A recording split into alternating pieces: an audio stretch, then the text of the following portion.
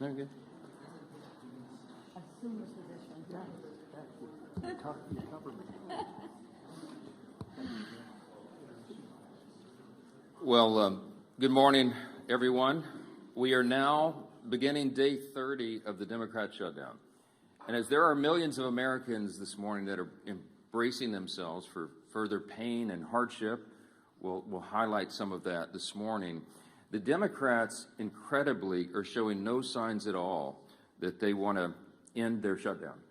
Now, they'll have another opportunity today. The Democrats in the Senate will have their 15th opportunity to do the right thing. We're concerned that they won't. And if they reject this for the 15th time, they will be ensuring that this shutdown continues past the November 1st deadline. And that is a fateful deadline for a number of reasons. Starting on Saturday, let me give you a list of things that this means for the American people. It means that tens of millions of American families will struggle to keep food on the table because the SNAP program benefits will run dry. It means that WIC assistance, that's women, infants, and children, the nutrition programs, will be at risk of running dry. It means that Head Start centers, which serve 60,000 children nationwide, will be at risk of closure. Millions of federal workers, and we've listed them here every day. You're talking about air traffic controllers and TSA agents and park rangers and Border Patrol agents, law enforcement around the country. The stewards of our nuclear arsenal will miss their paychecks. Thousands of flights, by result, will be canceled or delayed, while our borders and national security will be directly jeopardized at a very dangerous moment in world history. And our country will lose tens of billions in gross domestic product. With each passing day, the pain gets more real. And the Democrats are guaranteeing when they vote to reject our clean funding resolution. We expect they will do that again today for the 15th time. They are showing no shame whatsoever in their actions. Now, just as we clearly know what is happening, which we've recounted here every morning, the American people can never forget. We also clearly know why it's happening. And I brought a few friends. We brought some colleagues here from the state of New York and New York City to share with you about some of what's going on here. Back in March, this is very clear what happened. Let me summarize very briefly as I can. Back in March, Chuck Schumer voted for the clean CR, the same measure that's on the floor now. He did the right thing, and he went on the floor of the Senate, and he gave an impassioned speech of why we could never inflict all this pain on the American people. He meant it from his heart, and he was consistent in what he had done over his 44 years in Congress, always voting to fund the government. But when he did the right thing in March, he received an onslaught of criticism from the far left base in the Democrat Party. He almost lost his job. Many of you wrote about it. He was in jeopardy of not winning his next reelection. That's how serious it was. So Chuck Schumer got a bunch of consultants and staff in a back room, and they concocted a plan, a political stunt. And they determined right then that the next time there was a funding measure, no matter how meritorious and no matter how much it would cause pain to the American people, that he would vote against it. He would show a fight to President Trump so he could save his political skin. It's exactly what happened. He did this so he could prove to his base that he's showing a fight. And as a result of this charade, he has brought the Democrats to their lowest point in decades. Literally, the Democratic Party has its lowest approval rating. Democrats in Congress have their lowest approval rating ever in the history of polling. The labor unions, working class Americans, independents are fleeing his party, and they are coming to the party of common sense because they see us here trying to solve these problems. They see us here voting over and over and over to fund the government and give them their paychecks. And they see the Democrats dug in against it. And now Chuck Schumer is desperately trying to cling to power. Unfortunately, when you make decisions out of fear and political desperation, you have already lost control. And the new power center in the Democrat Party is one that should frighten every common sense American. The radical socialist wing is rising. It is led by people like AOC and Bernie Sanders. Hakeem Jeffries and Chuck Schumer know this. They're smart politicians in that way. They can feel the political winds, and they know that they have to continue to act belligerently in order to gain the favor of the far left. It's their own political survival that they had put in front of the needs of the entire country. Let me say that again. The Democrat leaders in the Senate and the House have put their own political survival in front of the needs of the American people. Exhibit A is Zohran Mamdani. New York City, America's largest city, the cradle of capitalism that has always been, is facing a real crisis right now. They've got a 34-year-old, unproven, untested socialist who looks to be the next mayor. He may well be elected.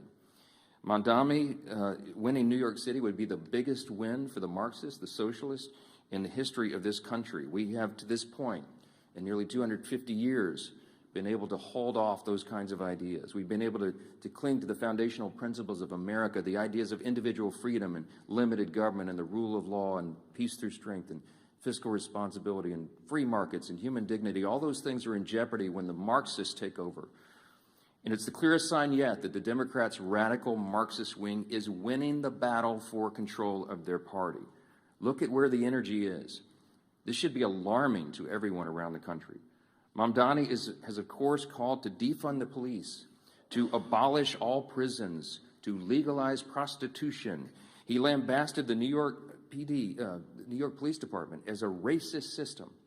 And you might have seen, if you in the media are covering this, but there was a new video uncovered from 2023, just 2 years ago, and he said, quote, "We have to be clear, when the boot of the NYPD is on your neck, it's been laced by the IDF.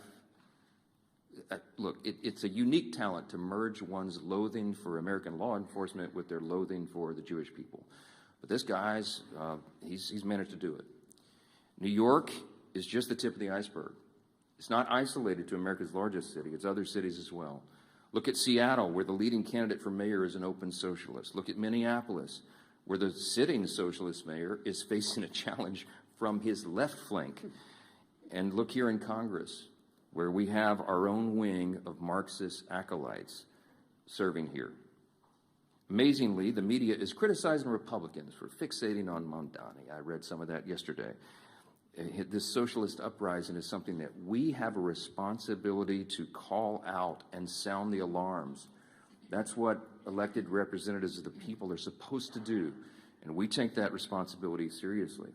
And obviously, Mamdani is a big issue here in the halls of Congress. Why? Because the second highest ranked Democrat in the country, Leader Jeffries, endorsed him.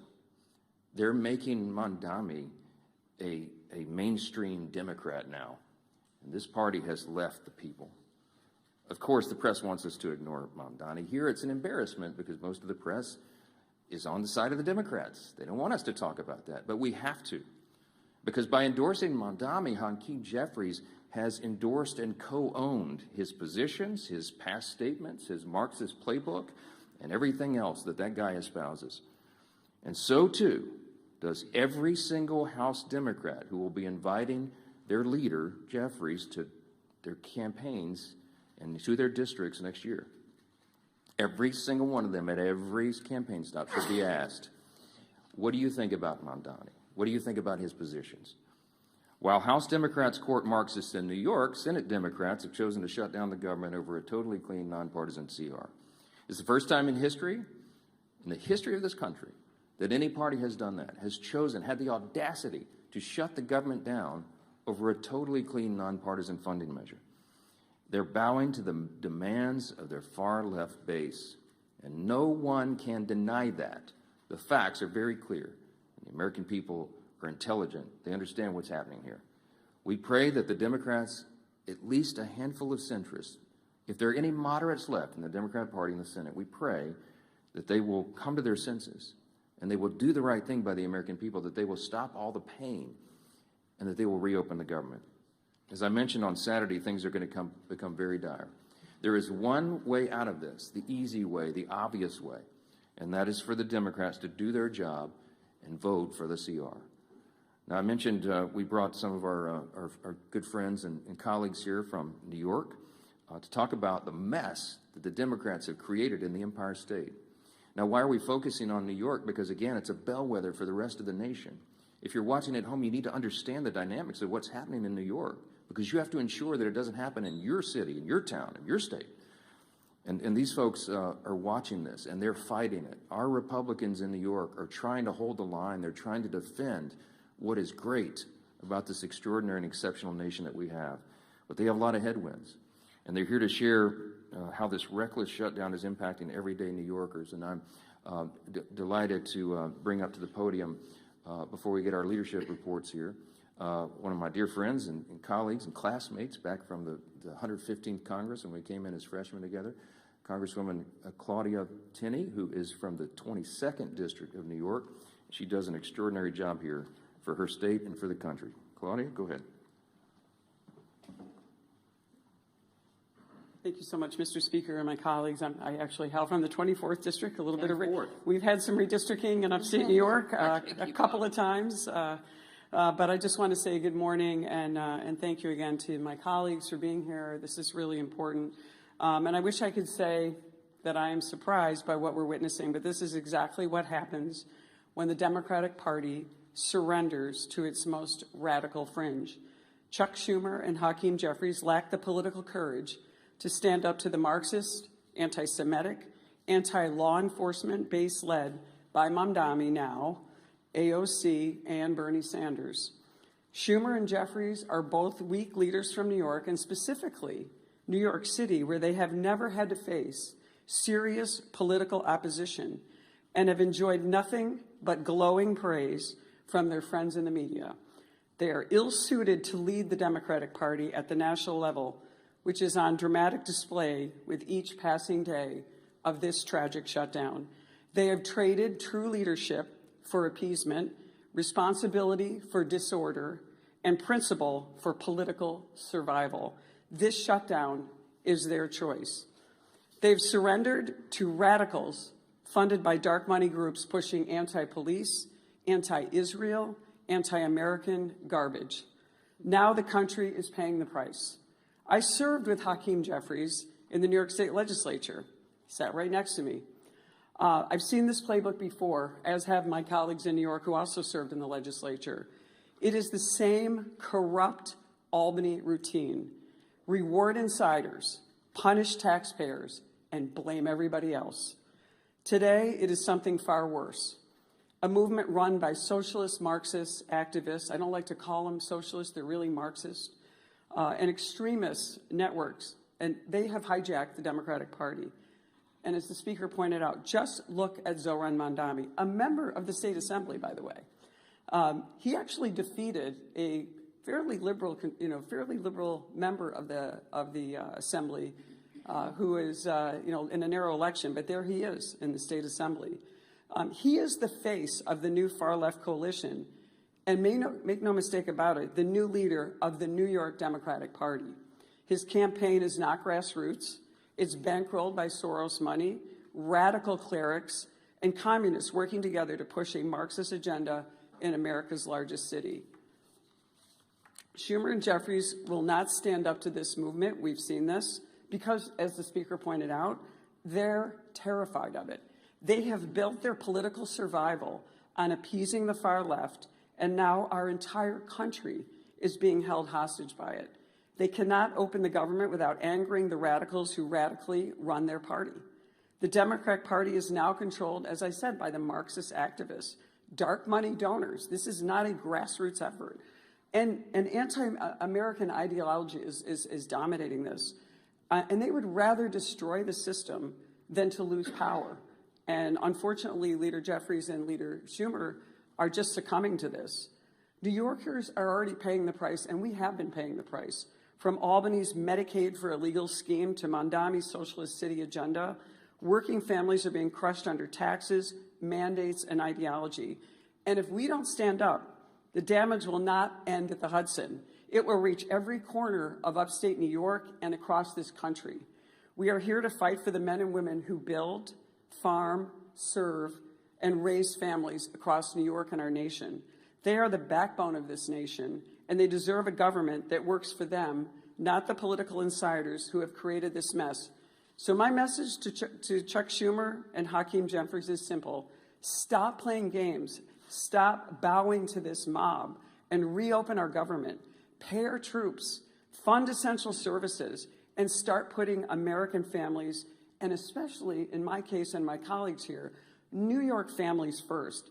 And my message to New Yorkers is this: stand up, speak out, reject this radicalism that has taken over not just our city, but will take over our state. And I thank you, Mr. Speaker. I appreciate the moment.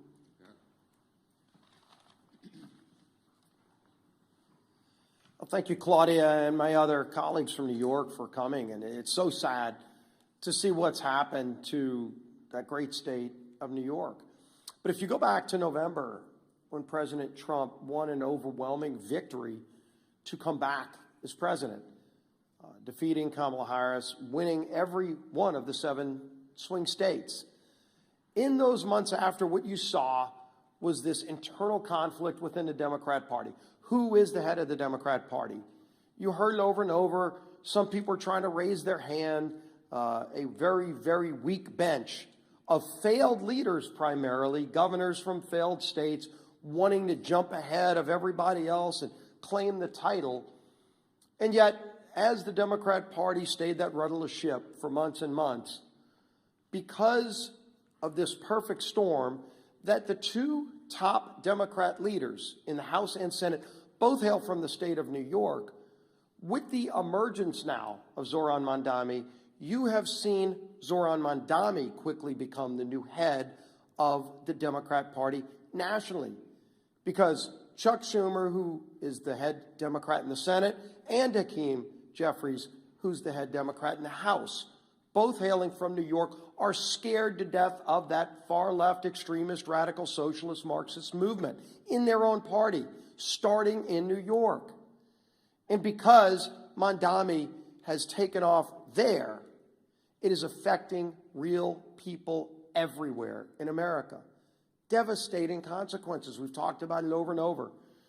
You know, the last few weeks, we talked about the pain, the suffering that Democrats were causing to especially federal workers, our troops, air traffic controllers, every other federal worker who wasn't getting paid. Some, President Trump found ways to get paid. Others, there weren't ways to do the same thing, but the president worked overtime.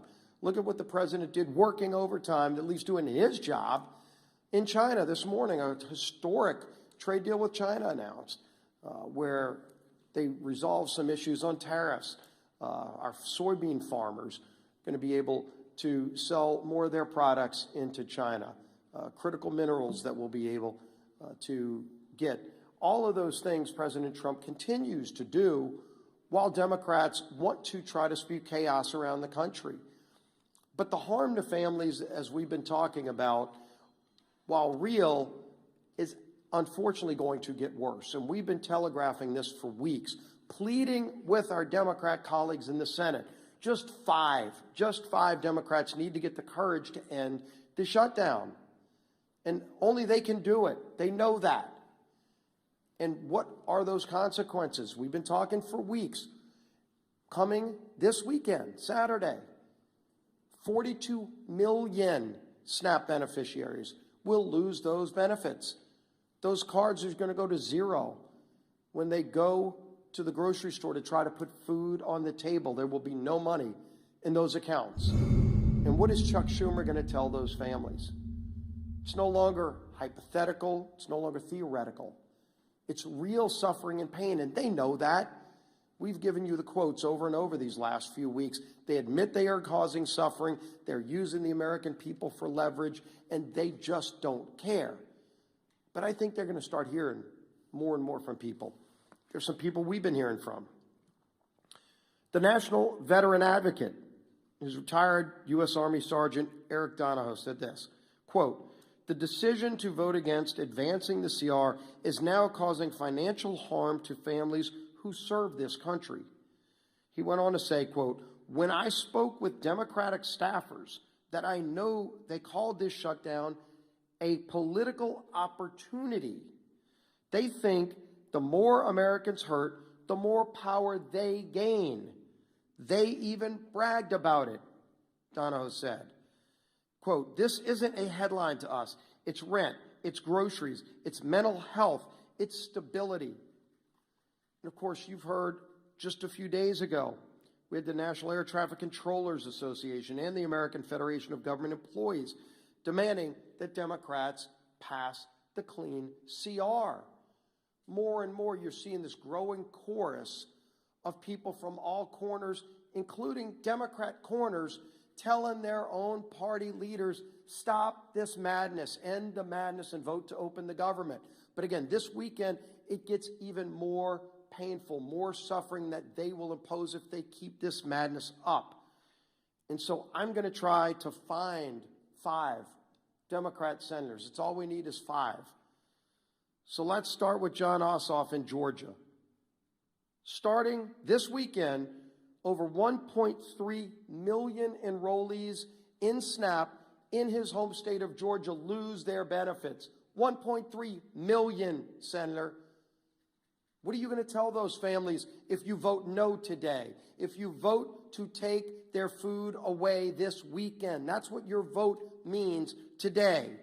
109,000 federal workers in his state of Georgia. Of course, the largest airport in America is in his home state of Georgia, and they're already experiencing flight delays in Atlanta. 231,000 women, infant, and children will lose their benefits in Senator Ossoff's home state of Georgia if he votes no today. Think about them when you're casting that vote. Senator Warner in Virginia, 825,000 SNAP enrollees in his home state of Virginia. 189,000 federal workers. Don't come up here and give some speech lamenting about the hardships those people are facing when you're the one voting to impose those hardships. You can stop that today by voting yes. 107,000 women, infant, and children will lose their benefits in Virginia if Senator Warner votes no. Tina Smith in Minnesota, 452,000 enrollees in the SNAP program, 33,000 federal workers, and 101,000 women, infant, and children in Minnesota will lose their benefits if Tina Smith votes no today. Gary Peters in Michigan, over 1.4 million enrollees in SNAP. No food stamp benefits this weekend to 1.4 million Michiganders. 56,000 federal workers. 189,000 women, infant, and children will go without food this weekend in Michigan if Senator Peters votes no.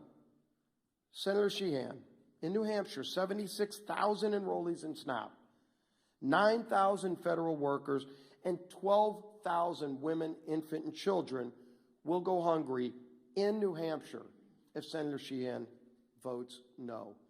I could go on with more and more of these. All we need is 5. That's 5 right there. If they get the courage, they don't have to impose that pain on families. But the only way this suffering is prevented is if they come to their senses and vote yes. We all know the math. We all know what's needed. But it's not just math. It's millions and millions of families across this country that will truly suffer and go without food if they vote no today. It's a straightforward vote. We've all voted yes and passed it through the House over a month ago. End the madness and pass this bill. Our whip, Tom Emmer.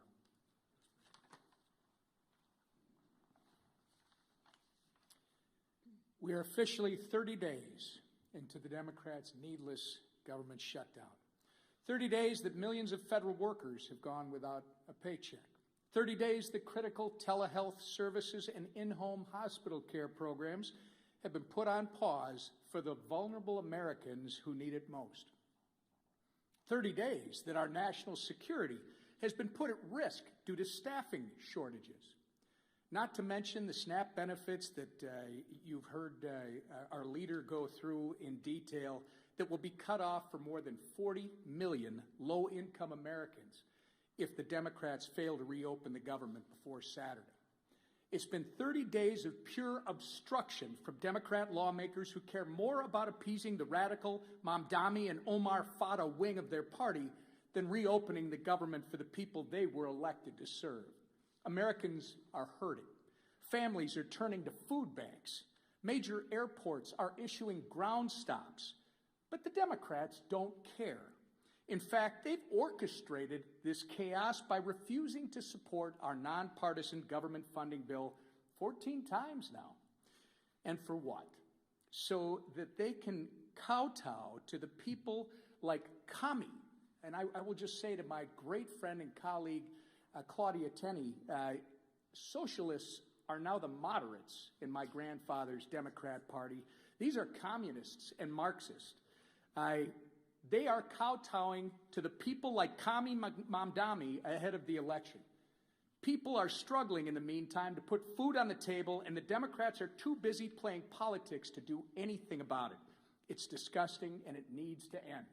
I say it every day when we do this. Remember, all we need is 5 Senate Democrats to come to their senses, break ranks with Chuck Schumer, support our clean CR, and reopen the government. It's past time for Democrats in Congress to get serious and do their jobs for the people they were elected to serve, not for the communist mayoral candidate in New York City, our conference chair. Thank you. Kami Mandami, that might stick. That might stick. Well, good. Yeah, the truth hurts, right? Works. All right. Well, this Saturday, SNAP benefits run out for 42 million Americans. 42 million Americans, the SNAP benefits will run out. Let me say it one more time and let it sink in. 42 million families, including thousands in my home state of Michigan, could lose the ability to put food on the table for their families. Why? Because Democrats choose to use their pain and their hunger as leverage.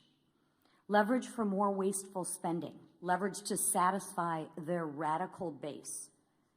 And what are Republicans doing? Republicans did their job and are going to continue to do our job.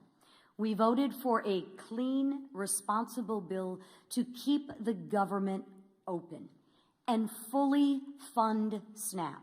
So let me be very clear. Republicans voted to continue funding for SNAP and continue to have families have the ability to feed their families. Democrats voted to take food off the table and voted to discontinue SNAP benefits. It is that simple. Democrats voted to shut it down, and they voted to deny food assistance to 42 million Americans.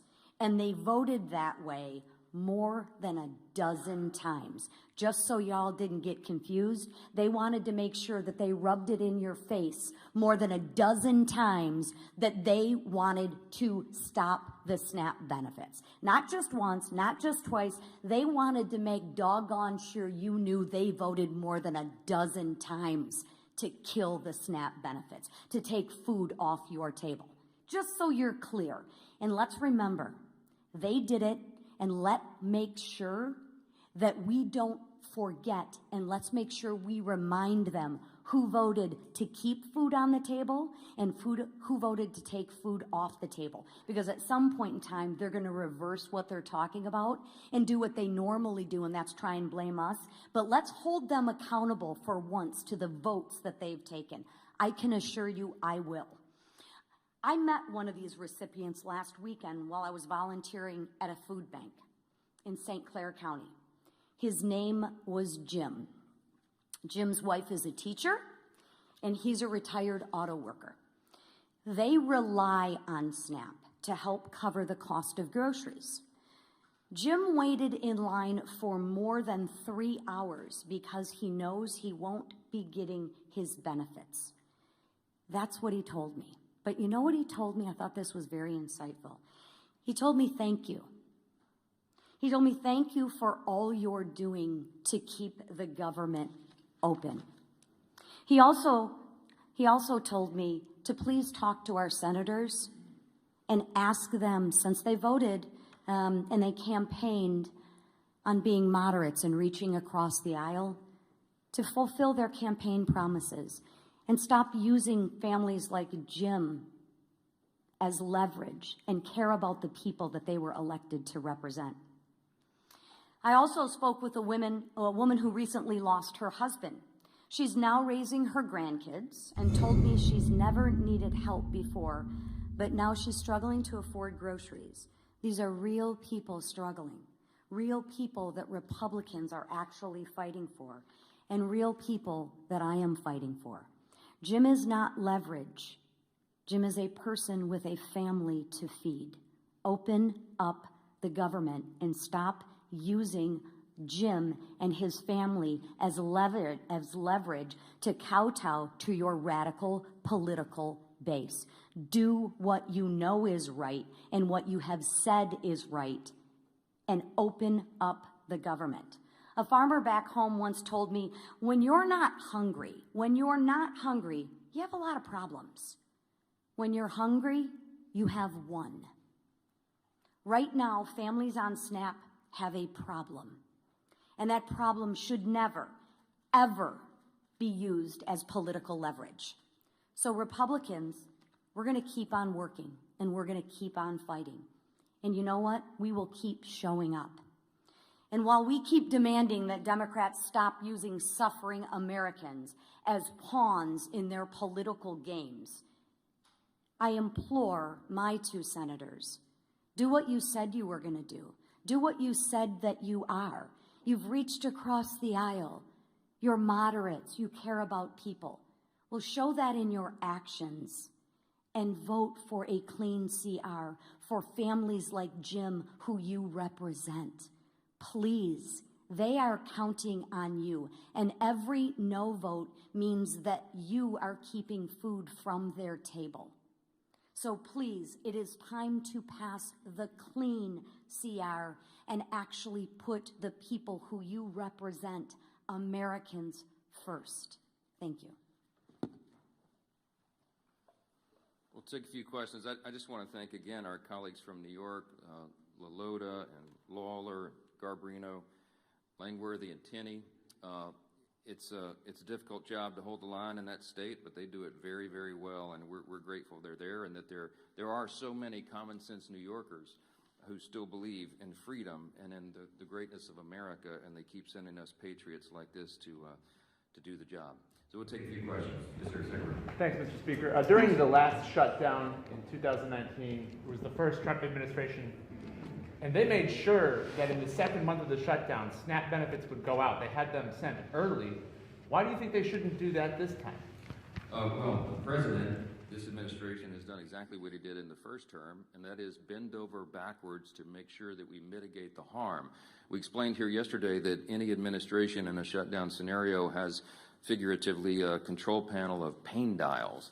In the Obama administration, 2013, when they shut it down, they turned all the dials to 10. They wanted it to hurt, and so remember famously they put the yellow crime tape around the World War II memorial and prevented aging veterans from going and visiting these landmarks.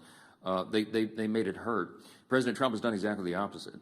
I mean, he's done everything he can. He's ordered all of his cabinet secretaries to mitigate the harm. So, for example, as you know, with WIC funding, they found a way to fund that with tariff revenue. We found a way to pay the troops once already in October, hopefully at the end of this month by moving money around. But it's very difficult to do. Those are not inexhaustible funds. When it comes to SNAP, some of the Democrats have argued that you can use this contingency fund, but the truth is there's no legal mechanism to do it. Unlike with WIC funding that was attached to a 1930s era statute that was related to tariff funds because it was related to nutrition and food coming over the border, there's no such legal avenue to give SNAP funding now. It doesn't exist.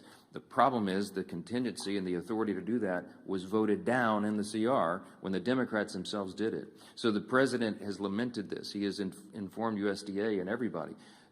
Do as best you can, but the money doesn't exist to do it. The simplest way to end the pain and the simplest way to make this stop is for the Democrats to do the obvious and right thing and vote for the nonpartisan funding measure so that we can turn everything back on. Then we will get back here, and then we will debate all these other extraneous issues. But right now, the first job of the government is to keep it in operation and take care of the people who depend upon all these services we've articulated today. It's nonsense, and it has to end, and you should be asking them the tough questions, why they're willing to inflict this pain on the people for their partisan political purposes. Yes, ma'am. Mr. Speaker, some more moderate Senators Murkowski, Peters, and Shanine have said that discussions on how to end the shutdown have picked up this week. Are you writing on those? How do you feel about them? And specifically, how do you feel about the idea of ACA subsidies working as a commitment? ACA subsidies work.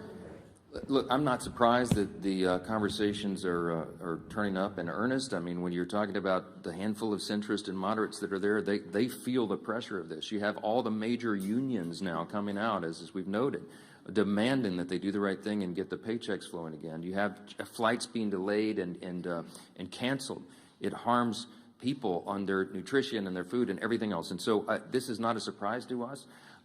We welcome them doing the right thing, but again, we don't have anything to negotiate because we didn't put any partisan Republican priorities on the CR at all. I don't have anything I can pull off of it to make it more palatable for them. So our urge and our plea to them is just do the darn right thing and open the government.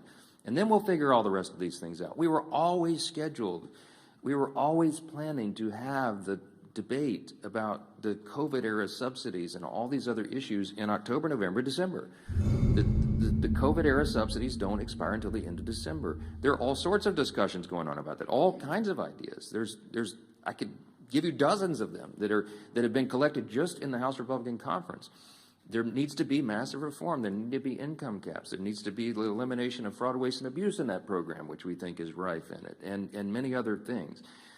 So there's informal working groups going on as we speak. There's discussions being had amongst all the members, but we've got to get the lights turned back on here and get the services provided to the people so that we can come here and do the rest of the legislative job. Yes, ma'am.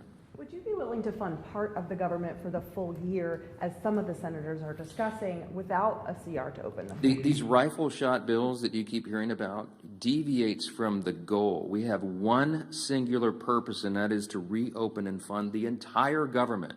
The Democrats do not get to shut down the government and then make the decision on who's more important than the other and which little thing they want to fund to relieve their own political pain. We have one purpose, and that is turn this thing back on. And all those other efforts are deviations, and it's political games. They're trying to cover their own tails now because they know they have inflicted this pain. I'm going to remind you again 14 times. I bring my chart in every day. I'll bring it back tomorrow because I want everybody to remember. Republicans have voted 14 times to fund the government, and the Democrats have voted 14 times to close it.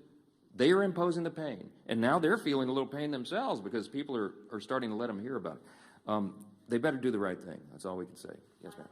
Mr. Speaker, you mentioned today that the Senate's going to vote for the 15th time. Senate Democrats are supposedly. The Senate's actually not voting today on the CR to fund the government. Do you agree with Leader Thune's decision to let Democrats sit with this over the weekend? They're not voting today on the CR, so SNAP benefits are going to lapse. They're not taking that vote today. Well, Leader Thune was pretty upset yesterday.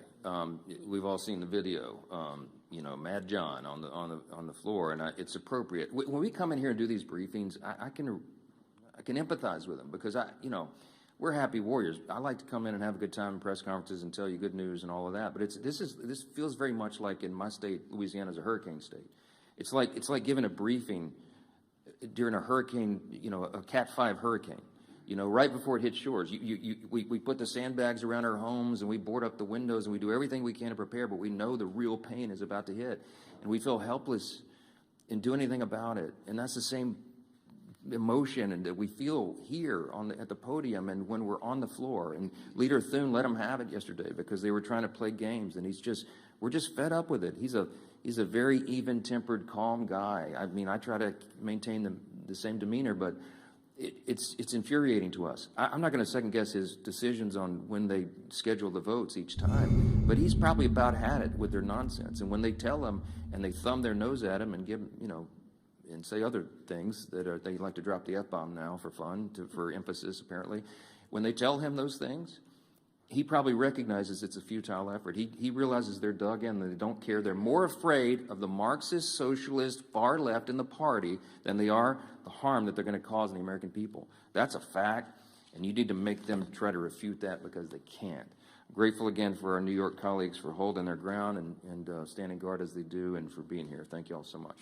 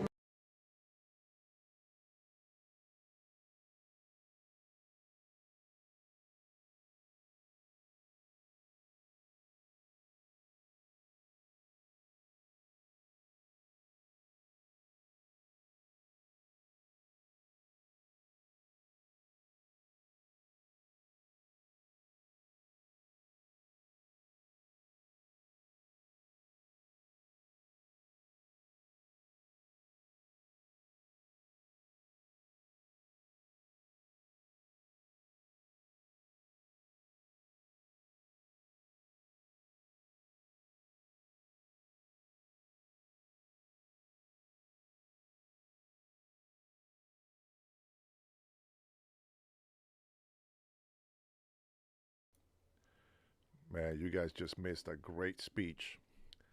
Man,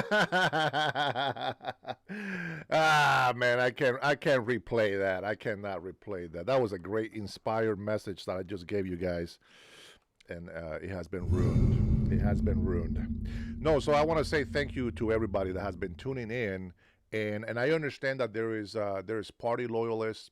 You know, you're a Republican, you're the Democrat, but as our dear Senator Fetterman said, we are to put country first and party second. I think a lot of times the mistake that people make is they come into a mentality of, this is my party, and this is exactly what I'm going to believe in, and I don't care what the other party says, if they're right or if there isn't. I'm just going to do what I always do and support my party. These are the people that go into a voting booth and grab a sheet of people that are running for office, court, district judge, etc., and they just go Democrat, Democrat, all the way down. They don't even take a look at who they're voting for, and then they wonder why the economy is going down the toilet. I do want to say, guys, thank you so much for joining. Brian, my man, time is in here. Derek, I see you. For all of you guys, I've been saying good morning in the chat. Thank you for being here. You guys are in for a treat. I am going to share a tweet from President Donald Trump. If you guys have been paying attention, we have been talking about this economy, and Democrats keep saying, you know what, President Donald Trump is out there vacationing around the world. Thanks for the sub. Welcome to the club. And we keep defending our point. There you go. Trump is right about everything. It's guys. It's as much as they hate us to see that. Oh, good morning, sister. I love you so much. I'm gonna do a live chat. I'm not a live chat. Well, you have some appointments, but I need to go and have that live face to face with you while I have a coffee. I'll probably go to a Starbucks and then we can talk there, sis. Love you so much for your support. Hope everything's going well with the family. Tell your mama say hi. My love goes to you and your family. God bless you so much. I really mean that. So we've been defending our points against Democrats, against socialists, people that come in and visit us. I want to point out something, please. To my moderators, don't just block people because you don't like what they said. If somebody comes in saying something racist, I'm okay with that. If somebody is making death threats, I'm okay with that. But especially if you see that is one of our own members, remember they are supporting my channel, and we need to allow me to make the judgment if something is too much. What I will ask you guys, first of all, thank you so much for your help. You guys are fantastic. What I ask for you guys is this. Wait for me to acknowledge that person is bad, and then wait for me to give you the okay to block somebody, okay? I know Trinity already knows how I work, so she knows exactly how she does it.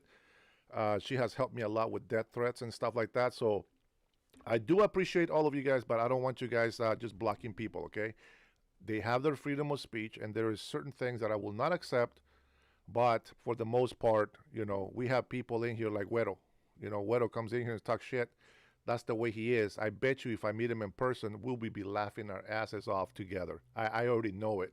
And we're going to fight about it as well. So, I want you guys to feel free.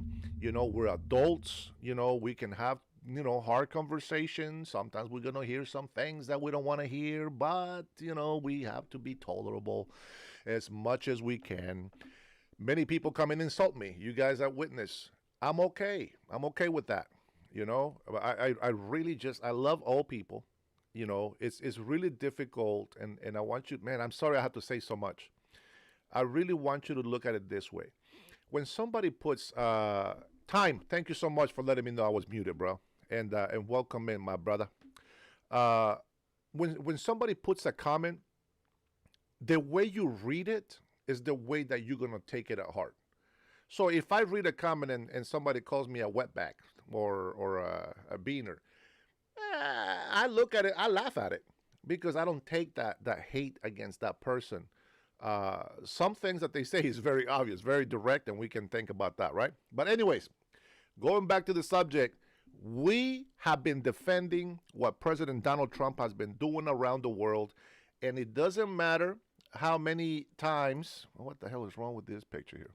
It doesn't matter how many times we prove that he's doing the right thing. Democrats, socialists, all these people on the other side, for some reason, they just hate this man so bad. I don't think there's anything that this guy can do. You know, it's like, it doesn't matter how great and how, you know, how successful he is. It's like people are just jealous. Is it just, they heard something so hateful about this person, and they have kept that in their heart. Well, you know, yesterday people were getting mad at me because I was talking about, you know, defending these investments that we're doing in other countries. I've been talking about tariffs for so long, and people were giving me a hard time about it. Well, let me see if I can show this to you guys here. I am going to share. Let me see if I can put this on here. Bada bing, bada boom. There we go. I hope that that's big enough right there. We'll see. We'll see. I'm just going to have my head pop up with this one. Here we go. This is what President Trump says, and I hope that you guys understand. One more time, we are going to prove to you that what Republicans are doing is the right thing. And, well, let's take a look at this text. This is an X tweet.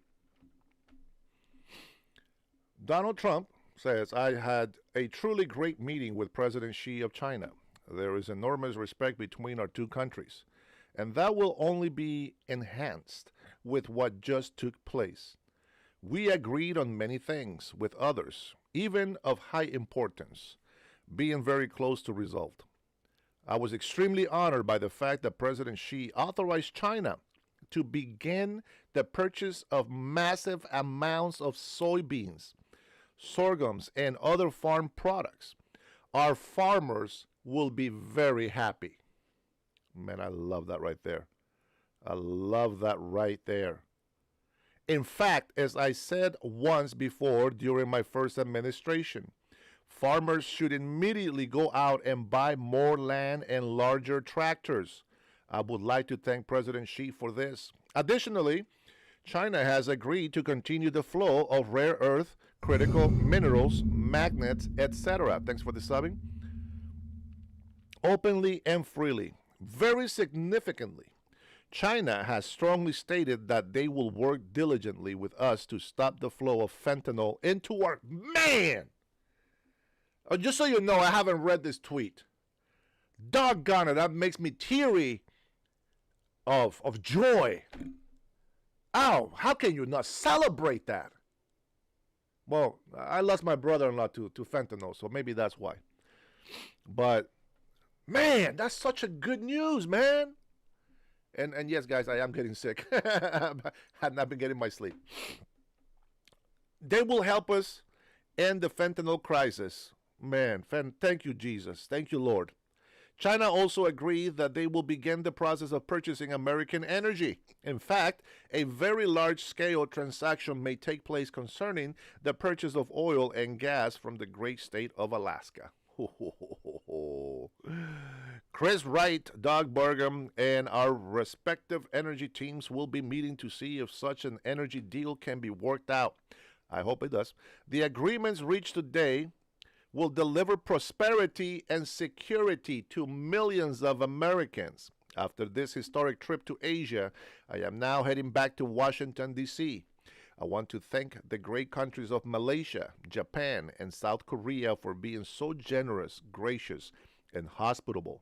Also, Australia, Canada, New Zealand, Singapore, Thailand, and Vietnam, who were at the dinner last night hosted by His Excellency Lee Jae-myung. Hundreds of billions of dollars are being brought into our country because of them. Our nation is strong, respected, and admired again, as it should be. The best is yet to come. Oh my goodness. Man, I'm telling you, if you're not excited about that, guys, I don't know what will excite you. I really don't. I think I get more emotional than you guys because of that, of losing my brother-in-law to fentanyl.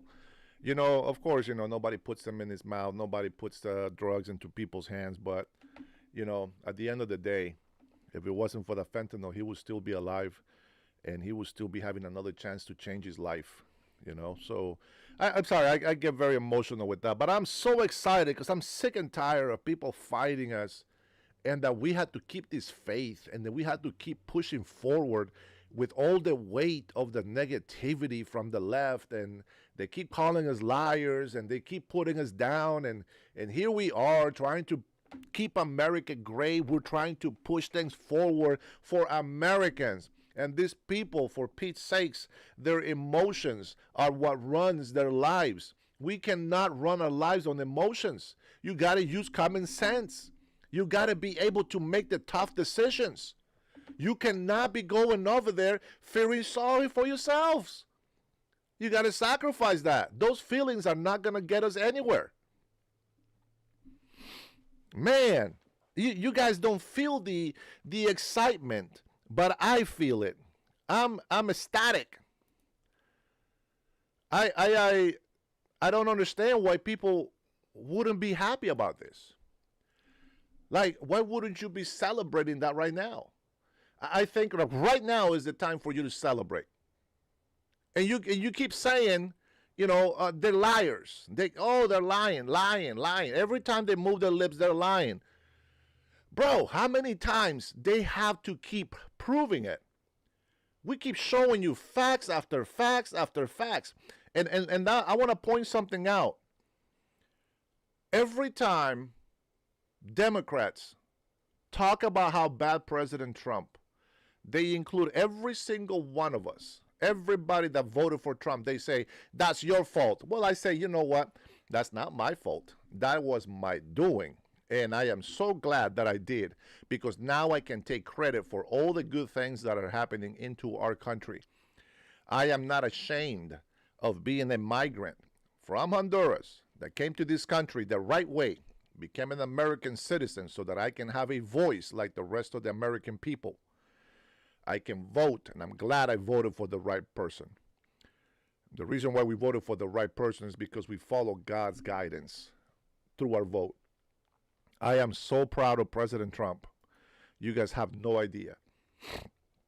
I am very proud. And not just that, but of all the Americans that are putting country first and party second. I am very, very happy that we do have people in this country that actually care about this country being great. You guys have to stay American, become a patriot. You can. I understand if you're younger, in your 20s, you guys haven't lived as much as we have. Even if you're in your 30s, you still haven't lived as much as we have. And things have changed. You don't notice because you were born into a different time. But we know what it takes to make a country great. We know what we had before. Was it perfect? It never will be. It never has been. It never will be. But you got to know when to stand up for your country. And if you don't know when to stand up for your country, when somebody is putting migrants or foreigners over you, that's how you know you got a problem in your country. Does that make sense to you? We showed a chart yesterday about a lot of illegal immigrants that are getting benefits that belong to American citizens. How do you think that we go from being wealthy and having excess of a lot and we are giving and we still have poverty in our country? We still got poverty, and then we got less than poverty level in our country. How do you think we're going to fix that when we have 21 million illegal people in this country? You think they don't get benefits. It's not for illegals. Please. They're not supposed to be working either. Please. They're not supposed to come across the border illegally either. You see, there's once you break one law, there's no reason why you wouldn't break the second one. Do you think that they care when they read a paper that says anything that you say here that is fraudulent, may be used against you in the court of law, then you're going to be penalized for this much? You think they care about that? They don't give a crap. They know they can just go back to their country. You see, they will use you and abuse you, and they just don't care. Thank you, Derek. I appreciate that. I see you. Anna Lynn, thank you for stopping by. Rebuke 9 says, make Argentina farmers great again. You know, people were giving us a lot of crap. As a matter of fact, Democrats are probably still doing that right now. And they're calling on our help to Argentina a misplaced of funds. And here we are. We have helped Argentina get back on their track. We have some deals that we worked out with them. We're going to be making so much more money than what we actually gave them. That is how the world moves around. You make deals, make money come back to you with interest. That's how that works. It's what we call America first.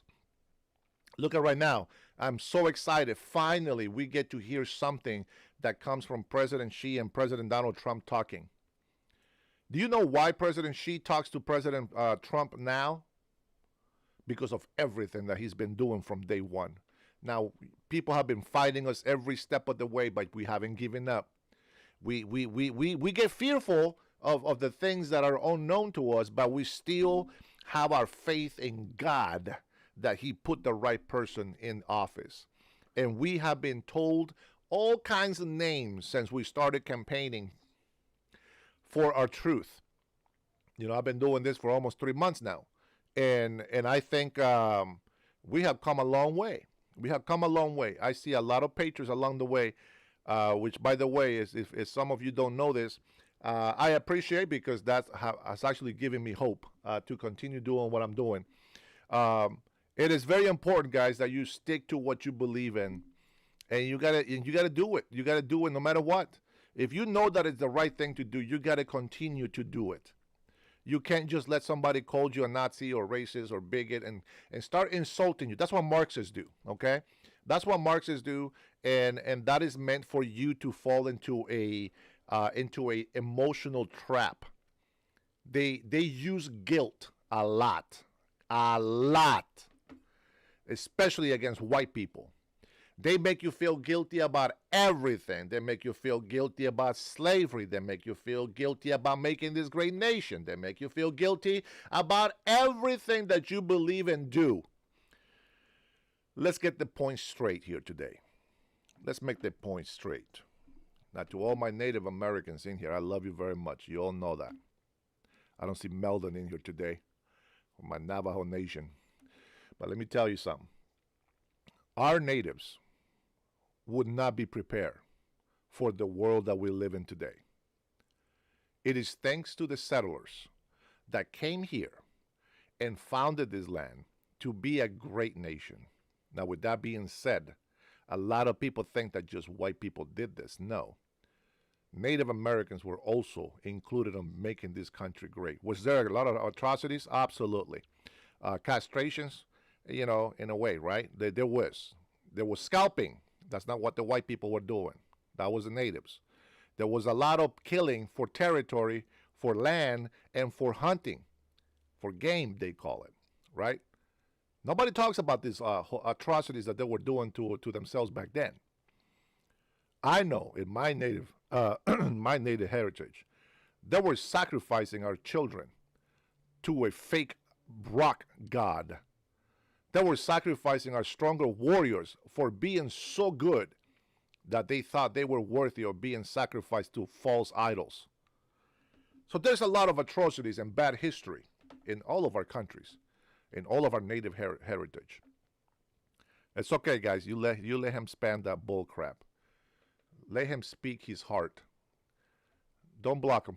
Don't block him. Don't do that. Okay? Don't block anybody. Let them put all the hateful stuff in there, and I'm going to tell you why. Oh, I thought I saw Meldon in here. I'm going to tell you what. Don't block them. Let them spam. I'll say you American patriots, please, put up with it. Let them spam, please, and I'll tell you why.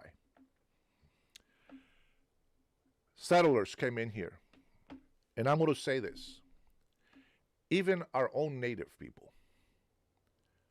we don't love everybody. We don't like everybody. By nature, we are survivalists. We defend ourselves. We protect our own. That's what we do. We are selfish. We just think we're the only ones relevant. Now, by the grace of God, we think different. And we want to love everybody. We want to accept everybody. But they also have to respect our rules. They got to respect our cultures. They got to respect our people. You don't get to come into our country to be disrespectful. Now, the one thing I want to make clear is this. Nobody loves black people like white people have. Nobody likes natives like white people has. If you still want to be racist against white people, you're a moron. Because nobody else but the white people have created great things in this country. Now, hear me out. There's a lot of great things that we've done, but nobody has sacrificed more than the white people. And the reason why I mention that is because they are blamed for everything. But let's be clear. If the white people were so bad, there would have never been an Obama in office. If white people were so bad, there would have never been any slavery being broken. All slaves will still be slaves today if there were white people were so bad as they say. Now, let me point something out to you that I see today. The moron black mayor in Chicago. This guy is racist. He's racist. He just made a comment earlier today. Well, I heard it today. About illegal immigrants. He says there's no illegal immigrants in Chicago. There's no illegal immigrants in Chicago. And then he talks about black people are labeled slaves, meaning that all black people are slaves. That's racist because it's not true. He forgets that the same white people that he hates are the one that made our black ancestors free. Black people didn't flee black people. White people fought other white people to free black slaves. It has always been the voice of the white people that have made Indians stay alive today. There's reservations. Now, you might think, oh, that's it. Oh, that doesn't mean anything. That doesn't mean that. No, shut up. They have a lot of land. All of our tribes, they have a lot of land. And let me tell you what they do. If there is a native that doesn't agree with the ruling of the native land, what do you think happens to them? You probably know, maybe you don't. They get disowned. They are not allowed to be part of the tribe, even though they're natives. Maybe they're 50% native. They still don't allow them to be part of the tribe. What does that tell you? It's like an immigration rule. You don't follow the rule, you don't belong there. You are not part of the circle. So I will tell you this. If you believe that America belongs to legal and Americans, then I'm agree with you.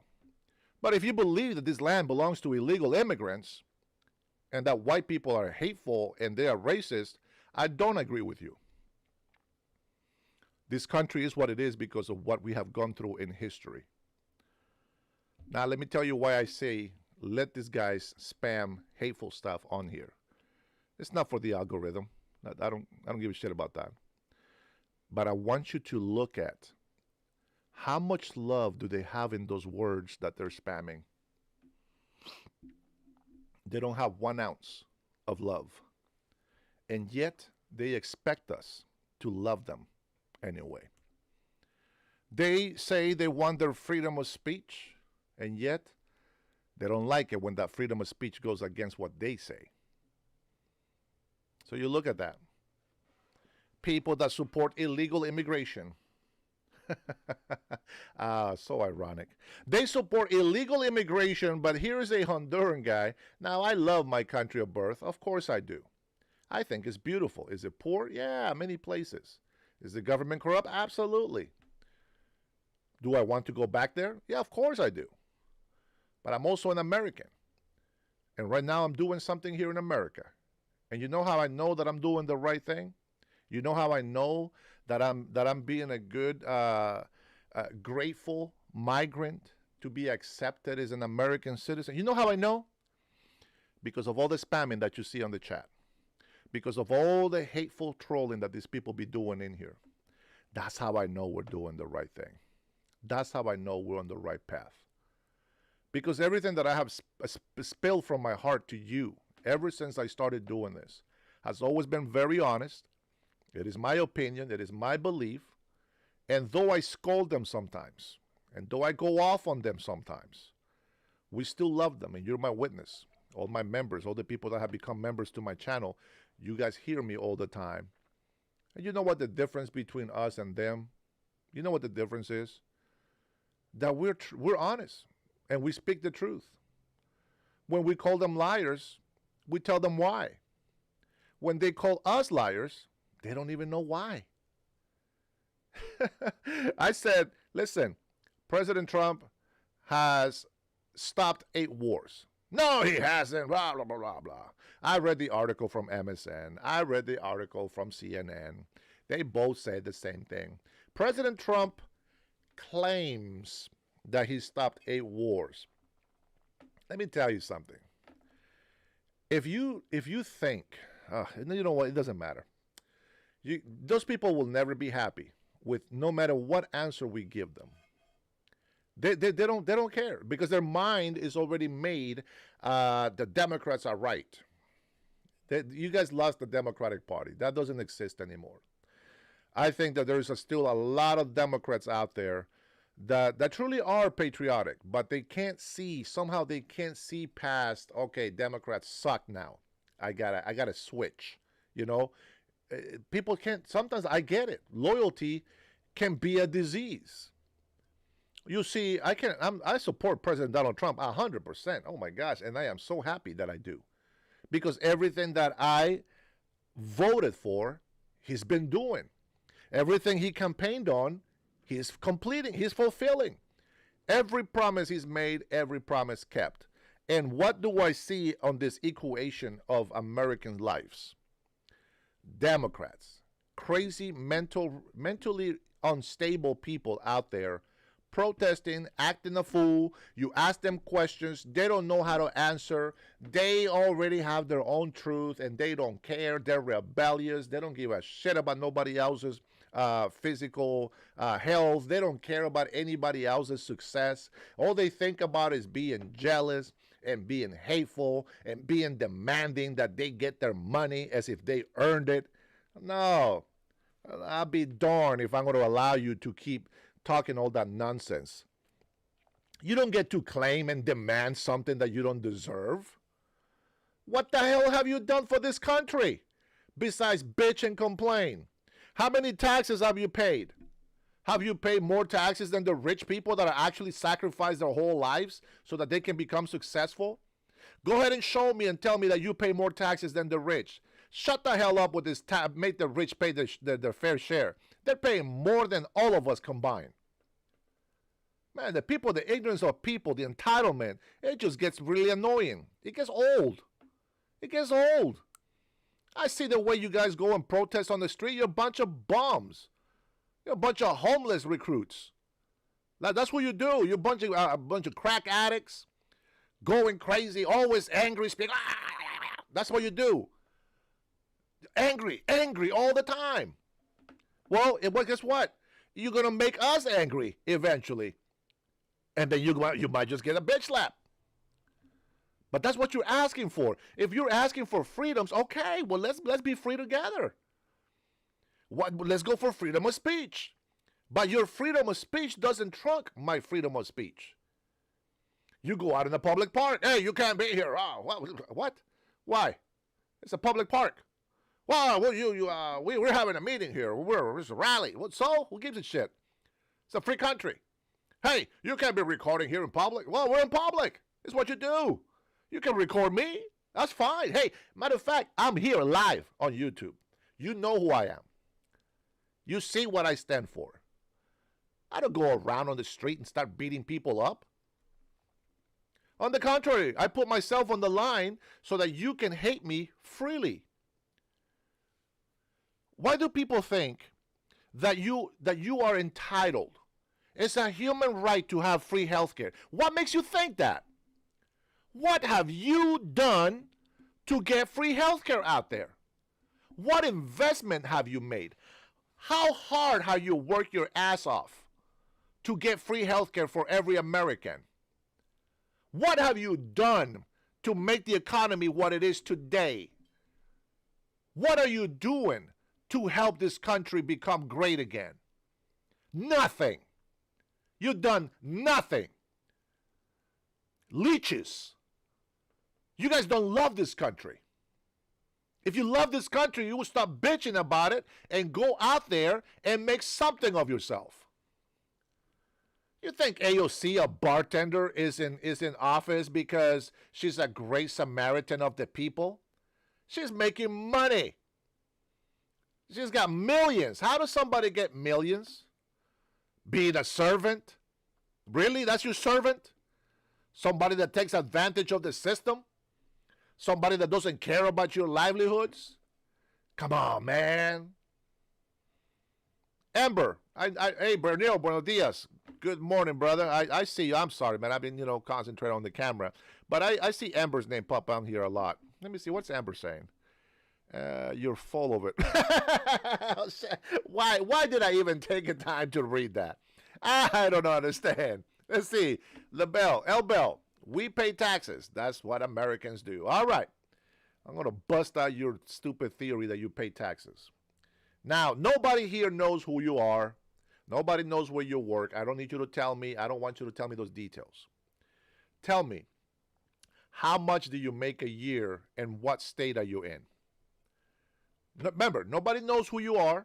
Nobody's going to look for you. Nobody knows jack. I want you to tell me, how much do you make a year and what state are you in?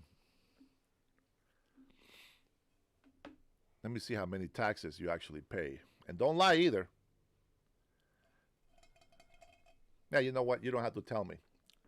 Let me tell you what it is in Washington State. Thank you, Art. I am full of myself. Thank you. Here in Washington State, since you guys don't have the balls to say it, here in Washington State, a family of 4 that makes about $38,000 a year, they will end up paying about around $1,700 to $1,800 in taxes in a year. Damn, $1,800 in taxes, guys.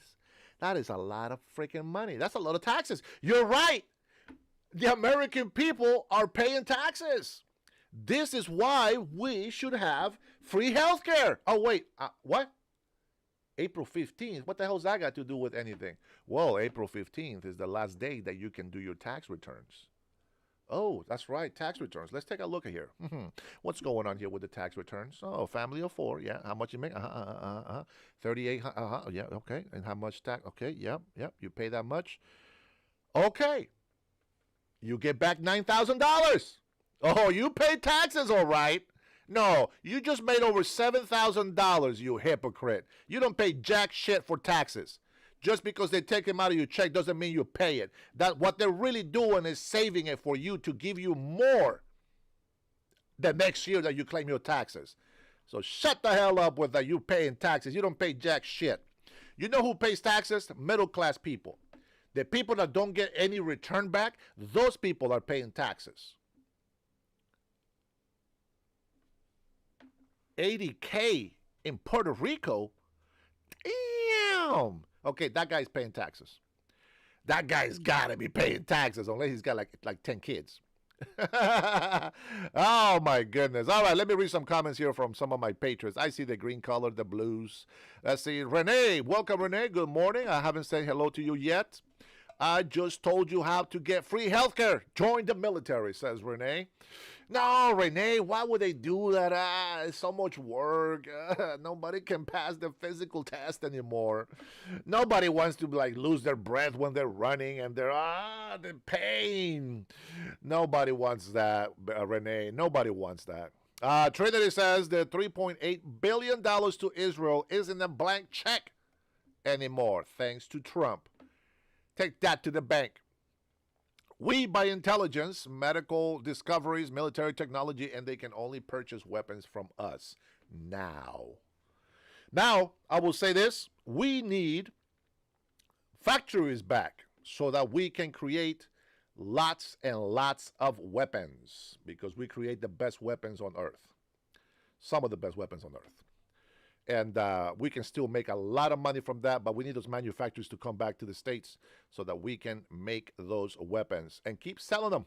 Yeah, you know what? At one point, we're going to destroy each other. But for now, let's enjoy the peace deals. Let's see. 45 Darren's. No, he's back in my feed. Man, I was in his feed long enough for him to comment that. That was what was it, a couple of months ago. 45 Darren's still here telling I'm a total moron. There was a guy that came in and he put a comment on the on one of my videos. He says, "Man, I watched this video long enough so that I can block it." Man, I appreciate that. I appreciate it. Oh my goodness. When we say make America great, we never mean perfect. Nobody will ever be perfect. Now, I want you to go ahead and compare me to one of the leftist YouTubers. Oh, thank you for the sub. I heard that sign. I heard the sound, not the sign. I want you to compare me to your leftist YouTubers and tell me if you see a difference on the way that we think. Now, hopefully, you guys understand that everything that I have said has everything against socialism. I don't believe on free handouts for anybody. I believe that this country is great because we take care of those who can't take care of themselves anymore. You know, there's a lot of unfortunate souls out there that are born with disabilities, that are born with mental problems, you know, and these people need help. And so the rest of us that are working, making a living, making some bucks, to be able to pay some taxes, anything that we can, right, to give into our community and to our country, we try to do. And I think that's great. But, you know, there's also people that just by being lazy, they just don't want to go to work. They just want to mooch off the government. They have no shame anymore. Like, if I was to go up on the street, I don't care. Well, I was homeless, and a lot of patriots in here. I know there's a couple at least that are patriots that are in that have been homeless. Not once did I ever go on the side of the freeway to beg for money. Not once. And I was homeless. Man, there was times I would just, like, you know, my stomach would just be like yelling at me and upset, and, you know. And it was what it was. You know what? I'll take a nap just so I wouldn't feel the pain in my stomach. But I felt so embarrassed. It was so shameful for me to ask for a handout. The people that come through my life, and not just in my life here, they have no shame. They like to do this, and it's okay.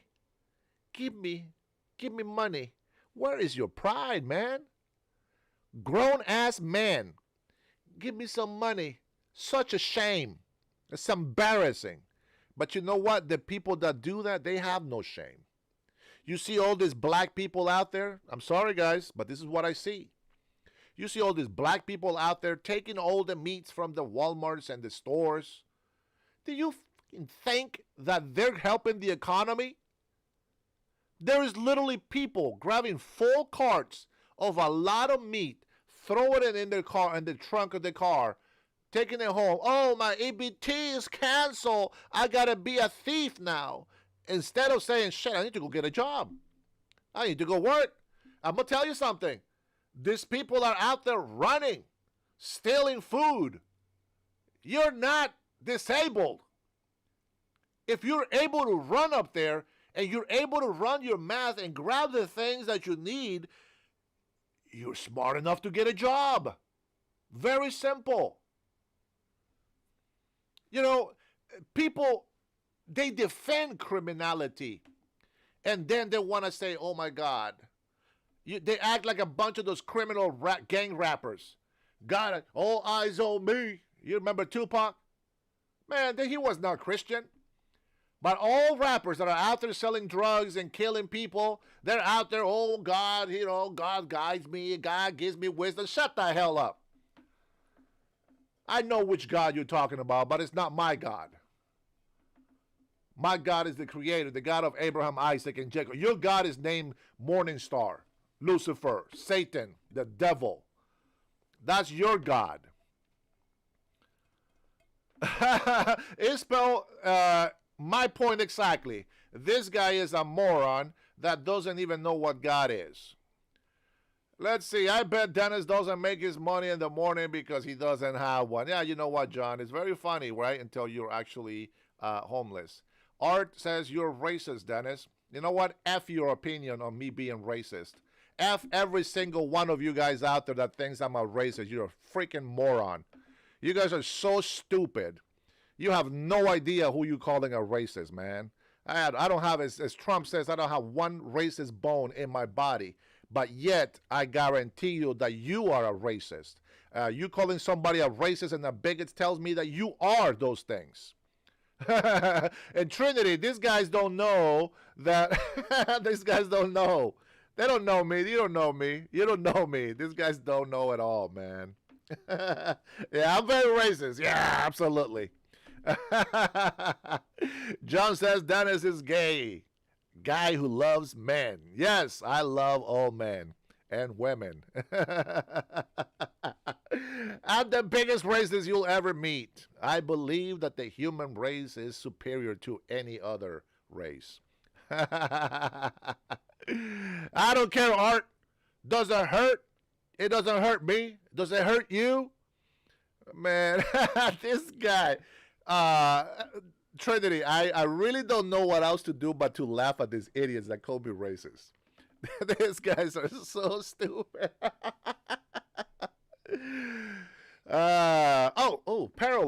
Parallelish. Let's see. Dennis couldn't define socialism or communism. Interesting. Well, the concept, my friend, is what matters. And what I will tell you is there is never true socialism, because it always turns into communism. See, you think everything is fine when you are redistributing the wealth of the rich, which is part of what happens here. We believe it. Now, this is a republic, constitutional. It's a constitutional republic. We get it.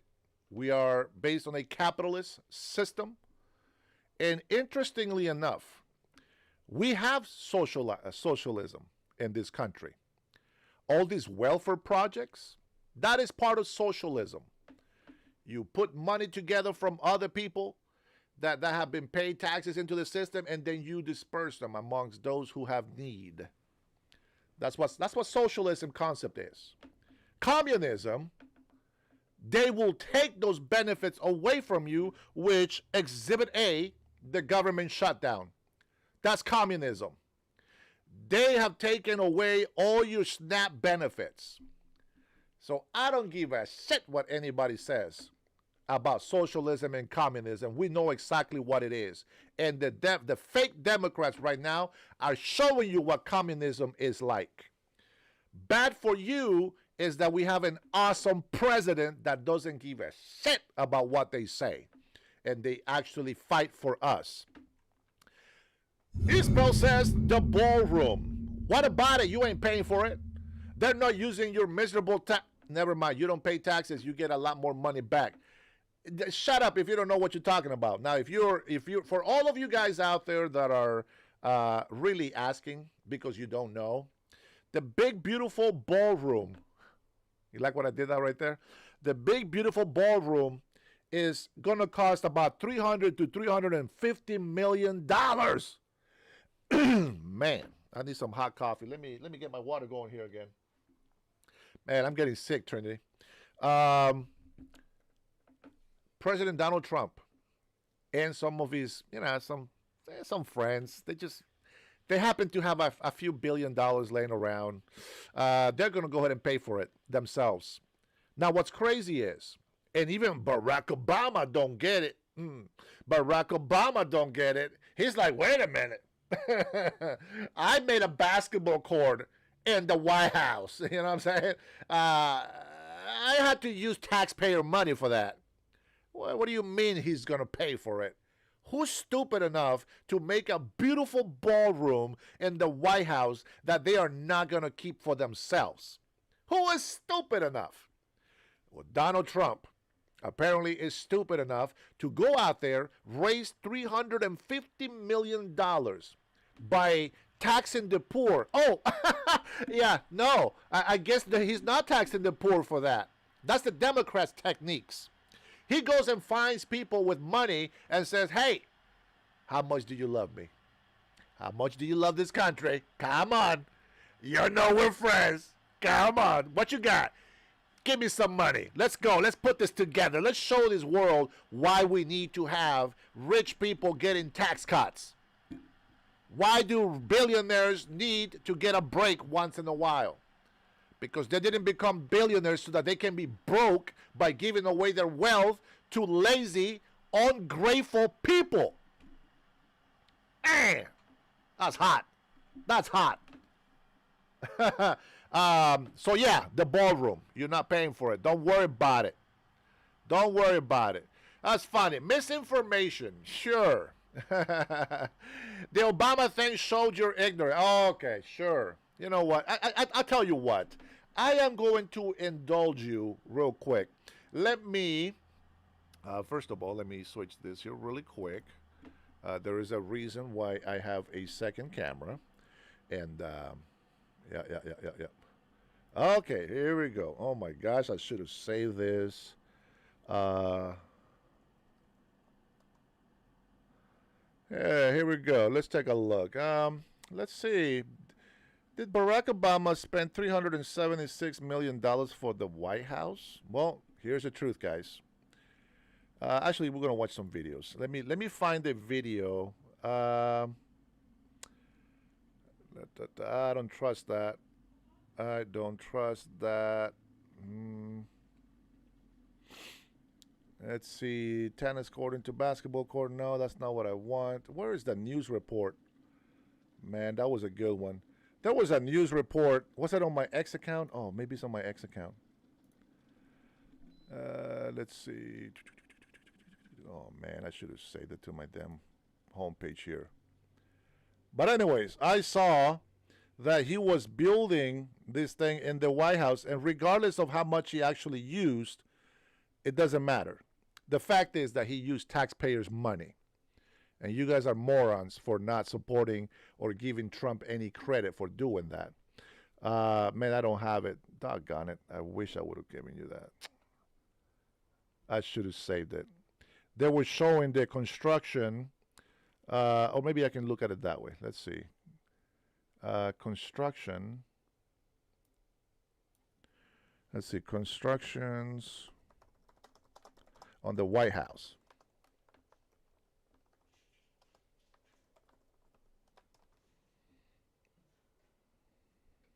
Come on. I know it's in here somewhere. Live fee, the White House, $200 million. No, that's not what I want. Everybody talks about President Donald Trump tearing down this whole thing here, but they don't remember what Obama and other presidents have done. And by the way, it is 100 truth that they use taxpayers' money for that. So we can't change that. I don't have the video to show you. Doggone it. I don't like this the way this search looks. I don't like it. But you know what? Why don't we just go through one of them here? Let's see. 10 years after. You know what? Let me take a look at one of these posts in here and see what they say about this freaking basketball court in the White House. Yeah, he's having fun playing basketball. That's great. Because the White House, the White House really needs a basketball court. That is exactly what we need in the White House. Who the hell needs a basketball court in the White House? It ain't no damn YMCA. You need stuff so that you can have diplomats come over and talk business. You need to show off the White House to the world, letting them know that we are not some third world shithole country. And how we go to other foreign countries and they have these huge, beautiful structures, and it shows off the power that they have. And we have a freaking basketball court. What a damn shame. I can't wait. I cannot wait. Let's see. History of constructions. Come on, man. I can't believe. Does anybody have a link that they can send me to show a video of that?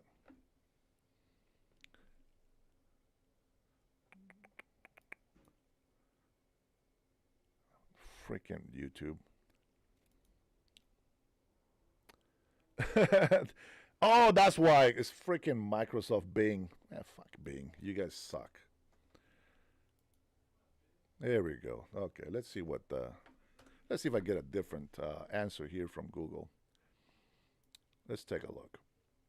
Okay, let's see. Every major renovation the White House has received. There's an 8-minute clip here. Let's see if this is what we're looking for. With the recent... Let's see.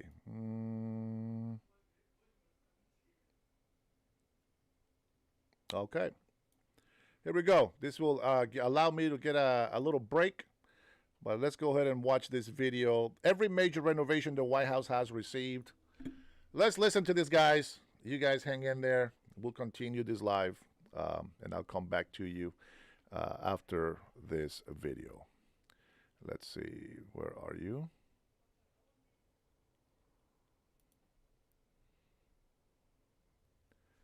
Let's see if that's enough. All right, here you go. With the recent news of Donald Trump's major ballroom addition to the eastern side of the White House, I thought it would be a good idea to go through the years and discuss all the major renovations that have happened to the building. The original White House building was theorized all the way back in 1792 with a design competition that was held by George Washington and Thomas Jefferson. James Hoban's neoclassical design won out. Hoban's design was picked to symbolize modest yet traditional architecture, meant to show the difference and separate the United States from a monarchy-style build different from the English government palaces. Early in its life, locals within Washington referred to it as the President's Palace. That nickname never caught on, of course, the White House nickname did, and the construction commenced, ongoing from 1972 to 1800, with John Adams moving into an almost fully complete White House. Unfortunately, the first iteration of the White House only lasted a little over a decade, as during the War of 1812, British troops set fire to it, destroying the inside. It was rebuilt in 1815 with practically the same design as years prior. The White House aged significantly through the 1800s with just minor changes. The first significant renovation happened under Theodore Roosevelt in 1902. To deal with the overcrowdedness of the initial building, an additional wing, known as the West Wing, was constructed to house offices. This allowed Roosevelt to move staff out of the main residency and into the additional wing. Roosevelt emphasized restoring the initial neoclassical design on the interior, which had given way to Victorian decor. In 1909, William Taft expanded the West Wing once again, adding the famous Oval Office. As the White House went through more decades of aging, in 1942, the East Wing was built as an addition during World War II, with a bomb shelter located directly beneath it. This was done to accommodate a larger wartime staff. The East Wing was also built to balance the White House as a more symmetrical structure in accordance with the West Wing, although the buildings themselves are different. The largest renovation of the White House's lifespan happened under Harry Truman. In 1948, the White House's floors were deemed unsafe as they were sagging. From 1948 to 52, the interior of the White House was completely gutted and rebuilt, with Truman living in the Blair residency. The rebuilt design and scale of the White House was very similar to the initial floor concept, with modernization added along the way. Truman also added the Truman balcony to the White House.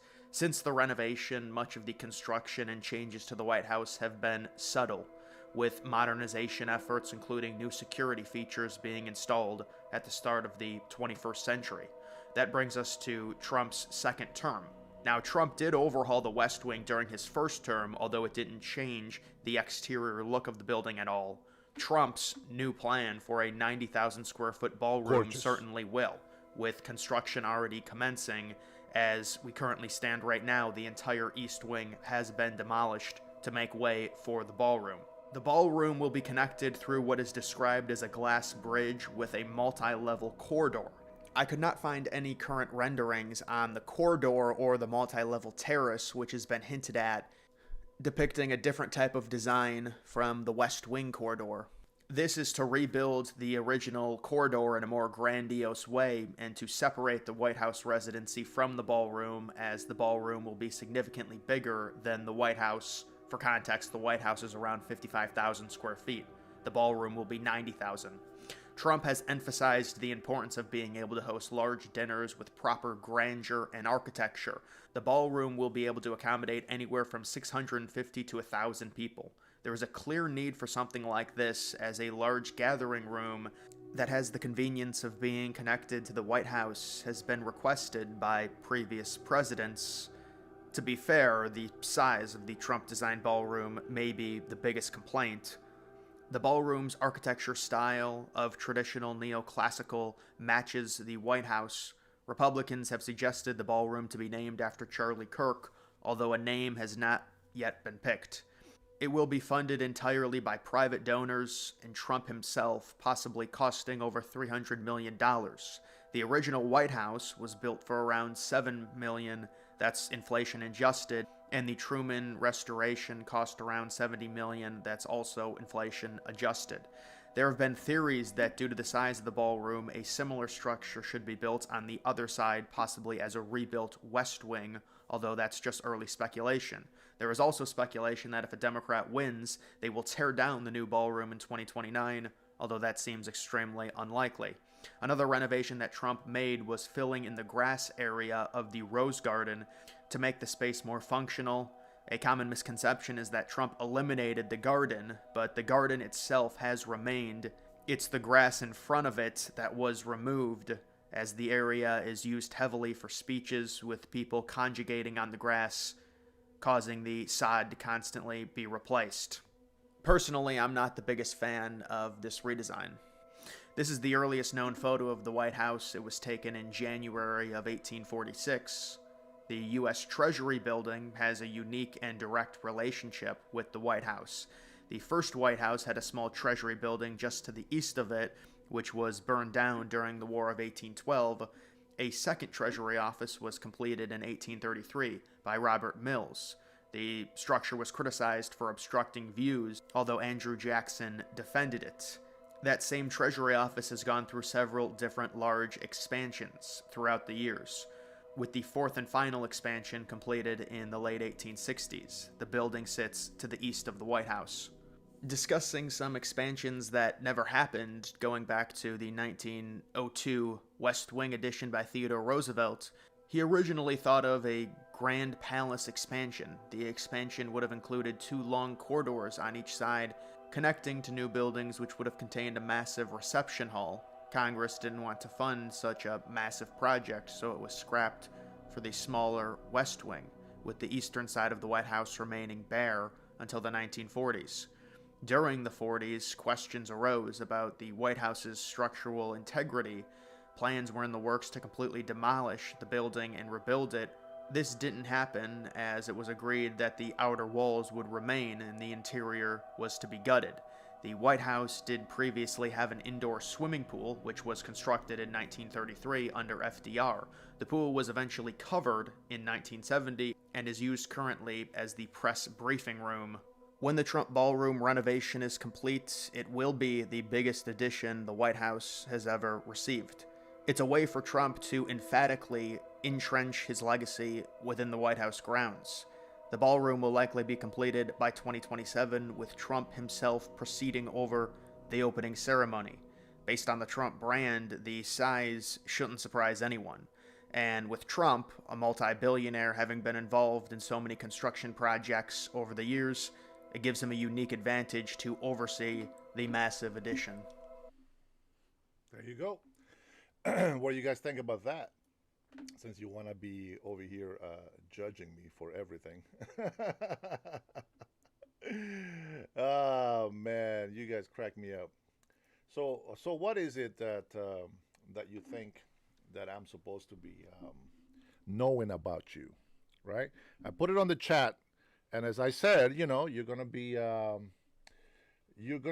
reading the comments as you want to read them, but I'm over here telling you live voice. Not calling you specifically unless you made a comment about me that I actually catch to read. So I try that. Okay. Now, whether you like it or not, whether this is entertainment to you or this is news and politics or whatever you think this is, right? This is a channel that I have created. Why? So that I can reach across the United States of America. Sometimes it goes all the way to Australia. That's crazy. You know, John Kroger, I know you probably, it was better when Dennis was home. John. Oh, man. Dennis online begging for money. No, not begging, working. There's a big difference. Let me see. I don't have, no, I'm not going to show you. You don't deserve it. One day, I am going to go ahead and take a picture of my little setup here, and I'm going to go ahead and share it with my members. Because they're asking? No. Because they deserve it? No. But I do want those who have taken the time to actually be members on my channel. I believe those are people that care about me, that feel the same way that I do. Those who subscribe, a lot of times they're subscribing just in case they want to see something that they want. I know YouTube's algorithm doesn't always send these notifications out there. A lot of people, most of the people that come through my channel are actually elder people. And a lot of them are wise, and that's why the growth in my channel is so fast, because they are wiser people, and that's why they subscribe. Now, I do have a couple of haters that are very loyal to me. They love coming over here and trying to give me shit.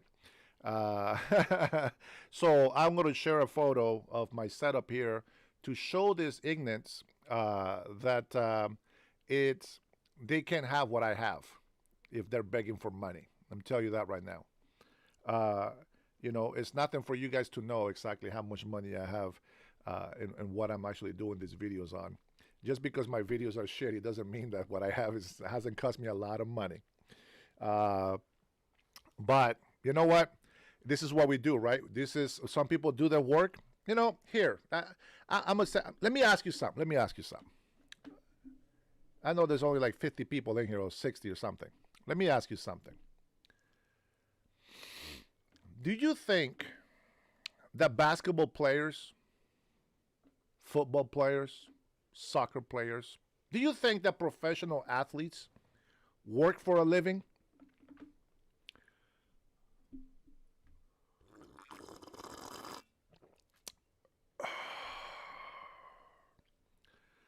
Salud, my friends. Stay thirsty. This coffee is so good. Here we go. Do you think professional athletes are working? Let me see this little spam here. Laugh out loud. You see, guys, this guy is a bum. He doesn't have a real job. Thank you, the one. Appreciate that little spam in there. I hope that makes you happy. Jake says, don't make me make you cry and hurt yourself. Yeah, that's not going to happen. God is my Lord. Jesus Christ is my Lord and Savior. Dude, just change the conversation. Yes, I'm reading comments. Dumbass is what I do. But I have a question. No, Derek. I have an honest question. You guys think this is not work. But I'm asking you, do you think professional players, do you think that they work? Do you think playing a sport is work? I know you're not going to answer, but the answer is yes. They are working to entertain you, to entertain us, So yes, they having fun playing the game. They got to work hard to exercise. We, in this kind of entertainment, we have to work our brain. That's our exercise. I take some time to try to clear my mind. I go in, dig through all this information on here. I hate reading, so that in itself is a lot of work for me, but I do it. Why? Because I gotta work. I gotta do it. So, there you go. For those people that think that I'm over here doing this as part of my vacation plan, I will tell you, you may just be wrong. That's not how this works. And so, if I go into office as a Congress or senator or anything, do you think that's work? Of course it is. Of course it is. Anybody that provides a service, it doesn't matter what it is. It's work, whether you like it or not. John, I do. I hate reading. In English, I should say. In English. That's right, Natasha. That's right. I put in here, and a lot of people know already, but I put in here like 12 to 16 hours sometimes being on this channel. And that's my time. My time where I can be lazy like you guys that are over here hating on me. But I don't do that. You know what I'm saying? Brenda says, oh man, Brenda's going to scold me. Let's see.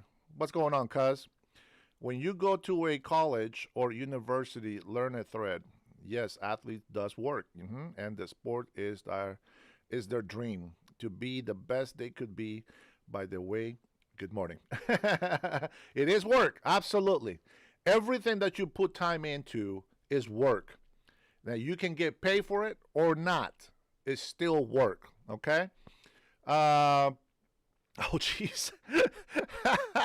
SBC Low says, you have no life. Bro. Oh, I went to the profile. Okay, so the photo's not too bad.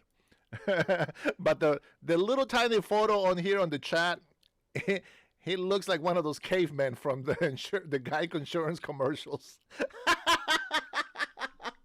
No, but he doesn't. He's got dreadlocks and the glasses on. That's why he looks like that.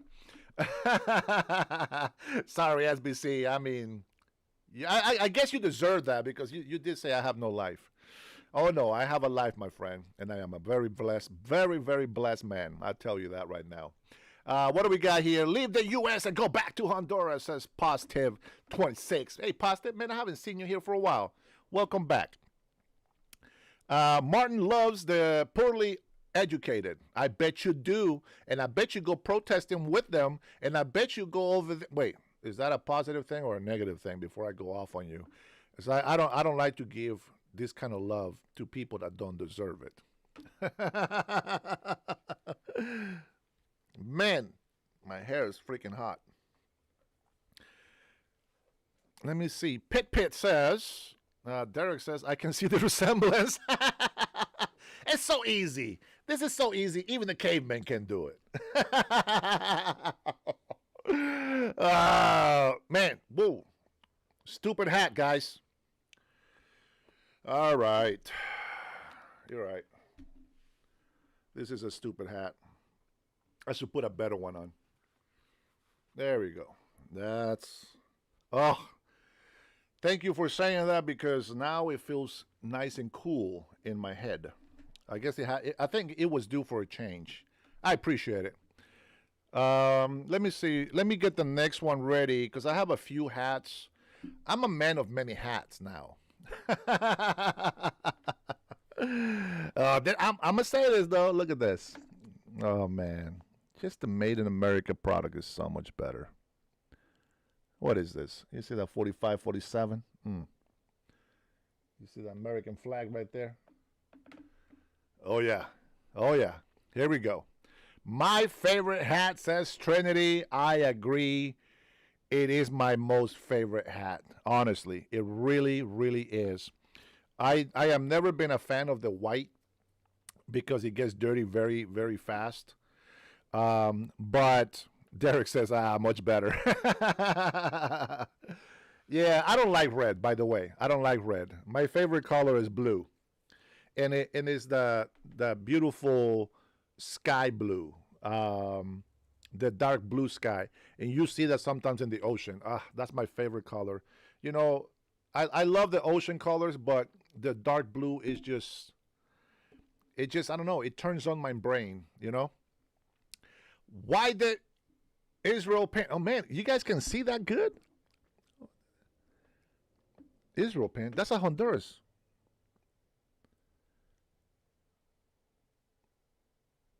I don't know where he saw that. It's not on my hat.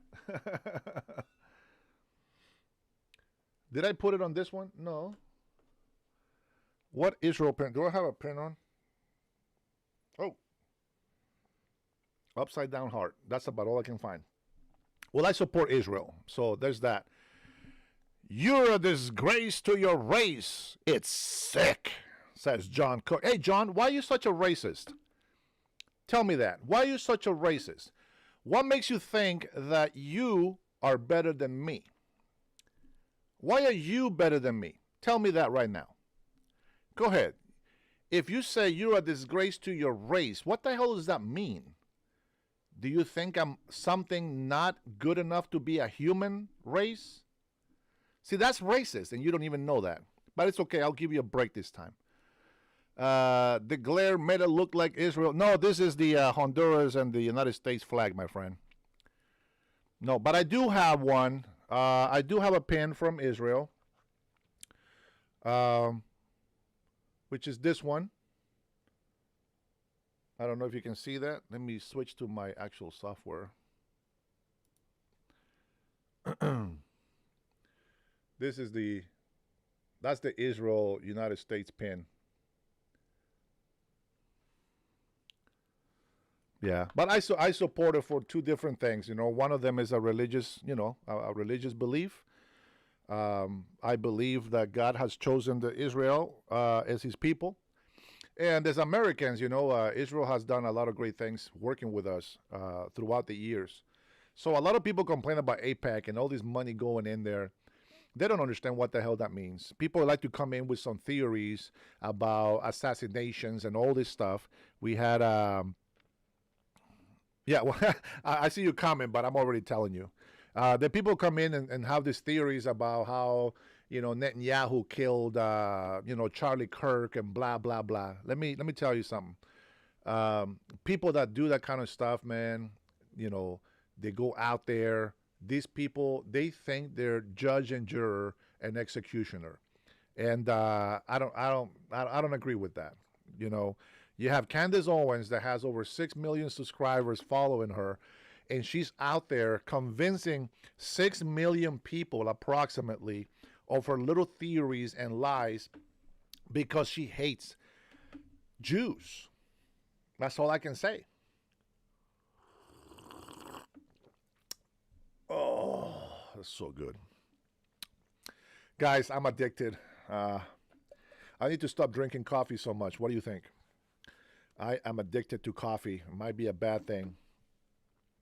Stop feeding lies, says emote 4999491. You know what? We do need those insane asylums. Did you guys watch the clip that I shared from my X account? Let me exit this real quick. There was a clip. I'm going to play it again for you guys. Oh, here we go. Here we go. Here is a MAGA cult slayer. I want you to rewatch and reread this. Donald Trump is the first president in U.S. history to deny food stamps, to deny food to citizens in the United States. All right, that sounds pretty good. That sounds pretty good. Man, Donald Trump, what a jerk. What a jerk. Can you believe this guy? We are about to hear some truth, guys. Let's, sorry, MAGA. We have to do it. We have to do it. Here we go. Let's see. What do I want this at?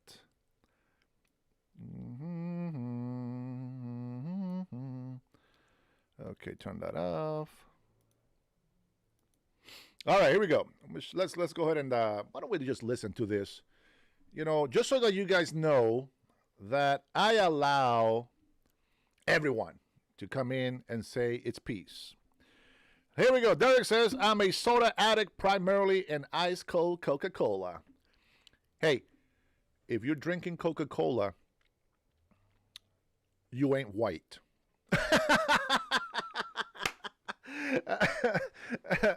It was funny in my head. Sorry about that. Peace out, bro.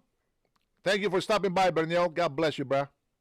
Adam L. in the house. ¿Qué pasa, güey? Welcome back, brother.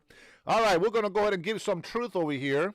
I know we only got like a few people watching, but we need to hear the truth. President Donald Trump is refusing to give food to American citizens.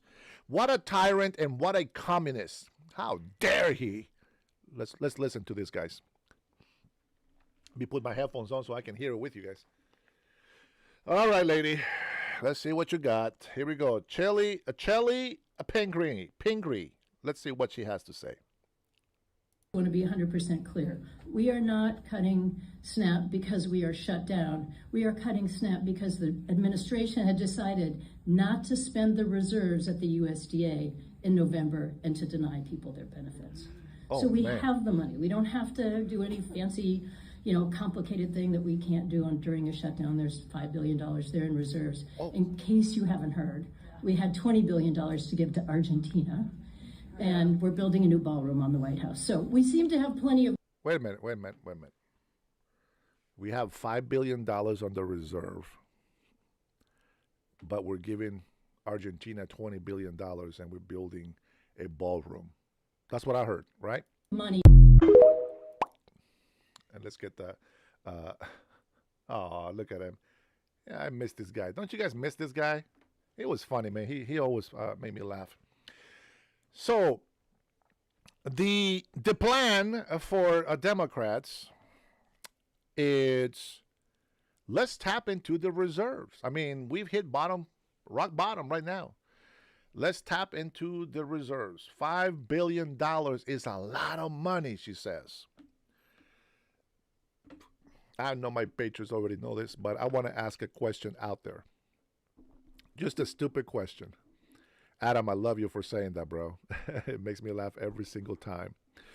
Adam, Mexican Coca-Cola is my favorite. Well, you're not Mexican if you don't drink Coca-Cola. I don't know. That's just the thing that I'm going to say from now on. Let's see. Nathaniel says, nope, I'm not white. And thank God. I can't imagine being so mediocre. Man, I'm so sad. These guys hate themselves. John says, tell me where the tag says that hat was made in the USA. All right, man. You ask. It was a fair question. There you go. Made in America. Made in America. You should have asked on a different hat. This one, it says made in, I don't even know where the hell this is. Myanmar. I don't know what the hell that is. Never heard of it. This one was made in some sort of sweatshop because I don't even see a tag in here. Let's call it made in China. They probably try to get it through here without paying tariffs. That's what I think. And this hat for my good friend Berniel is made in America. And that is an American business. Yeah, Myanmar. Where's that at, John? Yeah, no, John is right. Where's that at? I never heard of that, to be honest. I'm serious. Like, I never heard of it. Myanmar is a sweatshop country. What's that? Oh, man, you guys are too funny. Let me see. Where is there? I do have a Make America Great hat. Oh, okay, I see. Thank you, Natasha. That when I bought it, okay, I bought it because I saw it on my X account, right? And it said, "Oh, hey, American patriots, show your support by buying this hat." And now, to support the Americans, all you have to do is pay for shipping and handling. And then it was for one hat. And then if I bought another one, then it would just be like another $10. And if I bought another one, it would be like, 20 something bucks, right? And I was like, you know what? Hey, I'm gonna get 3 hats, right? So I ordered the 3 hats. By the way, I mean they're good hats. I like the hats, but I was wearing the black hat one day, and somebody said that on the chat. They're like, "Oh, that's probably made in China." I was like, "No way, dude! This is American." I take it off, and I saw the tag. I was like, "Made in China, son of a." Hey, I don't know. Now let's be clear about something. There is nothing wrong with buying things from China. The only thing that we ask is this: if was formerly lose, might be wrong here. Civil war might be going or just ended. Honduras wouldn't be in such rough conditions if it wasn't for the U.S. and West. No, Natasha, that's not it. That's not the reason why Honduras is where it is. Unfortunately, the last few governments have been getting involved, making a lot of money because of drugs. The president right now, a female president, by the way, is in hot water in Honduras because of this. They're doing investigations, etc. And you know what? Sometimes I think about it. Sometimes I think that maybe who knows? You know what? It's all God's plan. I'm not even gonna say anything. I don't want to turn people off or give the wrong impressions. But let's just say in God's time, right? In God's time. I will tell you this. There's nothing wrong with buying stuff from China. That's okay. We want to be able to trade with the world. But people somehow have this misconception about why we support tariffs. The reason why we support tariffs is because the world has been abusing the United States of America. They ask for help. They put pictures of crying, starving children all over the world, and then America has to pick up the tab for them. As President J.D. Vance said, we are here to take care of the United States of America, not the world. One thing only, take care of the United States of America. And that's it. Nothing else. When we help other countries, what we want to hear is thank you, the United States of America, for helping us. What we don't want to hear is we have human rights and we're going to invade the United States of America. No, we're not picking up. That's not picking up a tab. You see, I don't understand. Here, hold on. Let me read Adam's comments because Adam has some good, sometimes negative, sometimes positive comments. Let's see. Adam says, I will support tariffs more when they drop income tax for people who make under $150 a year. Yeah, I agree with that. Hopefully this day comes. I agree with that. See, I'm glad I read your comment. Gracias, güey. I agree with that. And I mean, really, that's what we hope for, right? That's why we do this. That's why we're talking the way we talk. And the good thing is that everything that we have said has come true. And it's a fact. It shows. Now, if you ask Democrats, okay, give me a list of the things that you have accomplished to bring the economy up and to help American people. Go on. Give me 2 things that Democrats have done to help our economy and the American people. There we go. Natasha, we are fixing 2 decades or more of wrongdoing. So it will take time, like Trinity said. So here you. So John says, so why are poor people the most vulnerable people in our American society? Worried they won't have food after the weekend. Why is disaster relief being denied to states while we build $300 million ballrooms? Well, number one, I'm gonna put it to you like this, and I actually like that. I like that, John. Thank you. I appreciate that. There was things you have to understand this. In my life, I'm just going to talk about my own personal experience. When my father was alive, we were rich in Honduras. That's what we call it, rich. When he died, I was 4 years old. We became very poor, fast. Bills don't wait for nobody. The bank stole millions of dollars from my mother because of her ignorance. You know, back then, the man didn't allow women to share bank accounts, etc. So, thanks to my father, which I don't blame either. That was the culture back then. I can't blame him for today.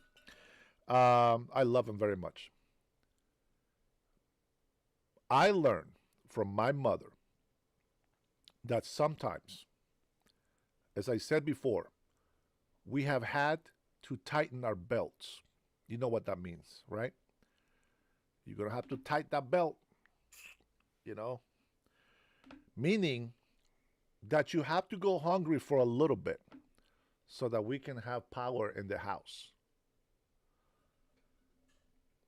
So that we can pay the mortgage on the house, the loan on the house. So we have to do without eating because we have to prioritize a roof over our heads over eating a few meals. The United States of America and every other government works in a very similar way. Don't comment until I'm done. Otherwise, I'm going to miss your comments, okay? I don't mean disrespect. The government, the United States of America, the reason why it's so strong is because of our military, okay? And that is obvious.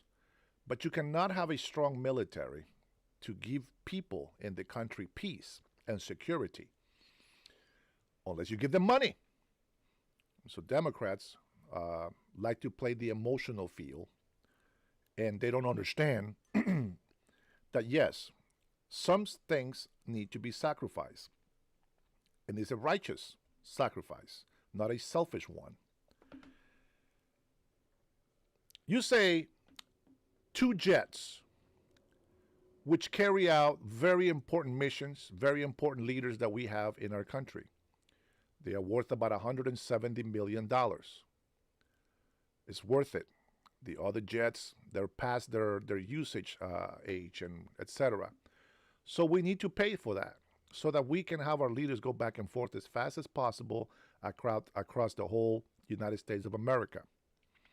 The ballroom. If millionaires want to use their money, by the way, their donations, there should be a tax cut on that one, right? $350 million, supposedly, around is going to cost to make this. Billionaires and the president, which, by the way, I will remind you, is working for free. Our tax money doesn't go to the president, okay? So let's keep that one clear. Elon Musk, a billionaire, did not do his job for money. He did it for free. And I believe all of Doge did it for free. I think that's how it went. But I know for sure President Donald Trump. So, Mikey, because white is awesome. This is my favorite hat. And so we have the president, while the government is shut down, which, by the way, if we had no Democrat leaders, government would be up and running right now, and it will run more efficient than ever, because they will make sure that only American citizens are actually getting the benefits that belongs to the people and not illegal immigrants. On top of that, we will make sure that people that are supposed to be able to work go to work. There was a lady that says, I got too many children. I can't go to work. But why you keep opening your legs? Why you keep making babies with different dads? And your excuse is, well, they don't pay child support. Well, you shouldn't be opening your legs to make babies in the first place. It's not other people's responsibility to pay for your welfare. You're lazy, irresponsible, horny little bee. No. So, security is number one. You see, I don't feel pity for lazy people. We have veterans. We have people that really deserve to get these benefits. People that really qualify should get these benefits. Not just some lazy bum because they don't want to go to work. According to you, because I'm not working, I should be applying for some health benefits right now. I should be applying for some EBT. I'm going to go to the card, go to McDonald's, free Mickey D's every day. Every day, free EBT because I don't work. How would that be fair? It wouldn't. So we have a strong military.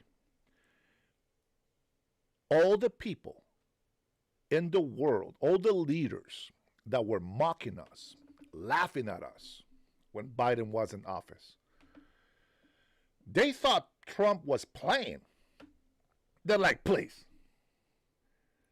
President Xi said, oh, they want to raise tariffs on us? They want to raise tariffs on us? Okay, we'll see. We're going to beat them at it. It doesn't matter how many Chinese die. We are strong people, he said. Well, guess what? President Donald Trump, regardless of what the libtards have been saying against us and against our president, regardless of how many obstacles they try to put on the way, President Trump's train is just blasting through all of that shit out of the way. We are fighting for the Americans of this country. We don't care about illegal immigrants. And then here comes the names. You traitor to your people. Shut the hell up.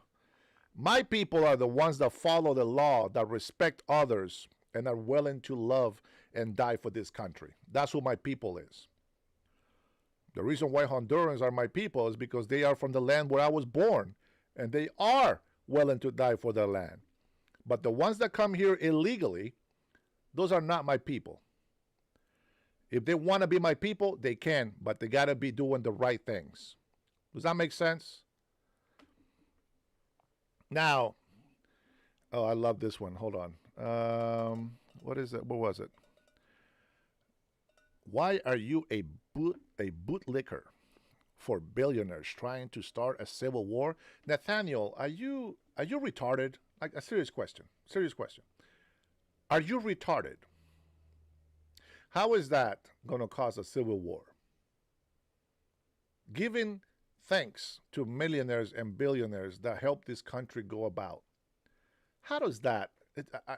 I'm serious. Why are people so retarded?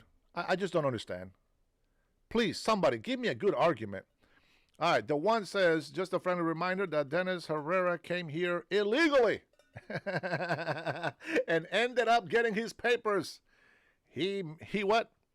I'm glad he's spamming because I can't read everything at once. He's made at others that did the same that he did. Oh, man. Spam something good, bro. I'll believe so, Dennis. Thank you, Brian. I know. Answer the question. Insult me if you must. You are a jackass. I had to. You said insult you if I must. Nathaniel, what's Nathaniel's question? Here we go. Let me see. Okay. Why am I a bootlicker? Well, number one, I don't know who the hell taught you that word, but I'm glad that that's the way that they told you that you were acting like. Now, what I am acting like is a grateful migrant that came here legally, became a resident. I kept my residency card for over 2 decades. Decided to be an American citizen, and I'm very happy that I made that decision. So as such, I feel like I have the right to be here. And while I am here, I can be honest with myself and tell you that I cannot do what the rich people are doing. And they have worked, invested, sacrificed their life and time to get to where they are. That doesn't mean that because I'm jealous of them or because I need something from them, I should persecute them and make them look like shit. I find it very interesting that these people, instead of being grateful for all the taxes that people that are rich, millionaires, billionaires, instead of being grateful that because of their actions, because of their mentality, because of their sacrifice, we are the strong country that we are today. Instead of thanking them, they make them look like the bad guys. What are you morons going to do for the United States of America if those billionaires left the country? You will be asked out. And go ahead and insult me all you want, but that's the 100% the truth. What the hell are you going to do to make this country great? How are you going to pay for your social services when you get rid of billionaires? You dumb mofos. You don't even know what the hell you're asking for. This one over here, Fausto said that's not how it works. You are an idiot, bro. You are an idiot. The reason why you can say those things in here, the reason why this country is what it is because of rich people that have been able to support this country. Over 70% of all the taxes that are being collected in this country come from rich people, not from your sorry ass. So I got to call it as it is. You're bitching and complaining about free healthcare. You're bitching and complaining because you're not getting free food. Get your ass to work. Get your own food. Stop depending on the government. Stop letting them be communists. We don't want communists in this country. We want freedom. We want capitalism to be big. This country is great because of that. And I'm going to show you proof. There is a lot of presidents, prime minister, princes, etc. that give President Donald Trump kudos and they praise him for doing everything.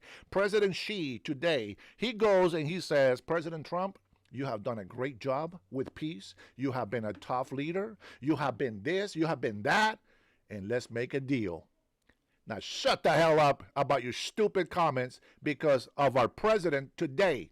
We continue to be respected again. They are actually respecting our leader, which should bring pride to you. That's right. Eat your heart out. Jesus, I don't know about the Trump coin. I'm not into that shit. I'm not into crypto. Hey, listen, those are things that people can invest on. This is how people get rich. If they make money off of it, so be it. You want to go be rich? Go play the stock market. Play it right. You might just win something. Meet the president that didn't destroy the White House. Let's see. What is this? What is this? Where the president does his business. And what happens?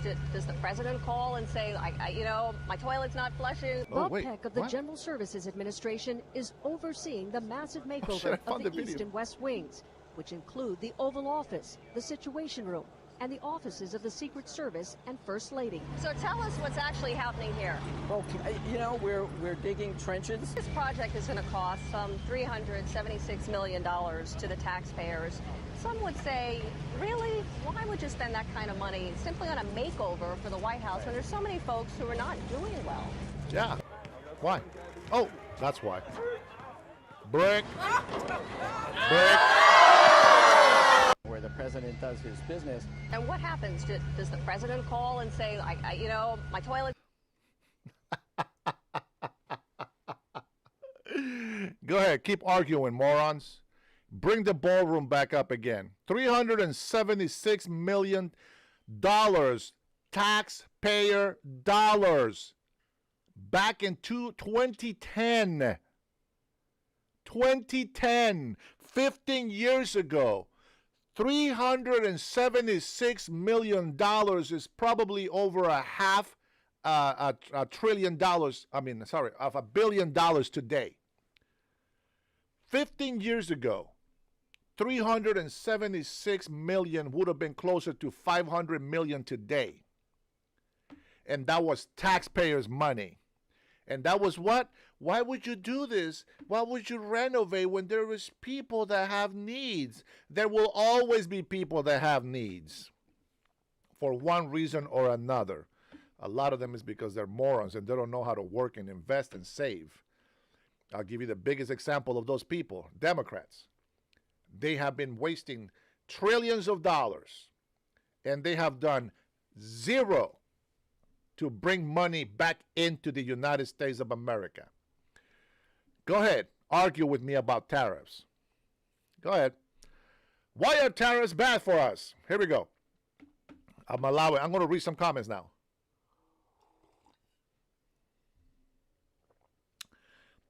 Mikey says the big, beautiful Epstein Balls room. No, I think they were going to call it the Monica Lewinsky room. That's what I think they were going to call it. Modern Rush Limbaugh wannabe, and just as visually and auditorially insulting. Thank you, Guff. That's a compliment. Oh, man. Rush Limbaugh? Damn. You hear that, Trinity? Man, these people are making me feel special. They're making me feel like I'm as popular as Rush Limbaugh, man. Damn. That's amazing. Maybe it's because we think with common sense and not on fairy tales, like your people out there with your little fairy customs.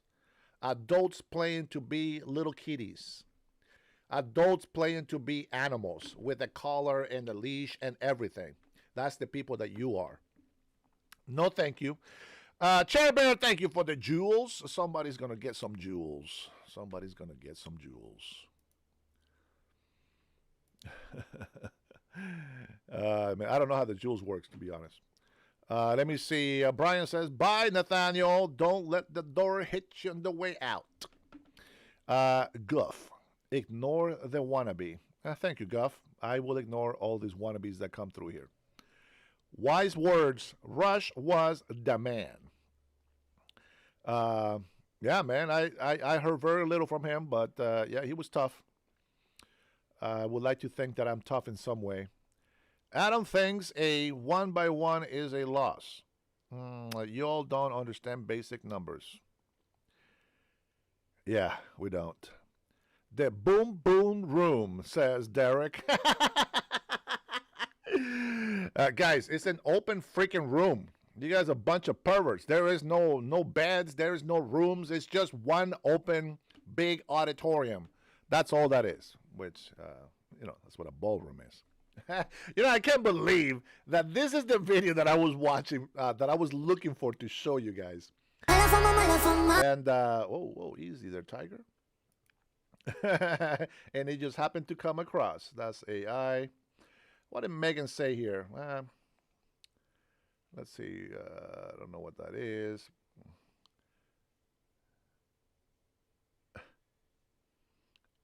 Oh. Let me hear this guy because he's Pakistani. Let's see. Some of you guys might enjoy this. Here we go, guys. Let's be nosy and see what this is about. You from Israel? Me? No, don't.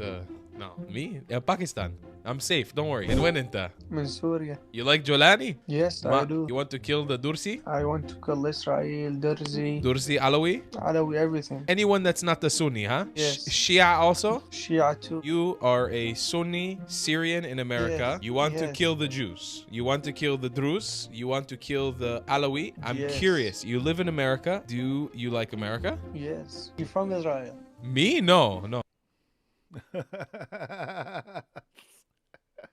Oh, and man, these people, man. Let's take a look. Hey, look at that. Sliwa went up to 14%, guys. 14%. What would that do? 47% to Cuomo. How about we give Cuomo to Sliwa? I think that would be a better thing.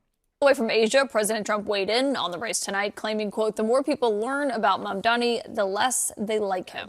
Well, first of all, I agree with the president. I think the more people learn about Mamdani, the more they see these old videos of him saying outrageous things about any number of issues. These things are surfacing. People are seeing them maybe for the first time as they decide who to vote for. And they're thinking, what are we about to do here in New York City? Not to mention the fact that the kid has literally no experience running, doing anything in his life at all that would have prepared him to run New York City. It's the financial capital of the world, for goodness sakes. It's one of the most complicated political jobs in the world, and you're going to turn it over to somebody who has no track record whatsoever. So I think the president's right. I do think the polling shows he's likely to win because, Cuomo, I mean, let's be honest, pretty flawed guy too, and the Republicans don't have much of a party there. So this fragmented field with a flawed opposition in a city that doesn't really, elect Republicans all that often, that's probably going to put Mamdani in office. But pray for the people of New York. Schumer is interesting because he's already taken the government hostage because he's afraid of getting a primary from his left. That's why we're in the middle of a shutdown right now. I don't know why he just wouldn't go ahead and take the full plunge and endorse Mamdani too and try to appease these radicals in his party even further. True.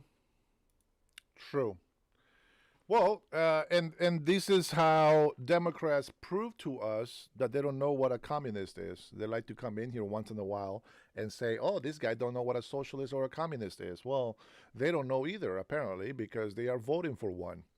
I find it very interesting that these people, let me see, what did you say?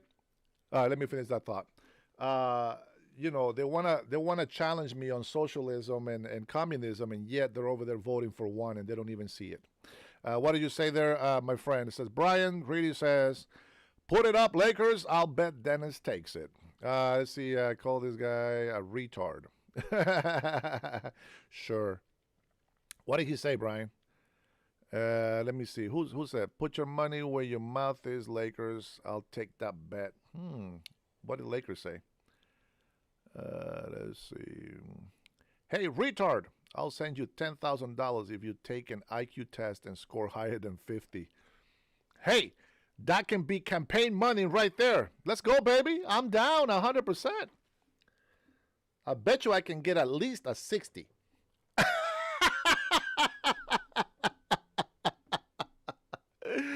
These guys, they think they're going to insult me that way. Come on. $10,000, guys. A thing, $10,000. Let's go. That's campaign money right there for next year, guys. I will do a IQ test, but first put that in a super chat. Go ahead. Here we go, guys. We're gonna do a quick tease here. We're gonna do a quick tease. Let's see.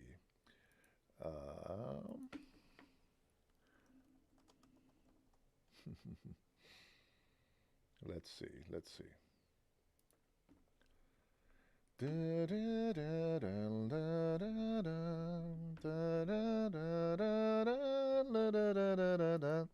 All right, let's take a look at this here. What's going on here?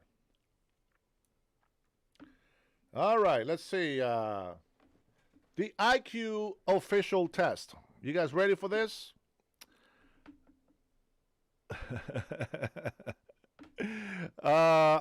Yeah, I will take that both in English and Spanish. Throw some Samoan in there if it makes you happier.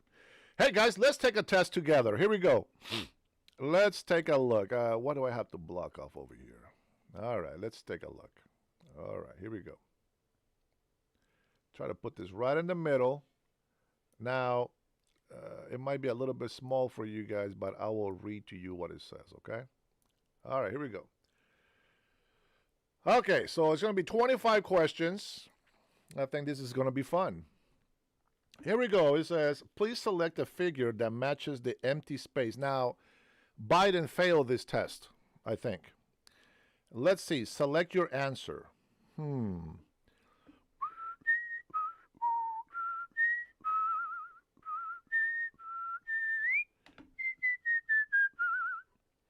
Anybody? We'll let, who was it? Lakers. Go ahead, buddy. Tell me which one of this actually matches the empty space.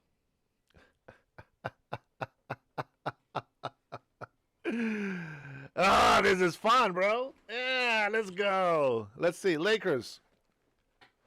No. This is the first question, man. This is the first question.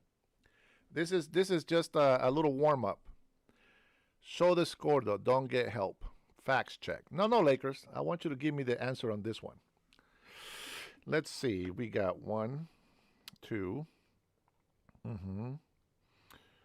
3, 4.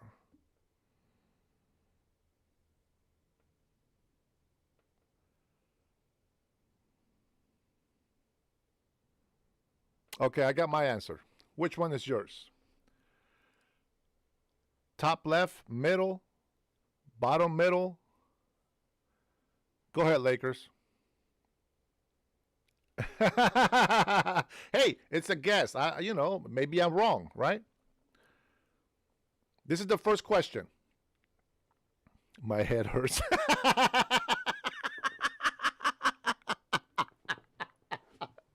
This is how MAGA always feels. All right, bottom middle. Okay. Bottom middle.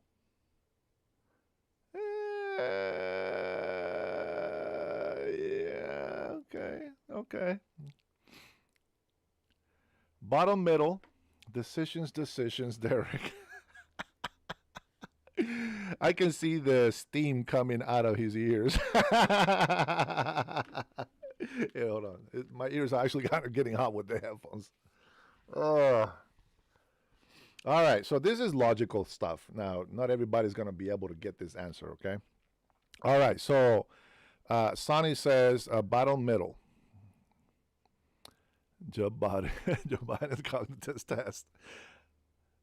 No, Lakers. I asked you to answer that. Not Sonny. You. Which one do you think it is? Go on now.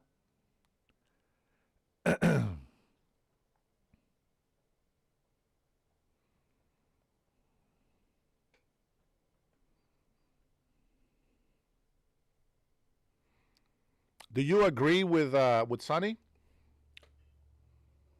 Do you agree that is this one right here?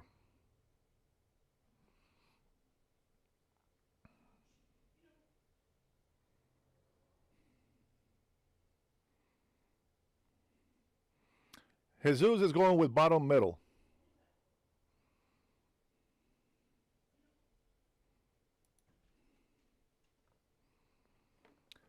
All right, please select a figure that matches the empty space.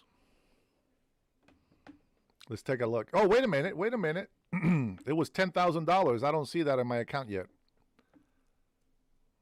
You got to put your money where your money where your mouth is.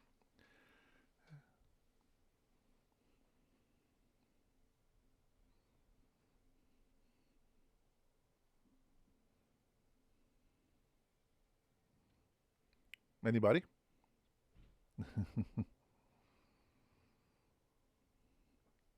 Top three? There's three on the top. You can only pick one. Man,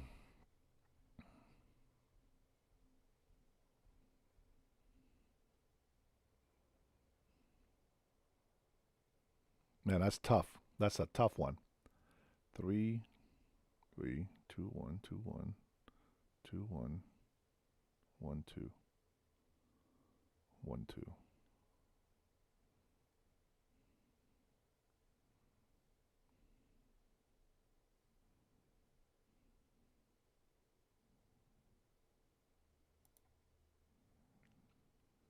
Please select a figure that matches the empty space.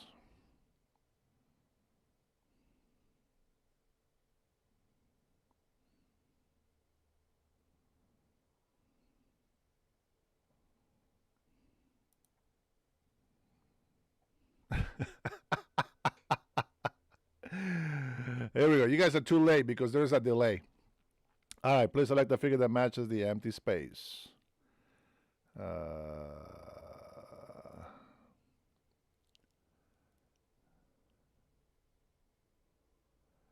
Empty space. Bottom right. 2, 2, 3, 4, 5.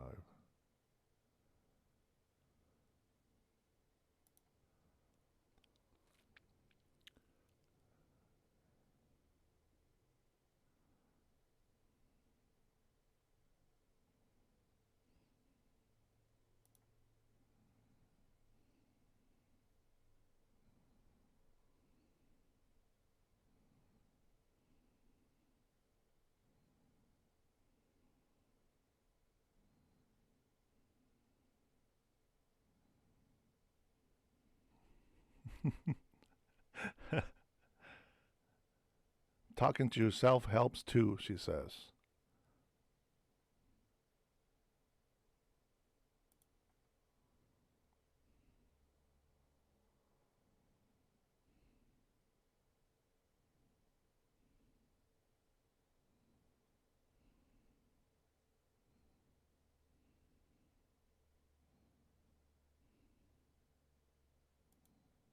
Oh, shit, that's the wrong one.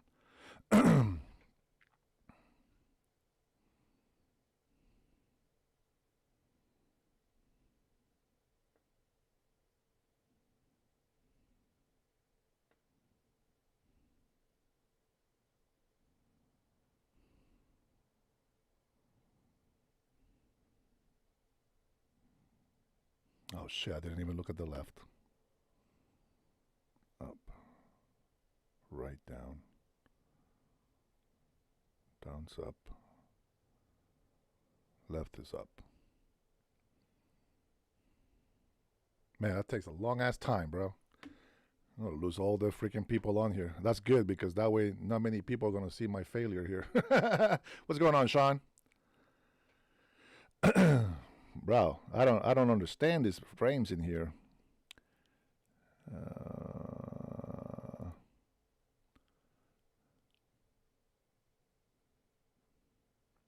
Man, this is how they measure IQ? I don't think this is right.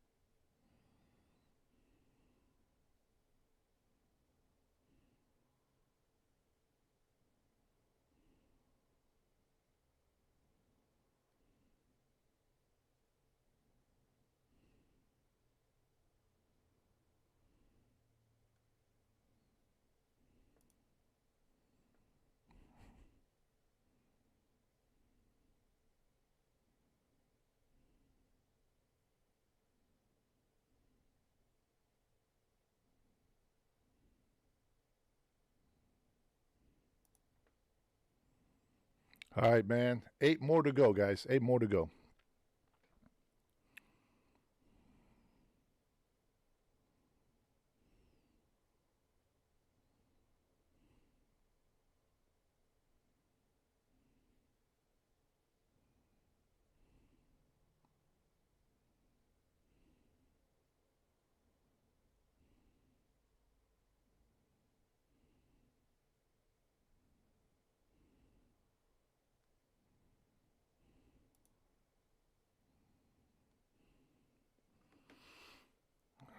One, 0.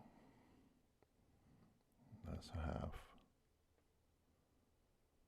Full half will be 1. 1.5.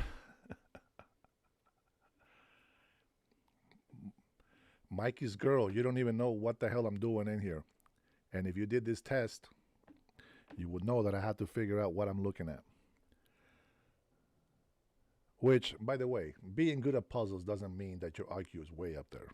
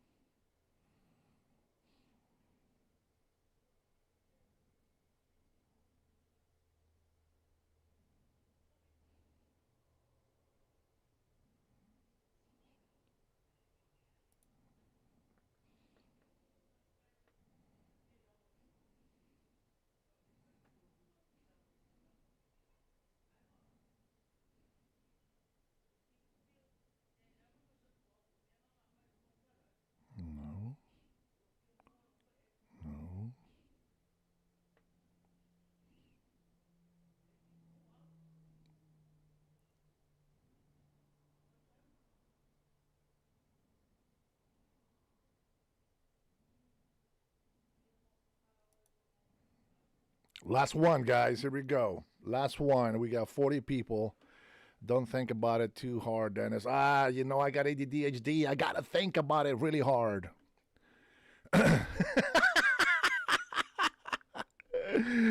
Woo, let's go. Come on. I need 50, right? At least 50. Let's see what happens. No. I am thinking about it too hard. I know, Trinity. And 1, 2, 3. Okay, so 1. And then a big cross with 1. Okay. So 3 with a big cross. And a medium cross with 2.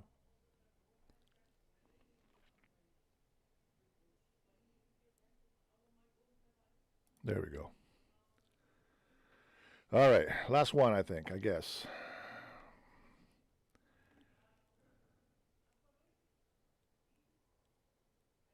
All right. Oh, shit. All right. Who said that they're going to pay $10,000, guys? $10,000 for me to complete this IQ. They're asking for $1. Oh, man. No. Don't you feel just wow? This offer ends in 14 minutes, guys. Man, I can't believe you fucking made me think so hard about that thing for nothing. That's crazy, man. All right, we just wasted that time right there.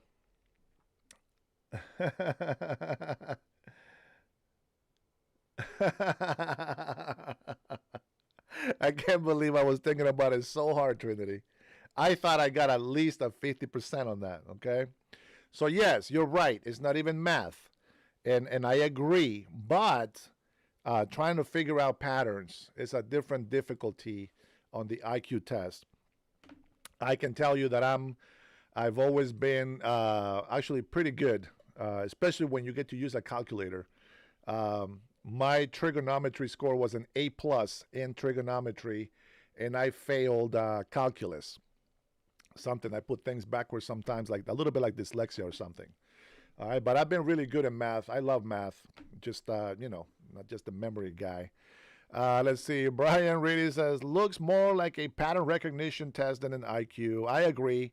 That's kind of how it felt. But it's meant to make you think. And I barely read Trinity's comment, but I do think overthink things, especially when it comes to little things like that. That can be difficult. I get that, but at the same time, it's like it's fun to do. I'd rather do some math solving problems, but math to me is great and everything. But being able to recognize when something is not being done right in your country, you don't have to be a genius to use your common sense. I'm gonna just say that. If you would like to do a test in Spanish, let me know and tell me how you do, because I'm doing this test in English, which is your language, which I'm speaking, and things are just a little bit different. Thanks for the sub. I see that. Let's see. Well, I took the test. I don't know. I think. Thank you, Brian. Thanks for the super chat, brother. Appreciate you. What happened? What happened to our friend Lakers? Here you go. Bro, you got maybe one question right. Maybe just one, he says. Donations to yourself don't count. Brian, apparently Mikey's girl thinks that I am you. Type something while I'm drinking my coffee, will you? Salud, my friends, and stay thirsty. Message from your favorite leader. I'm the best dad ever, they say. You know it. I know it. Everybody else knows it. Everybody's talking about it. I am the best dad ever. Let's see. Micah's girl says, at Lakers, these people are unreasonable and kind of unfathomable. Oh, man. Micah's girl is very smart. I really bet she is very smart. Mr. R, you're right. But The world recognizes our Castilian as Spanish. It's not really Spaniard Spanish.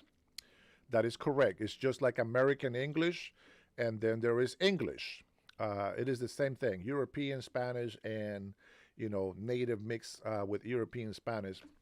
That's the Spanish that I speak, but it's also the actual name for the Spanish language that we speak is Castilian. That is the word.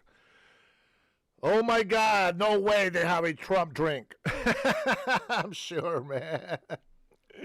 Brian says, for your curiosity, Dennis. Thank you, brother. Lakers offered $10,000. Brian offered nothing, but at least he put a $2 in there. Man, I'm sorry, Brian. There's nothing I can do with $2 nowadays. But it's the symbol. It is the sign. It is the gesture that counts, and I appreciate it, my friend. Thank you very much. All right, let's see. Let me go ahead and take some questions here. It's already 9:50. I might as well continue this. Why don't we open up the lines to have some of these people call in? Thank you, Karen. As a matter of fact, Karen Slater, why don't you give me a call? 425-583-1155. 425-583-1155. You can block your number by pressing star 67 and then dial the number. Mikey's girl, you are more than welcome to call as well. Lakers, pay for the score is $1. Prove you have over 50 IQ, says Lakers. How about this? You call me right now and show me that you're smarter than me. Let's do that. All right, 425-583-1155. Archive music. That hat, it's American made, sir. American made. There you go, my friends. It's on the chat. It is official. While we're watching our beautiful POTUS do the dance. Do the dance. We're going to take the sound off. And we're just going to put it here. Here we go. There we go. Let's do that right there. Let's see if that's actually good.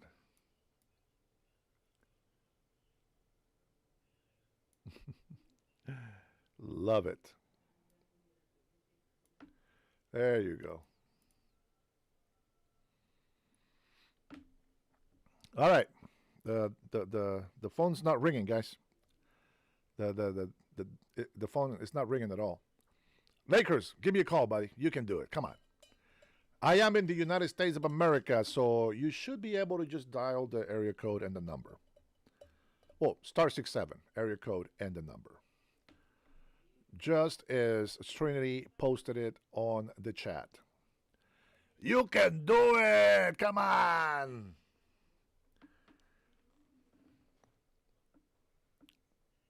Lakers, just call me, bro. Call me. There you go. I'm going to make this ear available for you. This big, beautiful Mayan ear. I can put a nice big bone through this lobe right here. That's my Mayan culture. All right, come on. Lakers, where is Mikey's girl? Mikey's girl, come on. Call me. I want to hear your voice. I know we can be friends. I know it. I can feel it. Then again, I am pretty naive.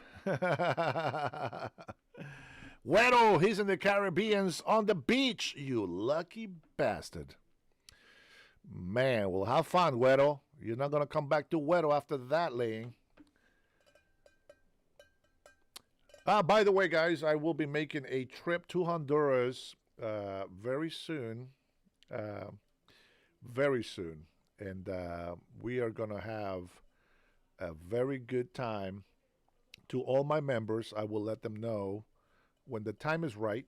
And if they, as a matter of fact, guys, here, if you guys are willing to go on this trip with me, Trinity, you want to put my email on there? I wish, Adam. I don't. Most people in Honduras don't. There's very, very few people. I think in Guatemala there's still Mayans that still know the language, but it's not very, very popular at all. It'd be kind of cool. But I think it's useless. because it doesn't mean anything. I mean, we all speak Castilian, you know what I'm saying? So it's not a big deal. Come on, guys. 425-583-1155. Here, let's make it easier.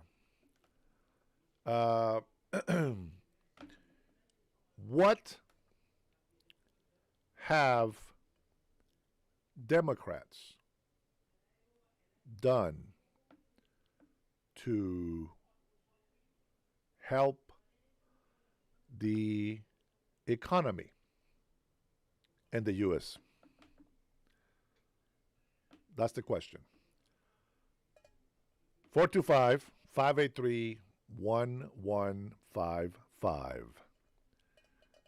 Come on, I got to take a break. But there's the phone number. All of the people that were hating on me, here's your chance. Go on. Give me a call. Mikey's girl, she don't know how to type. She don't know how to call numbers. It's okay. Lakers at Adam, pay $1 so he can show the score if he's so smart. I'm at work, bud. Can't do calls. Well, fuck, if you're at work, you're definitely typing a lot of shit for being at work, my friend. How about you just concentrate on your job? Do that.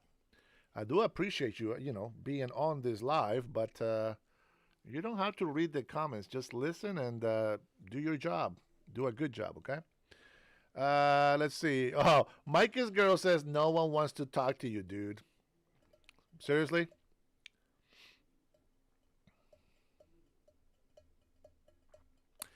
Dennis, how can you be such a traitor? I'm not a traitor, so I don't understand the question.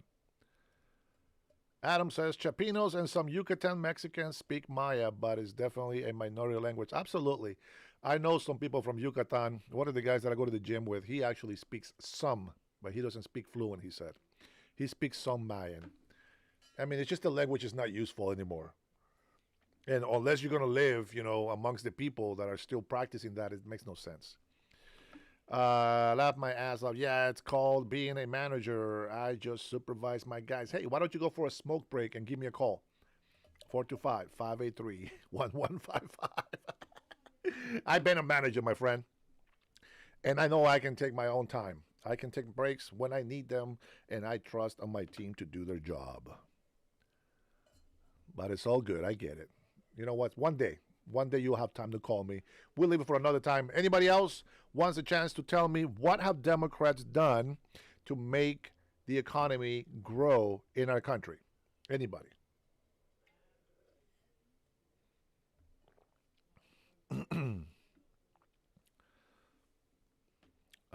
Nothing. All right. Then I think that we are good. We're finished. Trinity, thank you so much for your monitoring. Thank you guys for being in here. Please do not block anybody or ban anybody for the comments that they're making unless they are being threatening or racist. The best thing you can do is just put people in timeout for like 5 minutes, 10 minutes, whatever. But don't ban people, okay? Sonny says absolutely nothing. Yeah, well, we kind of knew that, but I was hoping that some of this, some Democrats that come through here will have an answer for us so that we can, recognize it. Adam says, Chips and Science Act was a good thing Democrats did, but Trump took the idea and ran with it and did it better. Chips and Science. I'm going to tell you a story so I can finish up. I'm going to tell you what the difference is between that. Karen Slater, Everett, yes, we are in Everett. If you are in Everett, let's meet up. And I don't mean a date. Let's meet up so we can talk in person. It's a great thing to dialogue with. Let's see, which isn't great, says Mike's girl. Great show. Thank you, Derek. You're the man, brother. Jesus says the farmers thing was good before Trump discontinued. I don't know what good thing you're talking about. Farmers, they have to be held accountable for what they're doing as well. But I'm going to tell you a story. And this story comes out because Adam just made a comment there that I feel will be a perfect example. Now, some of you guys that have already followed me and seen me this, I mean, really is just a few people in here, but I'm going to give you a story. When I was in my early 20s, I decided to turn around and change my life, and I went from being a bad boy to trying to be a good person. I went to this church. It's a Spanish, Hispanic, Pentecostal church. There was a garage. No, there wasn't a garage. It was a storage outside of this old house, which they created and made into a building of worship. Everybody talked about, how they were using that storage unit for the children's Sunday school. Mind you, it's only like 5, 6 kids. It's a small church, very small. And so, hey, Ronald, how are you? You're just in time for this class. For this story.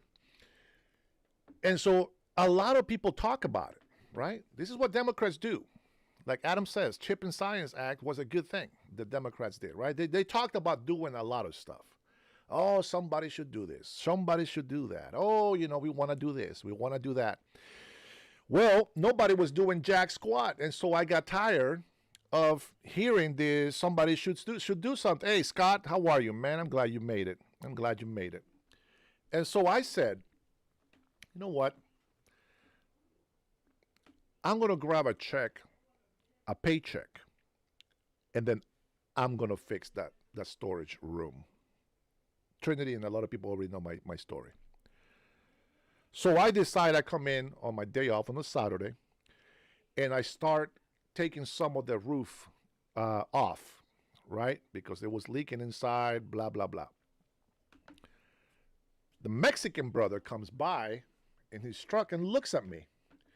And he's like, Brother Dennis, what are you doing? I was like, well, hey, listen, I know I'm fairly new in the church, but I kept hearing people saying that it's been a long time that you guys been talking about fixing the storage room so that children, can have a comfortable Sunday school class.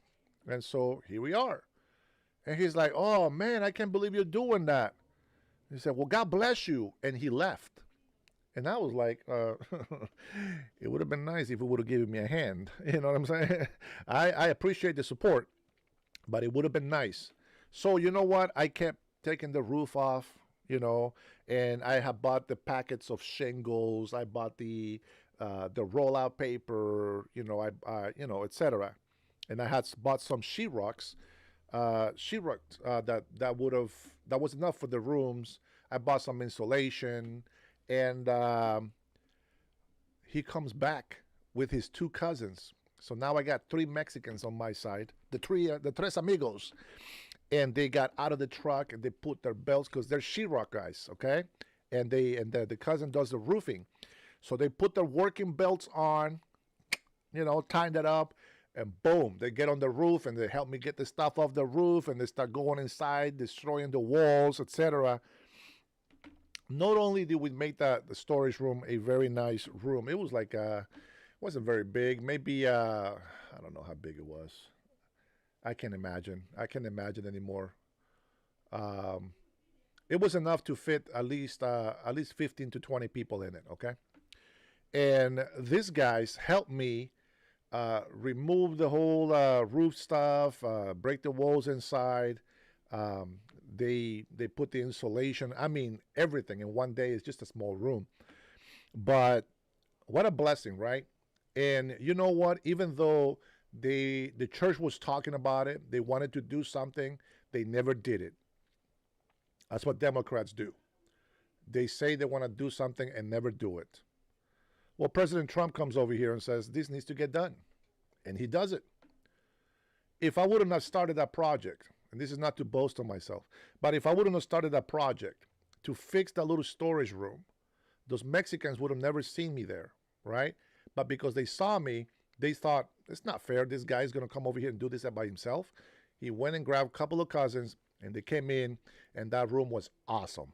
And by the way, they brought siding. So not only did we put a new roof on the storage, not only did we put, insulation, sheetrock, and we painted and everything, but the outside also got a beautiful siding.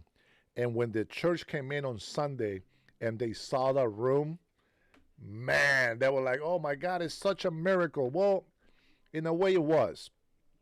But it just takes somebody to do initiative, to get something started in order for something to get done. Nobody wanted to put tariffs on the world because they thought, oh my God, if we put tariffs on people, they're just going to hate us. And who gives a crap? It is the right thing to do. Because of tariffs, whether people want to believe it or not, we have a deal with China. Everybody kept blaming Trump. They should have been blaming the local governors, local senators, mayors, and stuff from the local government. But they decided to blame Donald Trump. Well, guess what? Now that things are going to get fixed up for the farmers, I don't want to hear jack shit from the governors or from mayors or from senators that they do anything to help our farmers. All the blame that has been put on President Donald Trump now is going to be the reason why they have to praise him.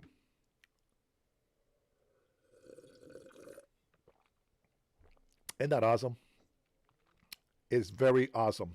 The more that these people hate on us and the more they tell us that we're liars, blah, blah, blah, the more things get done and the stupider they look. It's just a fact. You know, there was this girl that was out there and she was out interviewing protesters on the Democratic side, and she goes up to this old lady. She looked like she was in her 60s, maybe 70s, and she looked so nice. You know, she asked a question. Thank you, Adam. And she asked a question, and, oh, but you seem such a nice lady. But, these people talking about Charlie Kirk, and then she went off. She turned devil in that comment, and I'm just like, wow. Wow. Let's see. Pale Shelter. Here we go. This guy. It says, Amazing Puppets MAGA. Oh, you know what? Look at the president over there. He's not in Malaysia, guys. That's a fake AI video. He's not really in Malaysia. Look at all the Malaysian people over there just enjoying President Trump, clapping, dancing with him, celebrating. By the way, he didn't have to be there, but he wanted to be there. Okay? It's okay, Trinity. While you're over here complaining about Trump, he's actually over there doing the work. While Democrats complain about Republicans, the Republicans are actually doing some work. They complain and they have shown their true colors with this government shutdown. And if you think that we're puppets, who's the real puppets? The only people that have been voting to not pay our people, to not release the EBT funds for the people, have been Democrats. Yep, and even the ones that are voting with Republicans have to take the blame because they are still in the Democratic Party. Now, most of us already believe that the Democratic Party doesn't exist anymore. So, but that's for another story. All right, any other questions? Nobody wants to call? I get it. Let me see. That guy says you're a puppet. Okay, that guy. So you're that guy, eh? Let me tell you something. It's time to bust some kneecaps around here. Malaysia is a huge Muslim country, yet they aren't radicalized.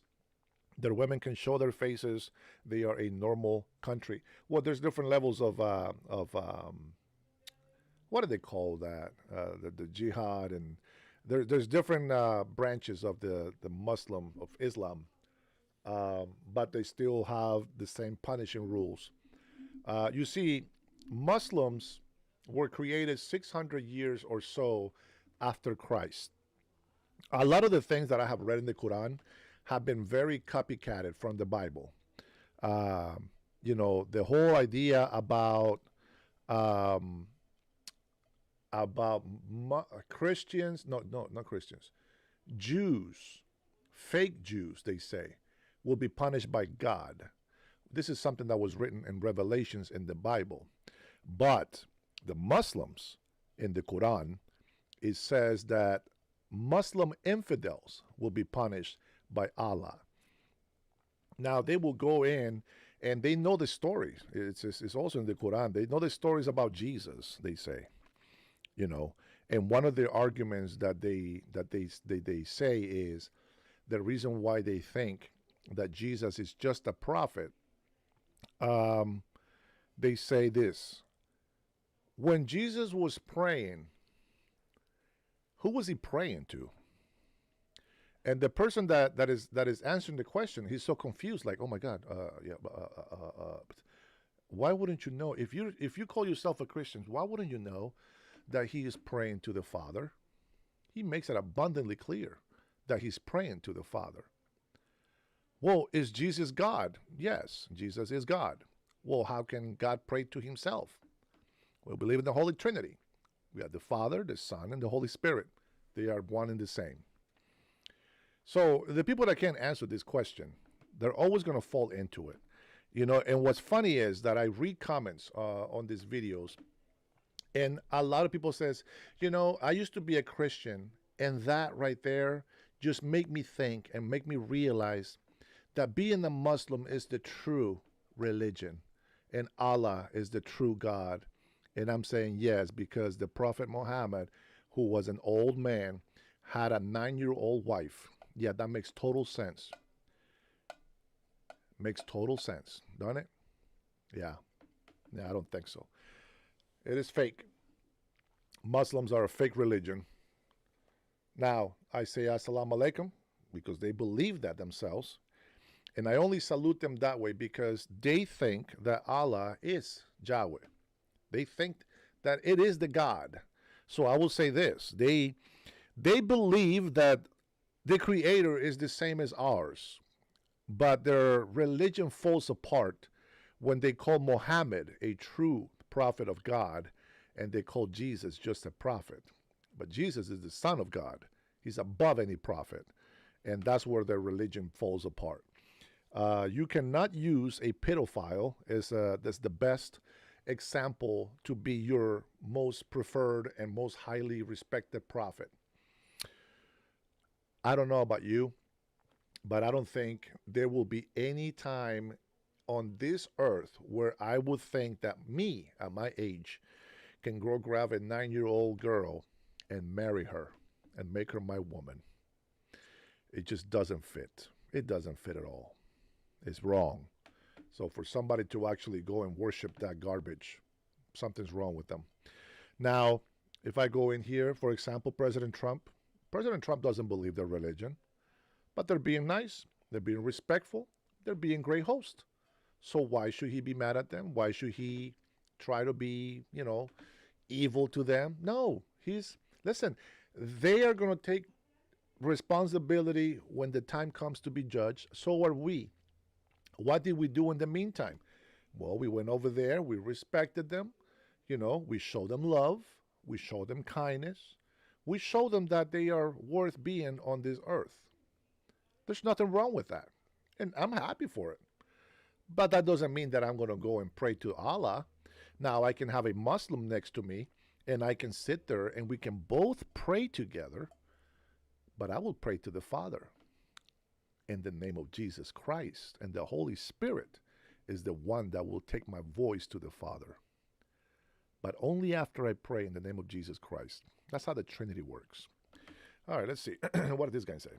Yes, ADHD. Men wrote the Bible. That's right. The Word of God was inspired by God, written by men. 100%. Daniel agrees. That is true. Let's see. Calix says about 500 years. Yeah. It's between like 500-600 years, I think, after Christ. And so my argument with that would be, okay, so the Bible was written by men. Of course, so is the history books. But you believe those, right? The difference between the Muslims and I would be this. Thank you, Daniel. The Bible was the gospel of Jesus in specific, okay? We know that Moses wrote the first 5 books, and then the other books have been, brought out throughout history, from David, Solomon, etc. All these prophets that have come, they all match the genealogy of the Jews. And they all match the same pray, worship, and faith in the same Father, the Creator, the God of Abraham, Isaac, and Jacob. That's why I mention that sometimes, right, when I pray. The difference between the Muslims and the Christians is this. We are reading the Bible, written, the good news, the gospel of Jesus Christ, written by witnesses of Jesus Christ life on this earth. We are listening to witnesses that confirm each other's story. Some things slightly change, but it's at the end of the day, Matthew, Mark, Luke, and John, they all have the same meaning, and it matches. So I see my Bible as oh man, Derek beat me. I see my Bible as a history book. It's a recipe to life, to have a better life, you know. And then Paul, the letters that he wrote to the 7 churches, a lot of great teachings from that, right? Now, all these stories come from witnesses. And this whole God that we worship because of our faith and religion has created good governments, okay? To whereas the Muslims, being written hundreds of years after Christ's life, how do they know what a prophet was or what they did? They invented this religion, not from faith, but from the government in order to oppress and control the people, so to speak. Just like Spaniards and Englishmen used the Bible to their favor to make people submit to them. And that worked for a while until we started actually reading the Bible ourselves. And so we have come away from that stupidity. But till this day, you know, some people are not held accountable either. So we still got a lot of work to do. But that's the difference. Christians have created, through our faith, we have created great governments. Governors, which are tyrannical government, have created Islam as a religion to force the people to do their will. That's the difference. Does that make sense? So our faith created government. Evil government had created their own faith. I hope that makes sense. Let's call it religion, if that makes more sense. Allah is Baal, says invalid. Baal is not Allah. Baal is not Jehovah. I don't know what you're trying to say there. But Allah, it just means the creator. It means God. And they believe they've taken that from the Bible. Not the word Allah, but the creation, the divinity of what God is. That's what they took from the Bible. There will be a lot of familiarities with the Quran because they have taken a lot of the concepts from the Bible. Some of the names have been changed. Some of the actions or prophecies and stuff have been changed to accommodate to this tyrannical government which uses a religion to submit the people to their will. It's very dark. It's very dark, okay? That's what I know about it. Let's see. Let's ignore that guy. He had my phone number, didn't call. All right, invalid user. I think he meant that Allah is Baal is a bad thing, I think is what he was saying. Is that right, invalid? How come dinosaurs aren't mentioned in the Bible? By Scott, they are mentioned in the Bible. The Bible says that there were giants created on the earth. And all the animals and all the men. There were giant men and giant dinosaurs. To us, we think that dinosaurs were huge, right? They were huge, but to giants back then, they were probably just normal. There has been bones found that have been 17 feet long. Why don't we take a look at that? Let me see. Let me take a look. Okay, enough. Donald Trump, thank you for dancing for us. You are the best, sir. I love Donald Trump, man. He's won my heart. He has been hated so much that he has actually won my heart. And he keeps proving that he's right about everything. I mean, there's no really, there's no doubt that he is a great man because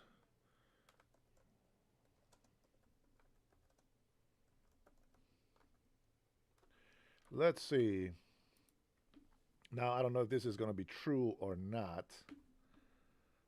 Let's see. What is this shit? I don't know if this is true, but Let me see. Fabrications and representation of animal bones, such as the 31.5-foot skeleton found in India, which was later identified as belonging to a prehistoric giant ape.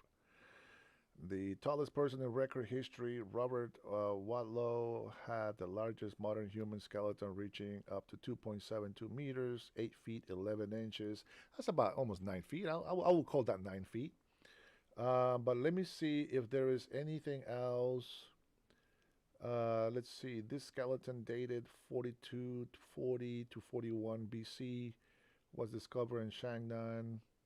Estimated height of the young male was 193, 6'4". I'm not going to watch the whole video there, but here's a photo. Let me see what this is. I mean, some of these things I think they could be fake. Who knows? Let me see.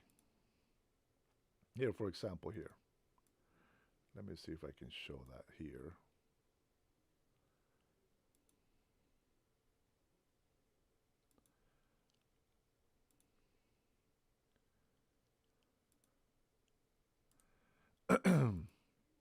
Man, guys, I'm getting sick.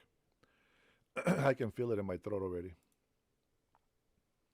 All right, so here's a skeleton proof, right, of a giant and a normal person, average height. Now, the Bible does say that there were giants on this earth before. So if you guys don't know that, it is in there. Now, I'm going to tell you something, and this is not something that I go out there and preach, but this is the way that I have interpreted the scriptures, okay? And one of them is that when God created this earth and everything in it, he created humankind, he created all the, every living thing in our world in 6 days. God's 6 days, not us. It could be millions of years to us. But God's 6th day, on the 7th day, he rested. And then the way I interpret that was that there was men in plural, in general. This has nothing to do with Adam. This is just the way I interpret it. You can read the Bible and you can think something different. Now, after he rested on the 7th day, then the Bible starts narrating that there hasn't been any plants or anything on the ground, and that God created a garden, the Garden of Eden, which you have probably heard the stories, right? So some people interpret that as they're just reiterating, right, what has been said before when they said in 6 days God created man and animals, and there was giants in those times, etc. Now, you can interpret it that way as well, and, it's okay. It doesn't mean that you're wrong. But the way that I interpret it is that there was nothing on this piece of land, and God created a garden. This is where Adam and Eve goes, blah, blah, blah, blah, blah, blah. Fast forward, they have Cain, they have Abel, blah, blah, blah, blah. Fast forward, Cain kills Abel, and then God comes in and he expels Cain from his father and from his mother and sends him to the city of Nod. Now, the reason why I translate that all humans that were created before with giants and all these animals is different than the creation of Adam and Eve is because of this. How is there going to be a city of Nod unless there was other humans created? And I think some of you guys already know this, right? But you may have seen or heard the scriptures where they said, the sons of God saw that the daughters of men were beautiful and took for themselves wives. Okay, that is the translation that I have, and that's why I believe what I believe. But there was definitely giants on this earth, and I think dinosaurs would be some of those. And as I said, the translation from Mark DeGlorian, that is correct. 6'8". Let's pull his skeleton. No, not 6'8". He was 8'11". Is that what you're talking about there, Mark? Maybe I missed something. I don't know. Let's see. I feel you, Dennis. That crap has been going around our house all week. Well, I think it's because, besides not being, not getting my sleep, as you guys can tell, I think I've been doing this treatment with the hot sauna and then jumping into cold water. And so I've been doing that back and forth. Now, I don't think that's what's causing me to get sick. I think it's the cold water from coming out of the hot sauna. I think I need to have like water room temperature water, I think. But yeah, sleeping, it will, it will definitely do that. Let me go ahead and take some comments in here. And guys, take my information with a grain of salt, will you? Just take it with a grain of salt. Let me see. I will go ahead and take some questions in here, maybe some comments. Let's go ahead and have some discussions about this. I'm just going to go ahead and continue here. Okay, let's see. Joyce Griffin says, did he personally sign the pardons of those insurrectionists and criminals? I don't believe so. I believe the digital pen did that. All that stuff, guys, needs to be taken care of. The Epstein files, all that things needs to be taken care of. The JFK needs to be taken care of. I get it, but that's not important right now. To get that information right now is not important. Is it? Does it matter? Sure, but it's not important right now. You have lived with this BS for a lot of years. You can wait a little bit longer. Let's fix the crisis in our country first. Okay, we need to get rid of Democrats in office, but that's not going to happen. But yep, the digital pen. Everybody's saying that. Kaiser says, hey, if the government is shut down, shouldn't taxes be shut down? You know what I'm saying? You know what I'm saying? And this is a serious topic. Please don't just say, well, the economy still has to go on. Okay, but our tax money is not being returned. It will be when you do your taxes next year. And then Valid says, please gargle salt water. Get some hot lemonade and put honey in it. Thank you, Valid. I believe that is the actual.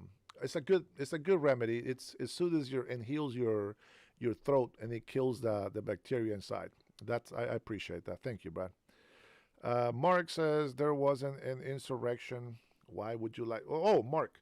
Yeah, we all believe there was no insurrection. But I will say this. My disclaimer is, some people took the bait, and they did things that they shouldn't have. So I can't really defend that too much. All right. Bruises Loose says, I almost lost your comment. They live hundreds of years. If they live hundreds of years, then there were people besides Cain and Abel. Yes, but in the timeline of this, it doesn't mean that Adam and Eve created hundreds of thousands of people for Cain to go live with. Cain was the firstborn. Abel was the secondborn. There was no hundreds of kids being made by Adam and Eve, okay? So that theory there, my friend, does not compute. Does not compute. Let's see. Same here. Trinity says, Derek. Man, I'm so behind on these comments, guys. Let's see. You don't want to pay for EBT and welfare, says Trinity, for illegals and people who don't want to work. We need to take care of the truly disabled. Yep, absolutely.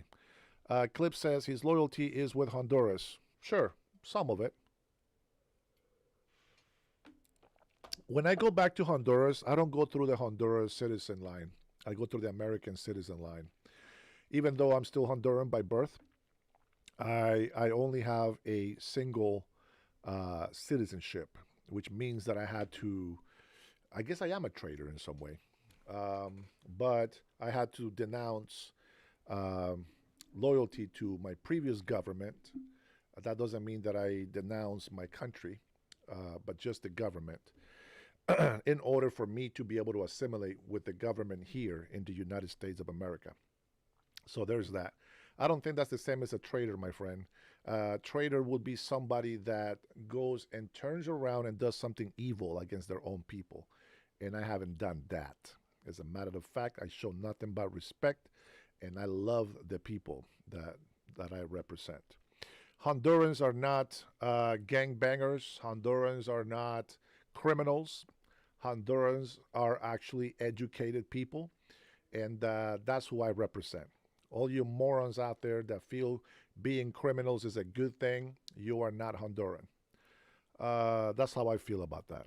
And it says, imagine hating this country as much as a Democrat. It is unbelievable, Mark. I don't understand that myself. Let's see. Scott smashed the button on fire. Yep.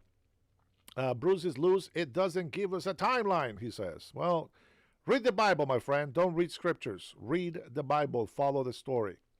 There is a timeline. As a matter of fact, you know what? Why don't we do this? Why don't we just, let's see if we can find, see, you guys don't do research. Let's go find, I learned this so long ago, and I used to have my study Bible when I was doing prophecy studies.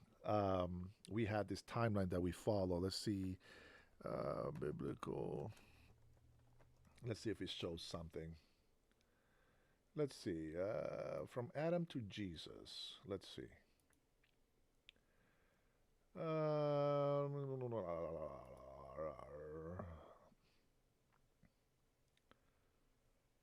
So if you if you read the Bible, it'll tell you how long Adam lived. I think Adam lived about 900 something years. But let me see if I can find something basic. Let's see. Let's put it over here. Huh. That's funny. I used to be able to find it a lot faster. Here we go. This one says, this is from the Houston Christian University. It says, proved by the scriptures from the collection of diverse authors, the sum of the years of the first age. From Adam to Noah's flood are years 1656. Okay? For when Adam was 130 years old, he begot Seth. Seth, being 105 years old, begot Enos. Enos, being 90 years old, begot Canaan. Canaan, being 70 years old, begot Mahalalel. Mahalalel, being 65 years, begot Jared. Jared, at the age of 162, begot Enoch. Enoch, being 65 years, begot Methuselah.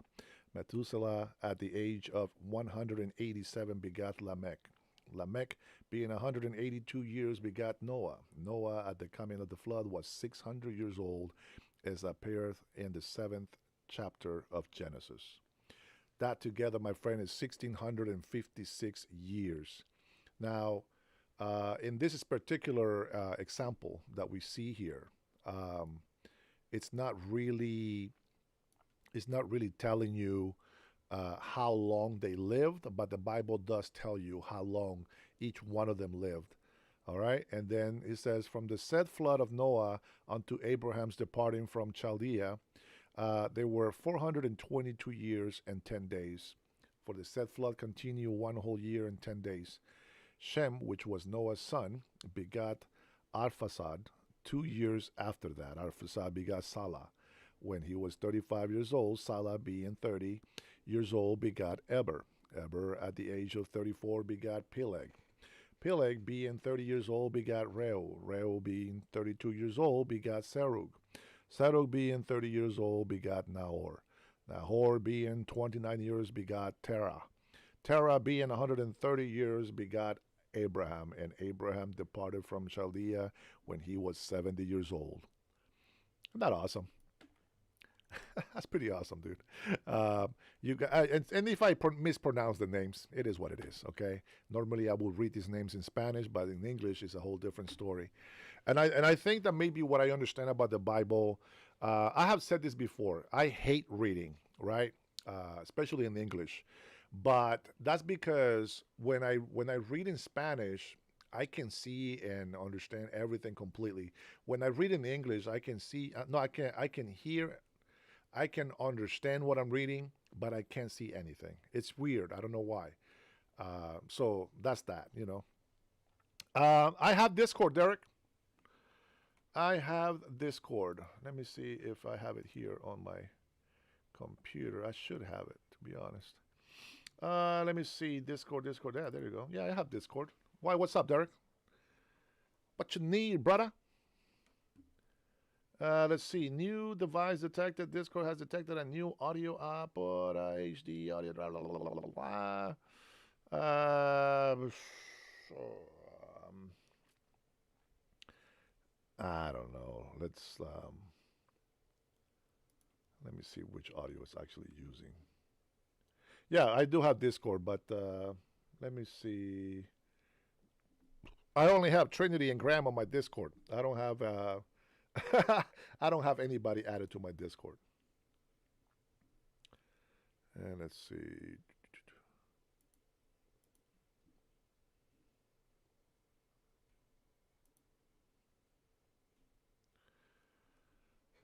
Let's see, I couldn't find it in the links on your page. I don't think I set that up. As a matter of fact, I don't even know what the hell my name is on Discord. Let's see, invite friends. Invite your friends. Where do I get my Discord link? This is something that I made up because I was going to collaborate with somebody, but I don't use Discord. Uh-oh, Time, you handsome mofo. I hate reading, especially in words. Yeah. Hey, Jeffrey, how are you? Let's see. Tariffs are stupid mofos. This guy. Tariffs are awesome, my friend. And thanks to tariffs, our farmers are going to start selling our soybeans again. You're welcome. Let's see. Hey, cutie. Oh, hey, man. You're so nice to me. Oh, Trinity. Yes. Oh, yeah. Trinity. Yeah, she's a cutie. All right, let's see. Kenneth said hi. How are you, Kenneth? Let me see. 1, 2, 3. Dude, that's how lazy this guy was making his username. 1, 2, 3, 4. Watch your mouth, kid. Till you don't understand tariffs, scared to speak on them. I have a business and economics degree. God dang. Woo! Call me up, bro. 425-583-1155 and tell me why tariffs are so bad. Yeah, that's right, Derek. Our soldiers are getting paid because of tariffs. All right, guys, where do I find a link to share my Discord? I forgot how I gave it to Trinity and to Graham, to be honest. I guess I can look for you, right, Derek? Is that how that works? Bro, I don't even know, dude. I'm not good with Discord. Tariffs help build American jobs. Yeah. Catch the fish. Uh-oh, Chris is back. Chris wants some more. Chris, you better be freaking nice, dude. Don't be pissing me off when you call me. That's all I ask. Be courteous. Be nice. Let me see here. How about... What is this? Let me see. Put that here. Unmuted. Can you guys find me on Discord? As Dennis Herrera or Trinity, do you remember how the hell you found me? I don't know how that works, man.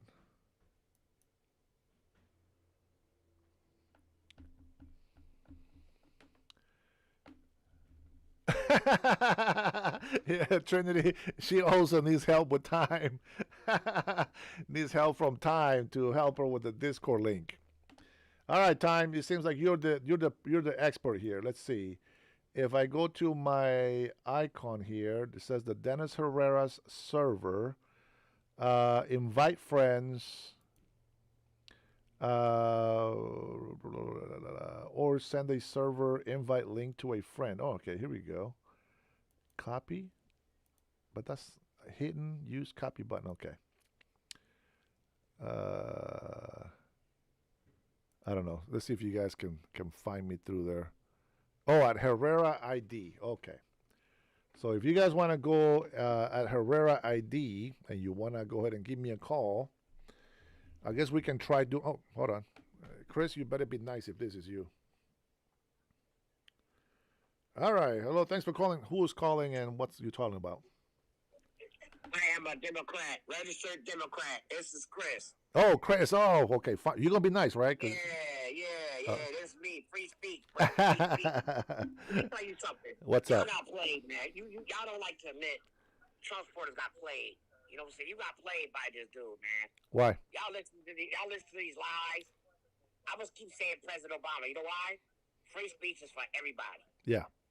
I call all you hosts out.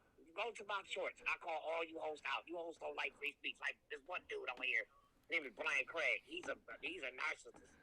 He wears a Trump hat. Let me tell you something. We Democrats, we never wore hats. We got nothing to prove. We just voted. Yeah. We never wore hats. We don't worship a man. You burn flags? You burn the American flag? I don't support America. I don't salute America. You don't salute America? I would never salute America. Hell with America. Oh, okay. So that's why. We're patriots over here. We love America. I'm not a patriot. I don't claim a patriot. I don't claim that.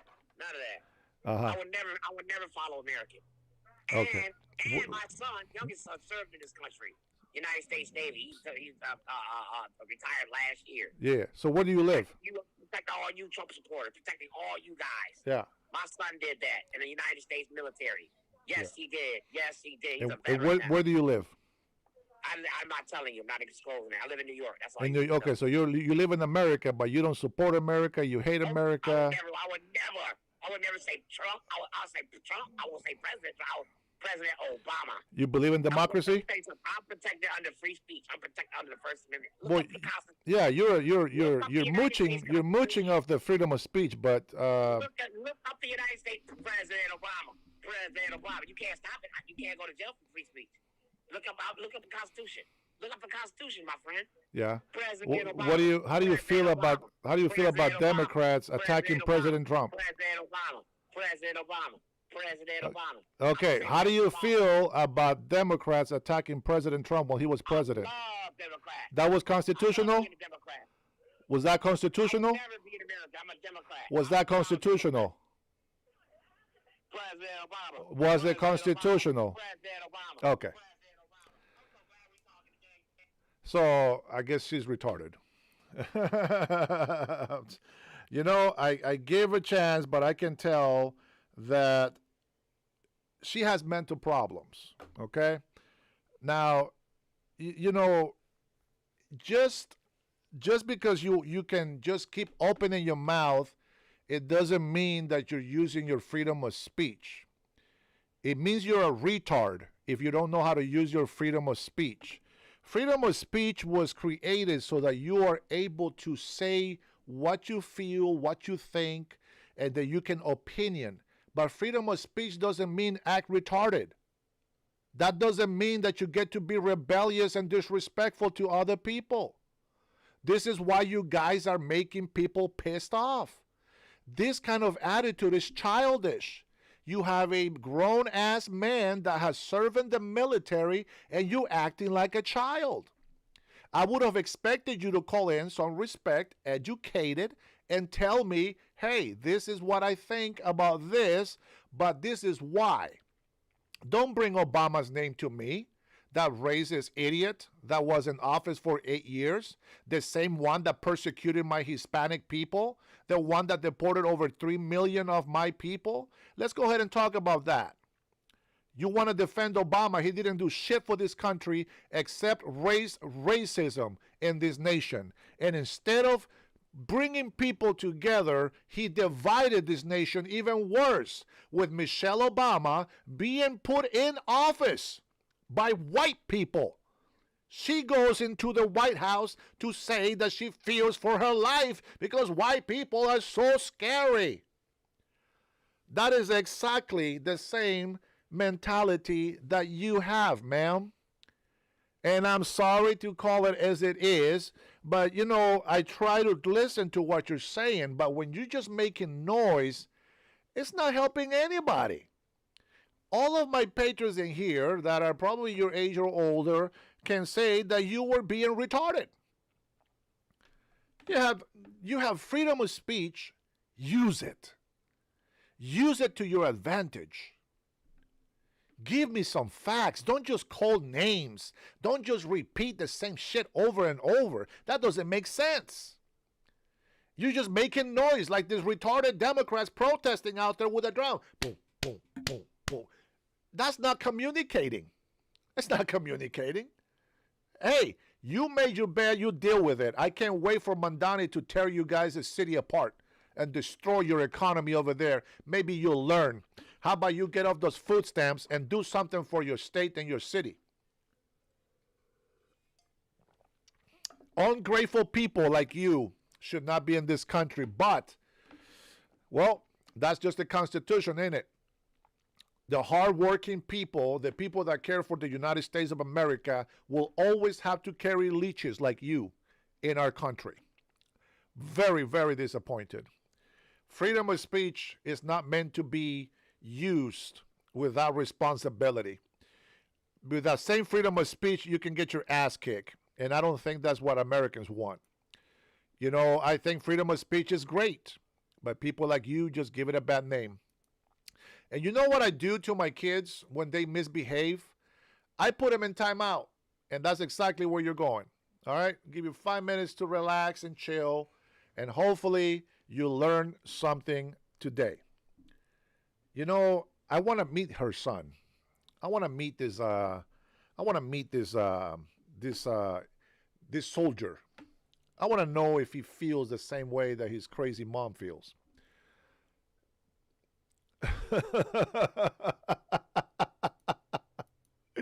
Ronald liked that one.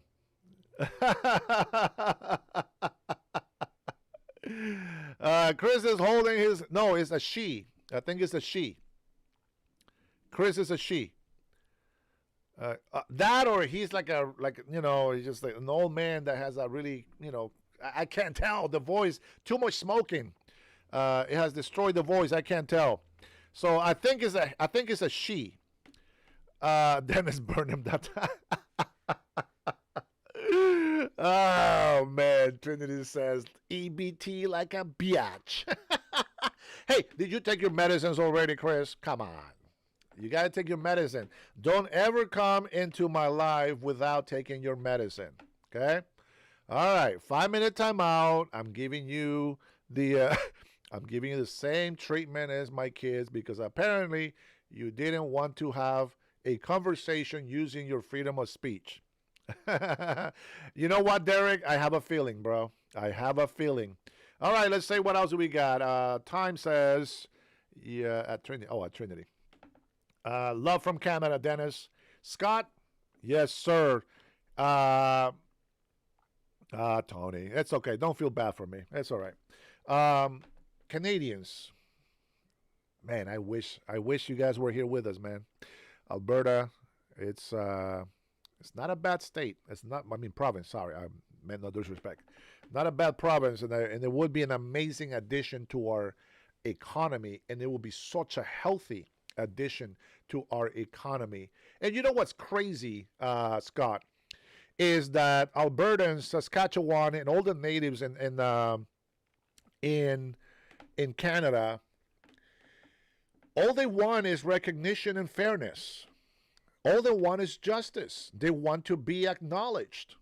And that's exactly what we want here in the States. America first. And so I always wish that, you know, that became true. I hope that the Albertans can separate from Canada because they'll be a rich country. I'll tell you that right now. Now, they will have no protection. So I think that it will be even better if they became part of the United States of America and bring their wealth with them.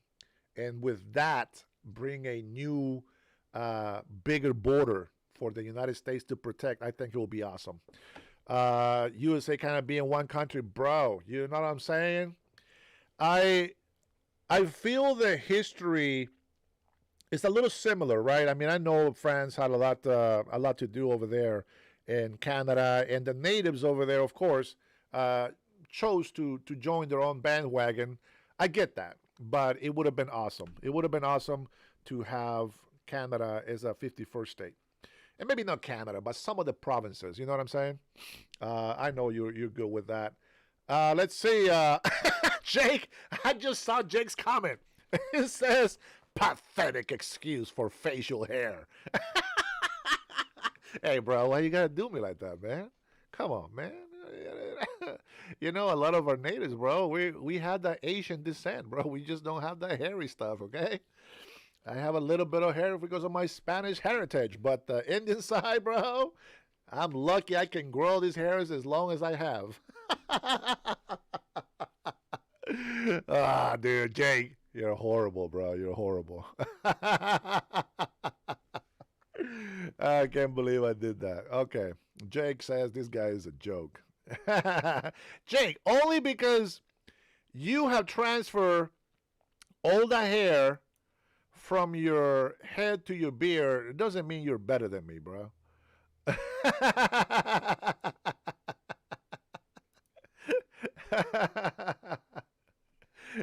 Jake, you put all that hair from on top of your head and put it on your beard. Why are you hating on my little goatee? Come on, man. All right, let me see what you got here. Hold on, let me see some of the videos that Jake loves to watch. Let me see what you got in here, bro. Let me see. Let's see. Okay, let's watch this one here. Fox host horrified by Trump story. This got to be a good one. Let's see if we can watch this one. Here we go. I'm not here. I need to put it over here. All right, we're going to watch this one right here. This is one of the videos that he has. Hopefully it doesn't have any music. But let's put it together here. This is the compliments of Jake. Here we go. Compliments of Jake. Let's take a look and see what's up right here. Skit as they report on Trump's tariffs obliterating a business that made toys for special needs kids. Check it out. There's an item in the New York Post that we all have in front of us. It's an exclusive story, and it talks about how with these 104% tariffs that went into effect. By the way, is this guy okay? You know, we think that China is going to have to pay for it, but it tells a story of a special needs toy importer. And when the tariffs went into effect at midnight, his tariff. Yeah, there you go. Pay attention to the guy that's talking, you moron. Pay attention to what he's talking about instead of just looking at somebody else's imperfections or faces. He's been paying a tariff because he gets stuff from China, $26,000 a year. His tariff bill went from $26,000 at midnight to $346,000. And that's money he's going to have to come out of his pocket. It sounds like These people have clearly never heard of the art of the deal before.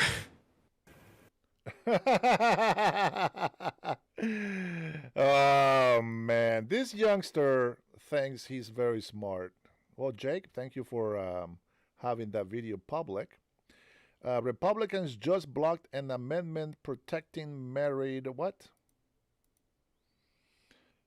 Let's see.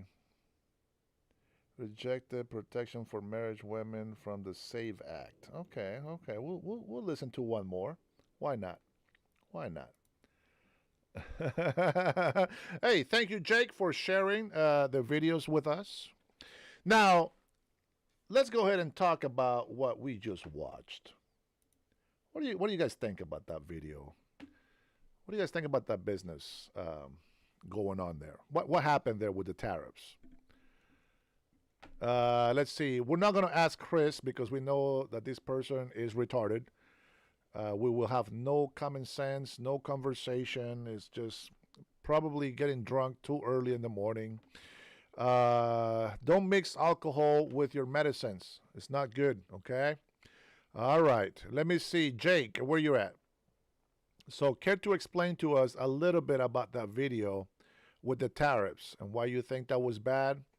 Now, you're watching a young kid, right?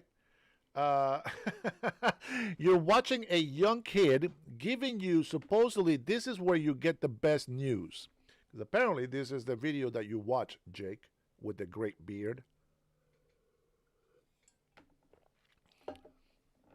Wait, is Jake still here or he left?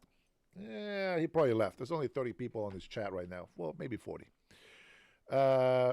Yeah, we can't fix retardation, bro. I'm sorry. We just don't have the medicine capabilities today. Maybe sometime in the future. Oh, that's nice. That's nice. I'm going to repost that and show it to you guys. Let's see. Free speech. Man, Chris. Your channel has been reported to ICE. Bruh. Listen, man, if you're going to sit here act like a retard, that's on you. All right, guys, if you don't see me for a couple of days, you know it was Chris's fault. Luckily for him, we can actually tell YouTube, if you can go back to when I actually accepted a call from him, you will understand why we think he's a retard. Okay? Thank you, Jasper, for reporting your misinformation. Man, there's some hardcore-ass liberals, haters up in here. Here, let's go ahead and show some more misinformation. I know you're a snitch, Chris. You don't have to tell me. Scott, grow up. Naughty as a fruitcake, he says. All right. Here, let's watch this one because this is misinformation, he says. Let's see what they say. This got to be really good. Guys, pay attention to the girl to the right. To the right of this lady. She looks weird. Today, I introduced an amendment that would have stopped this bill from being implemented unless we could just certify that no eligible married woman would be denied the right to vote. That should go without saying. Republicans blocked it. Let me repeat that. Republicans voted down my amendment that just would have ensured that women who are eligible and registered could still cast their ballot. Wait. Are you not able to vote, Trinity? How many women in here don't have the right to vote? Huh. Let's continue. Huh. Let's continue. This puts up to 70 million women at risk of disenfranchisement. 70 million women. 70. Thank you, Critical Smoker.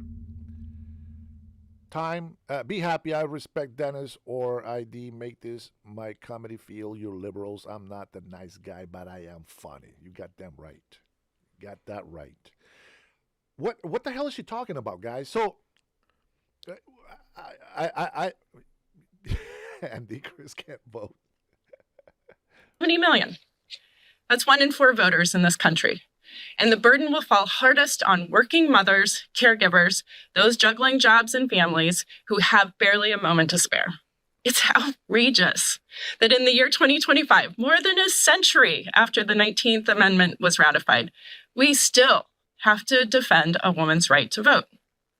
But we will, every single day, if that's what it takes, because this is personal. It's for the mom in Gresham who can't afford to take unpaid time off work to go hunt down paperwork. It's for the woman in Hood River whose name no longer matches her birth certificate, who doesn't have the $160 for a passport. Are we really going to tell her she can't vote? Republicans failed to show up for their mothers, their daughters, their wives. You know, her voice is crackling because she's lying to her freaking teeth and she knows that what she's saying is a farce. And every woman in their life. But we are going to keep showing up, and we're just getting started. We're not going to stop until we build a government where working mothers and families can also thrive. What the hell was she talking about? Like, bruh.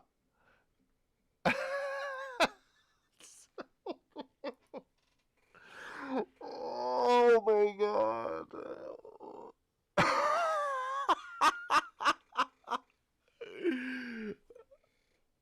Please, somebody tell me, what the hell is she talking about?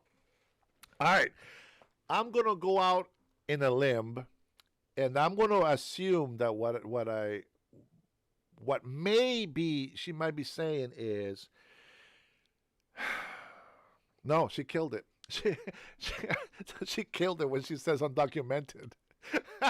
No, she killed it. Just because she doesn't have documents. Yeah, just because.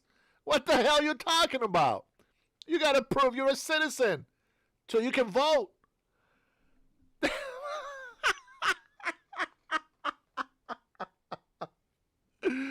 Oh, man. Later, Trinity. Be safe out there. Well, yeah, we'll see you later, sweetheart. Thank you for your love and your support, as always, sis. I'll give you a call back later today, maybe. Hey, that's man. I'm glad I went to Jake's channel, man, and got some of these videos. These videos are crazy. Let's see. How about we finish with? Let's take a look at the Sky News. Invalid News. Thanks, Dennis. Keep fighting the good fight. I'm out of here. Thanks, Invalid. You be good, man.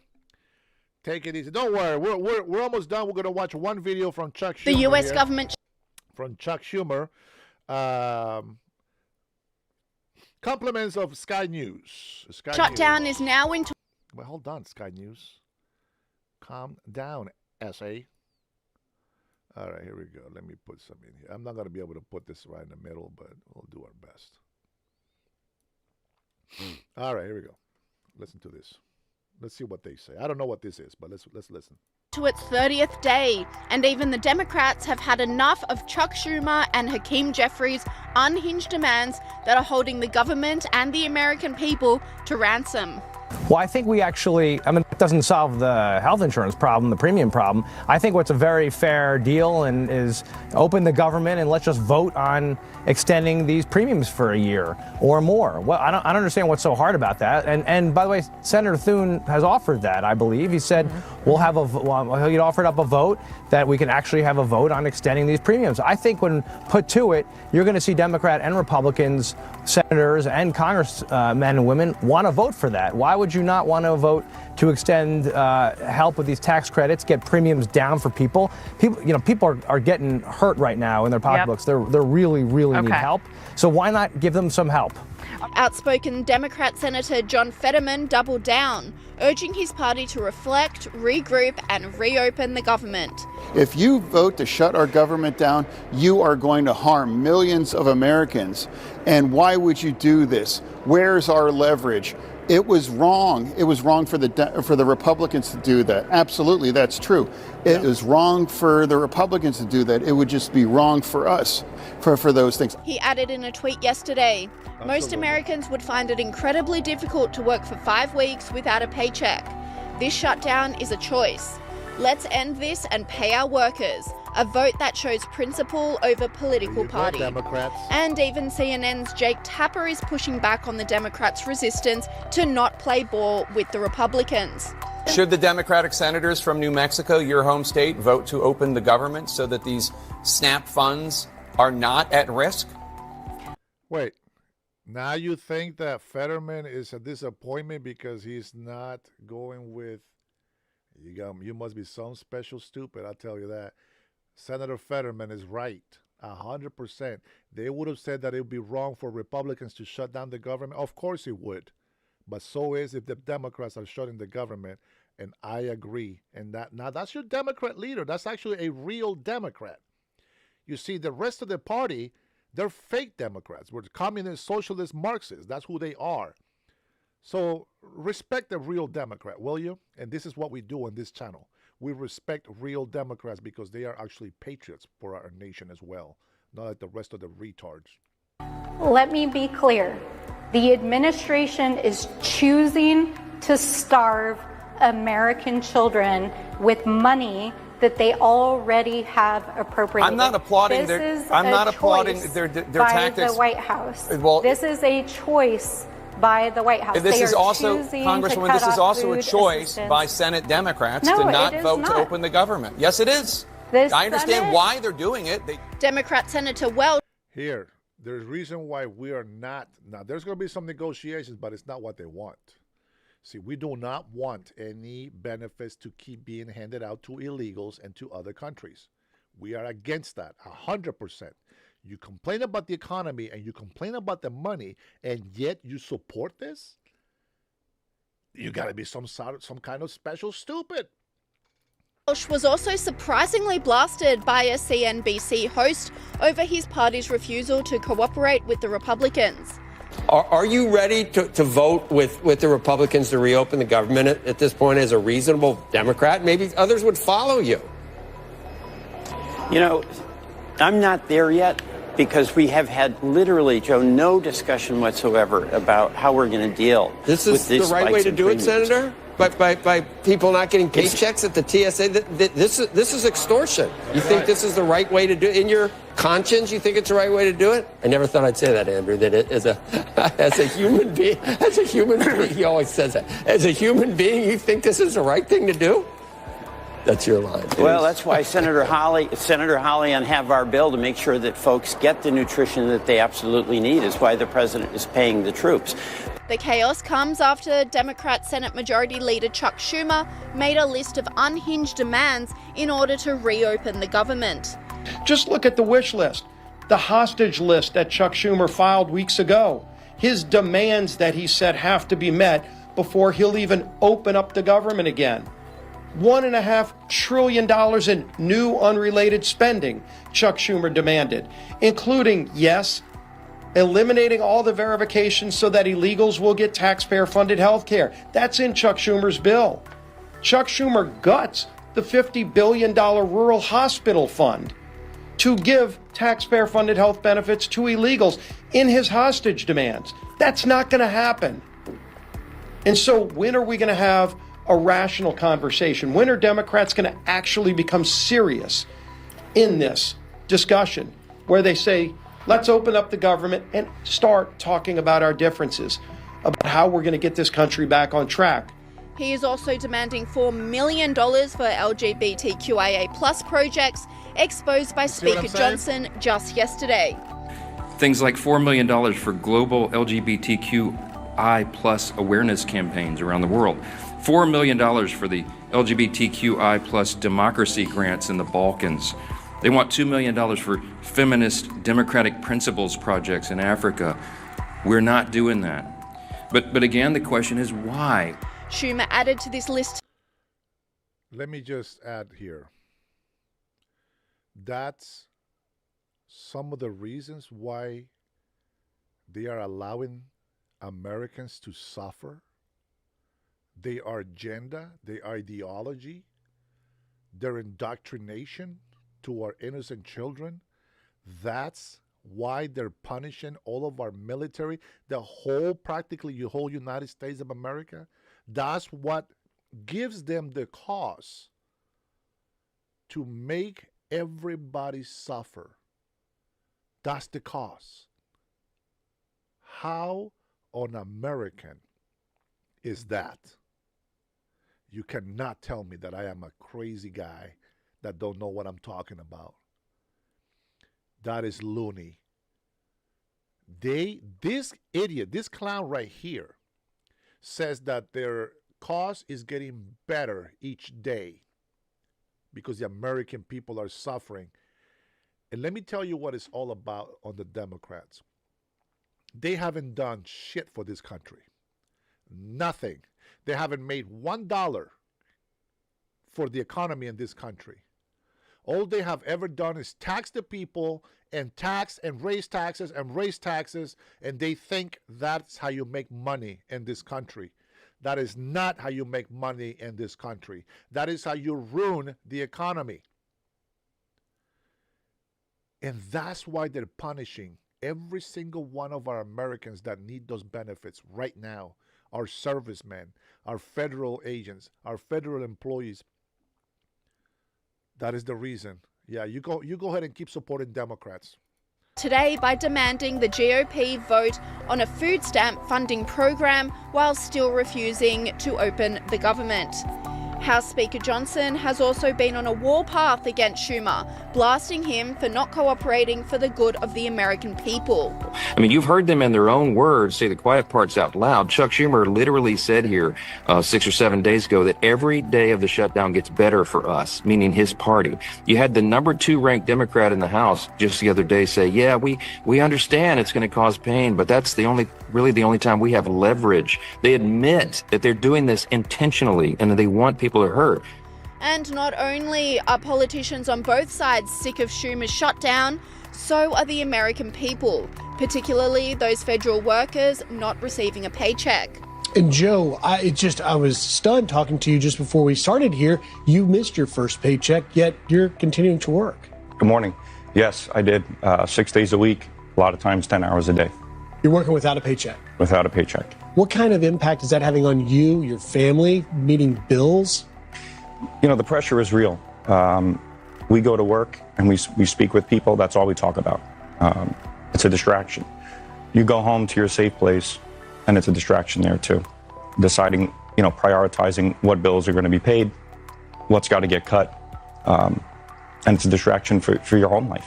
And the situation has become so dire that the largest union representing American federal workers has stepped in, turning against the Democrats to demand the government reopen. Yeah, I mean, this is a very dramatic call from that union of federal employees representing hundreds of thousands with a statement today saying, among other things, that it's time for our leaders to start focusing on how to solve problems for the American people rather than on who is going to get the blame for a shutdown that Americans dislike. Because when the folks who serve this country are standing in line for food banks after missing a second paycheck because of this shutdown, they aren't looking for partisan spin. They're looking for wages. Hey, tell ICE I'm waiting for them, okay? I want to go have lunch with them. There's a couple of my patriots have given me some money for some coffee. I want to take them out on the coffee. These guys deserve more respect, and we need to honor them, support them 100%. I appreciate that support there, Lil Thomas. That they earned. They go on to essentially say that Congress needs to pass, in their view, a clean CR. Even CNN was forced to admit the shutdown is hurting the Democratic Party's polling numbers. Starting with Republicans, how has the shutdown seemed to have affected their political standing? Yeah, you might think, given that the Republicans are in charge of both the House and the Senate, that a government shutdown might actually hurt the Republican brand. But in fact, it hasn't. If anything, it's been helped a little bit. Take a look here, the shift in net popularity versus pre-shutdown. When we're looking at the Republican Party overall, that brand actually up 2 points. That's within the margin of error, but clearly it hasn't dropped. Come over to this side of the screen. Look at the net approval ratings for Republicans in Congress. Look at that. Look at it. Just look at it. Will you just look at that?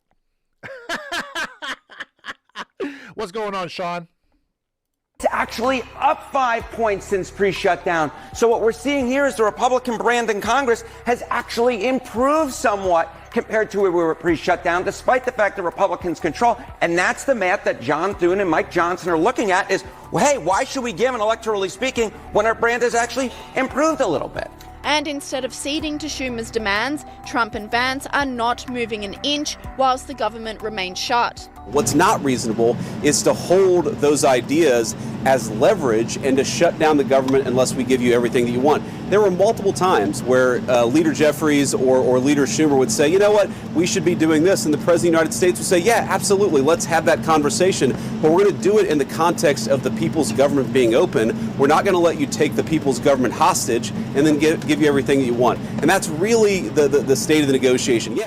But whilst the president is not ceding on demands, the leadership of the US are no longer allowing federal workers to not be paid because of the shutdown, with JD Vance confirming that he has found a way to ensure military workers get paid by Friday. And I love you, Sean. Thank you. I appreciate that. Well, there is that news right there. I do have another clip that I just noticed in here. Where are you? Where'd you go? Here we go from CNN. You guys love CNN, don't you? Sorry, my patrons, we have to do it. But before we go there, let me go ahead and take a look at. Let's see here. Keep sec. Oh, thanks for the sub. Appreciate it. You guys are awesome. Love your patriotism. Give me a sec here before we go to the CNN video. I want to make sure that we are sharing everything. This is a break just for my patriots. I want you to join me and wishing her a happy birthday. Here we go. Happy birthday to Ivanka Trump.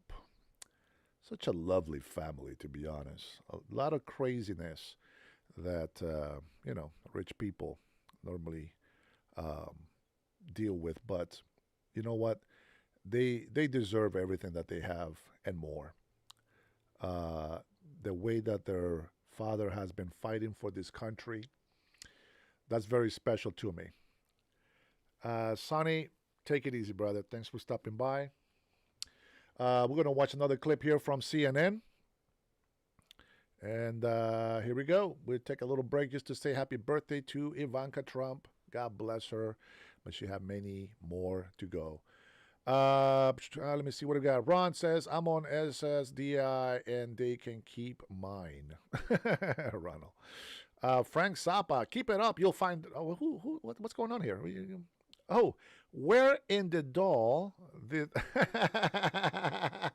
Show us on the doll where Dennis hurt you. Thomas. What did Thomas say? Oh, Thomas says he's clearly not a man. That's awesome, dude. That's my favorite joke, by the way. You know, when I was playing my game long time ago, but when I was playing my game, I'm friends with like really old players. Okay, old. We're like 50s, 60s. Some of them are a couple of them were in the 70s, and one of them, his name is Bobby. He always go in and he will say, "Show me on the doll, where did he touch you?" So for you making that right there, bro, that's exactly what that reminded me of. All right, let's take a listen to this little interview here. Let's see what's going on. Joining me now to discuss that is House Speaker Mike Johnson. Mr. Speaker, thank you so much for being here. I do want to get to the shutdown in just a second, but I also want to quickly talk about something that the president said, pretty remarkable, actually, that he said. He said that he instructed the Pentagon to begin testing nuclear weapons again for the first time in more than 30 years. It hasn't happened since 1992. Have you been briefed about this? Are you okay with this move? I haven't spoken to the president in about 48 hours, so I did not know he was going to say that, but I think it is an important thing for him to have said. Why? Because we have demonstrated, even in recent days, that the only way to maintain peace is to show strength. It's peace through strength. That's one of our principles that we try to advance here every day. We learned that during the Cold War. We know it's certainly true now. America is the last great superpower in the world. We do not have a peer-to-peer adversary. China is trying to become that. But in this dynamic that we have now on the world stage, America has to show strength. And I think it is an obvious and logical thing to ensure that our weapon systems work as they're designed. I have a big Air Force base in my district, Barksdale Air Force Base. It's the home of the Global Strike Command, 2/3 of the nuclear triad commanded there. And our airmen and all of those involved in our nuclear arsenal need to be well practiced, and they certainly are. They're ready and prepared, but we need to make sure that we know that we can maintain our strength. And I think that's an obvious and logical thing to do. Okay, let's turn now to the now 30-day government shutdown. We are learning some new details about a series of negotiations that are underway across the Capitol from where you are in the Senate. And one of the options that they're discussing is reopening a significant part of the government, including the Department of Agriculture, through next year. Now, that would alleviate the pain of tens of millions of Americans who are about to feel a lot of pain and hunger because the SNAP benefits are going to expire in just 2 days on Saturday. Would you accept a partial government funding deal? Well, there are a handful of moderate centrist Democrats left in the U.S. Senate, and they are in panic mode right now because they recognize that their votes have been the reason that all this pain and hardship is being experienced by the American people. We're on day 30, as you said. They have voted now 14 times to impose this hardship and pain. They're doing it for political purposes, as I've explained in my press conference every single morning. They're worried about the radical left base that is rising in the Democrat Party, and some of the leading politicians here, including the two New Yorkers who run both chambers, Hakeem Jeffries and Chuck Schumer, are afraid they're going to get a challenge from a Mamdani-like candidate. And so they have to show a fight, and that's what this is about. It is senseless. It is unprecedented. This is the first time in U.S. history that any party has had the audacity to close down the government for a simple CR, a clean, nonpartisan measure. So here's the answer. We cannot deviate from the number one job and responsibility of the U.S. Congress, and that is to keep the government in operation for the people. And the simplest way to fix this is to reopen all of the government, not just parts of it, so they can alleviate a little bit of the pain that they themselves are causing. Let's alleviate all the pain and get that done. They have no logical argument why they would not do that, and that's why we're so angry and frustrated about this. So that's a no you would not support what the moderates in Republicans and Democrats are talking to one another in the Senate to at least partially reopen, like the Department of Agriculture, which would make sure that tens of millions of people would be able to eat, those people who rely on government funding? There's a very important point that everyone needs to understand. Republicans have voted 14 times to provide SNAP benefits, military pay, veterans health services, nutrition assistance for young women, the disabled, the elderly. We've done it 14 times. The Democrats have voted 14 times. Oh, by the way, his aunt doesn't exist, and that coward was over there disrespecting the 9/11 victims. What an idiot. To block all of that. We need to do all of those things simultaneously. You have to pay the troops, you have to pay Border Patrol, TSA agents and air traffic controllers and everybody else. All of these things need to be done, not just part of them. The White House has bent over backwards to try to mitigate, reduce the pain as much as possible. We've gotten troops paid for part of October. Those funds are running out. We got WIC funding, Women, Infants, and Children Nutrition Programs funded, thanks to the president, but that money's running out as well. This is very real. The pain is very serious, and Democrats are playing games with this. Well, and by the way, no one's disputing what you just said, that you have voted, or the Senate has voted after you passed, a clean CR. But the reality is that this has been a stalemate for 30 days, and it's not just Democrats. You also have one of the most conservative Republican senators, Josh Hawley, who says, at least, please move money around to feed people. Why not consider that? Because if you deviate from the goal of reopening the entire government, Chuck Schumer and the radicals over there will continue to play games with people's paychecks, their livelihoods. And if you do just part of this, it will reduce the pressure for them to do all of it, to do their basic job, and that is reopen the government. This is very real and very serious, and they can end it today. They can do it right now. All they have to do is, we just need 5 more Democrats in the Senate to help us reach the 60-vote threshold. We don't have enough Republicans to do the right thing on our own. We need them to do the right thing. Does it give you some hope that, regardless of the reason they're doing it, that there are Republicans and Democrats talking to one another right now about finding some way out of this? Sure. I think they're responding to the public pressure, and we need more of that. If you're listening to this interview, you need to call the Democrat senators and tell them to do the right thing. Also, the unions, the largest unions of federal employees, over 800,000, have come out and said, please, Democrats, stop the nonsense and vote for the clean, nonpartisan CR. It's so important to remember, we don't have any Republican or conservative priorities on the CR. These are Biden-level policies and spending that we're just asking them to extend for several more weeks so we can finish the work of Congress in the appropriations process. That's it. It's all a game so they can show a fight against Republicans. That's clearly what's going on, and they can end it immediately. So just to put a pin in it, all or nothing, full government funding for the entire government, or you're not going to bring anything up on the House floor, even if the Senate finds some sort of compromise? Yet, because they're trying to play games, and we are not interested in doing that. That's the position of the leadership, Republican leadership in the Senate and the House and the White House as well. We have to do well and right by all the American people. Yeah, we need to do it now. Can I just ask you, because you mentioned it, that you all have found ways to pay members of the military, which, you know, people understand, and WIC, which people also understand.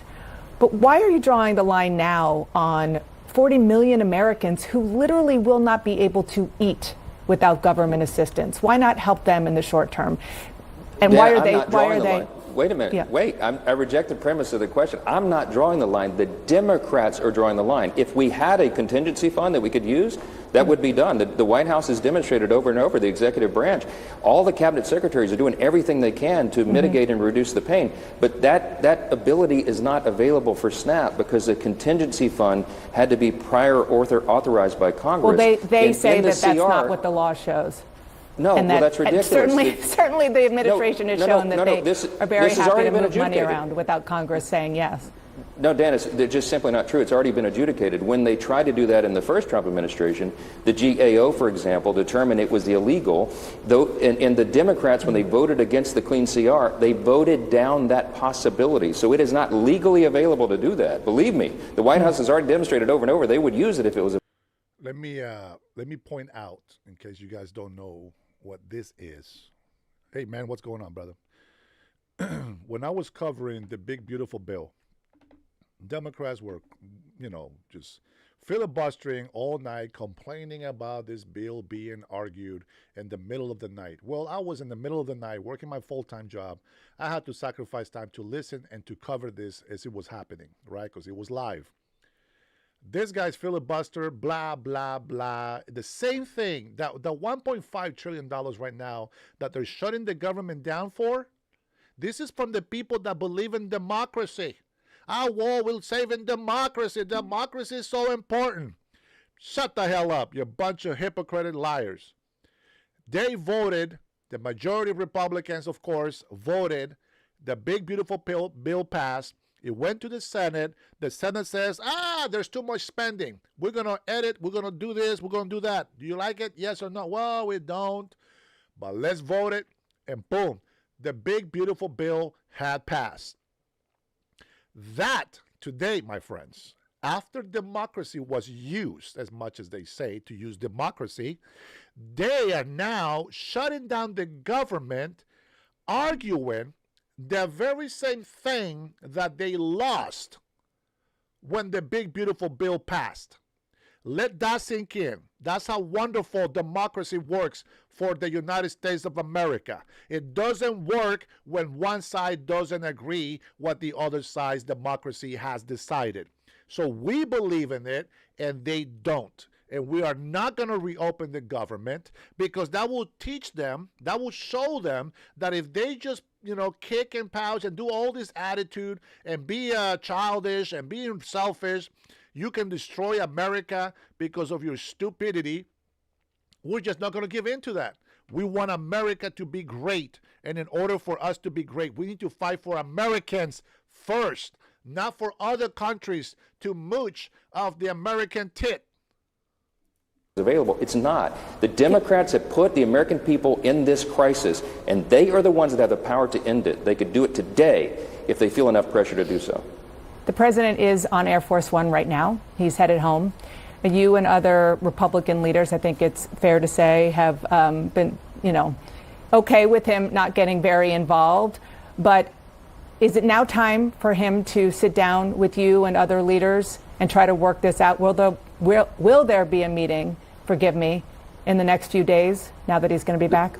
Well, let me correct that question as well. The president was deeply involved. Remember, he brought in the Democrat leaders and to meet with us in the White House, in the Oval Office, before all this began. And he urged Schumer and Hakeem to keep the government open, and they rejected it. The president has been involved, and he has told them that he will talk about any issue under the sun as soon as they do the obvious thing to reopen the government first. That is our job here. So we're going to wrestle no deal, over all these policy questions. He could make a deal on this in 5 minutes. He can't. There's no deal to be made. Remember, the CR does not have Trump or Republican priorities on it at all. There's nothing we can pull off of that to make it more palatable for the Democrats. I would have done that a long time ago. But we operated in good faith from day one. Back in September, on September 19th, we voted for a clean, nonpartisan CR. It's only 24 pages in length. It just says keep everything at status quo so we can all finish our jobs here. The Democrats rejected it for the first time in their lives. They did the same type of CR, voted for it 13 times during the Biden administration. The only reason they did it right now is because they're afraid of the rise of the far-left Marxists in their party, and they have to show them that they're going to fight. And real people are hurting during this political game, this showmanship. Chuck Schumer's trying to save his own political hide in New York, and he's willing to put the American people through this great hardship for that reason alone, and it is shocking to us. I want to ask about something that has been going on for a long time, or maybe not been going on for a long time in the House of Representatives, and that is Congresswoman-elect Adelita Grijalva has not yet been sworn in. Today's her birthday. She was elected on September 23rd. She's now the longest elected member of Congress she's waited the longest to be sworn in of anybody.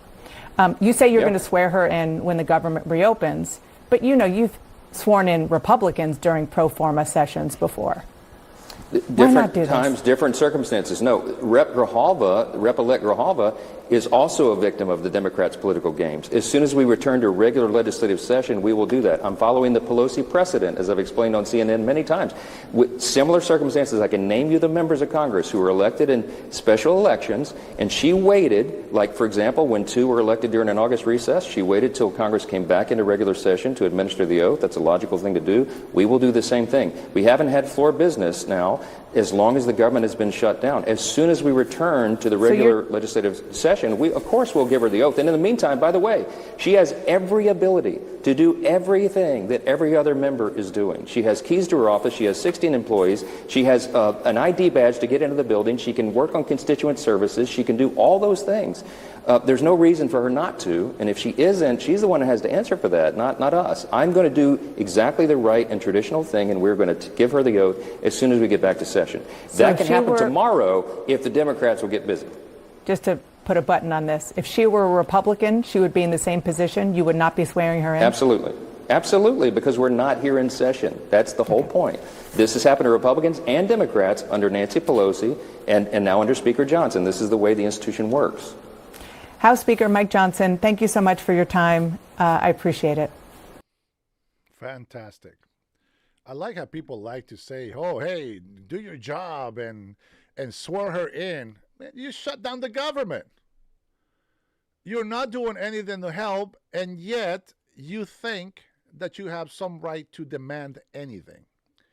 It's just like these people over here demanding food stamps and all this free social welfare, but they don't want to do anything to work for it. How does that make sense? Why don't you help us help people that come in with the need first? Let's go ahead and jump into our X account here real quick.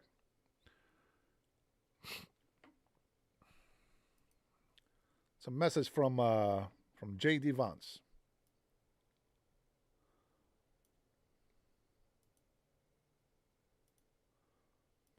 Let's see what he has to say. Every partisan dispute, every policy disagreement, all of these things we can talk about, we can reason through, we can disagree, we can shake hands and compromise on some of those issues, hopefully. But this is something that every single American, Democrat or Republican or Independent, should be able to agree on. Open the government. Stop this craziness and open the government. It's causing way too many problems, and some of the folks behind me are the people who are dealing with the problems. Every partisan dispute. Partisan dispute. Now I can say this, guys. I'm going to say this very nicely. You can come in here and use your freedom of speech. But if you act like a retard, I'm going to call you a retard. Okay? Let me see. Who are you guys voting? Let me watch this guy. This is Nick Shirley. I'm sure you guys heard of him. He's a YouTuber, and he goes around asking questions to protesters and things like that. For mayor. Let's see what we got here. Let's listen to some of the brain people out there making a difference in our country, shall we? Here we go. Hey, 420. I apologize. Somebody had blocked you before. Yeah, it's some of the moderators. They don't know all the rules that I have in here, but nobody should be banning or blocking anybody. They can put people in timeout. So sorry about that, buddy. It's all good. No worries. Let's listen to Nick Shirley here. He was actually one of the guys that was invited to the White House roundtable meeting. And he's actually pretty courageous to go out there. I can't do what he does. I'm glad that this young man has the courage that he has. Me, I don't know. I would have been in trouble already. Let's take a listen. I'm too comfortable not trying new things. It may not work. We should absolutely tax the rich. They bribed me $10 million to drop out. Do you think Zoran's the future of the Democratic Party? I think so, yeah. That's why I'm voting Mamdani, because I'm voting for the guy who gave me the Lamborghini. Today, I'm here in New York City, and today we're going to be asking New Yorkers who they're going to be voting for in their mayoral election. This is potentially the most important mayoral election in history. Right now, you have candidates like Zoran Mamdani, who's a self-proclaimed Democrat socialist, whose ideas sound a bit more like a communist than they sound like a Democrat. Right now, he's running on things such as government around grocery stores, freezing the rent, defunding the police, giving free childcare, and free public transportation with the buses. And then you have Andrew Cuomo, who has quite the track. Let me point out You see how much people are suffering right now with this EBT, with the government shutdown? You see how problematic it becomes when we, the American people, depend on the government and their stupid projects? What happens next when they try to do the shutdown again? Now you really don't have jack squat for yourself. The more you depend on the government, the more you serve a communist in office. Let me tell you that right now. You don't believe me? Go ask Cuba how they're doing. Track record with a lot of things. And then you have Curtis Sliwa, who's a New Yorker through and through, who's started initiatives like the Guardian Angels to keep New York City safe. And so today we're going to be asking New Yorkers who they're going to be voting for. Right now, the lead is looking like Zoran Mandami's going to win, but things might be shifting. So today we're going to be asking people who they're going to be voting for. And today we're going to be going from Wall Street all the way up to the Bronx, covering all of New York City, asking people who they're going to be voting for to get a real idea who's going to potentially win and what people have to say. Here we go. Who are you going to be voting for? I'm not going to be voting for Mamdani. And why not Mandami? Nobody ever heard of him since a couple of months ago. I never heard of him. Well, what do you think it says about people like Bernie Sanders, AOC, even the governor here is all backing Mandami right now? I don't get it. I think it's a scam to New Yorkers. And who are you going to be voting for? I'm going to vote Republican. Who are you going to be voting for? Cuomo. And why Cuomo? Well, he was a good governor, regardless of some things people were saying about the nursing homes. It doesn't matter how many old people died. It's no big deal, guys. And the sexual harassment claims, they were disproved. And are you worried if Mandami wins? Concerned. Some of the things he's saying are terrifying. To defund the police is the wrong way to go. Mm-hmm. It's going backwards. We don't want that. And ma'am, who are you going to be voting for? Zoran. And why Zoran? Yeah, that's it. No Cuomo, nobody else. Zoran. Yeah, what makes you want to vote for Zoran? He's young, is progressive, is for the community. We're inside the financial capital of the world, New York City. Who are you going to be voting for the mayor election? Definitely not Mandani. And why not Mandami? I just go against his ideas, communal markets, and just against everything he goes against, everything he follows through, You don't want a free government-run grocery store? No, definitely not. A lot of his ideas sound very socialist, very communist-like. Has it ever been proven to work in any major country?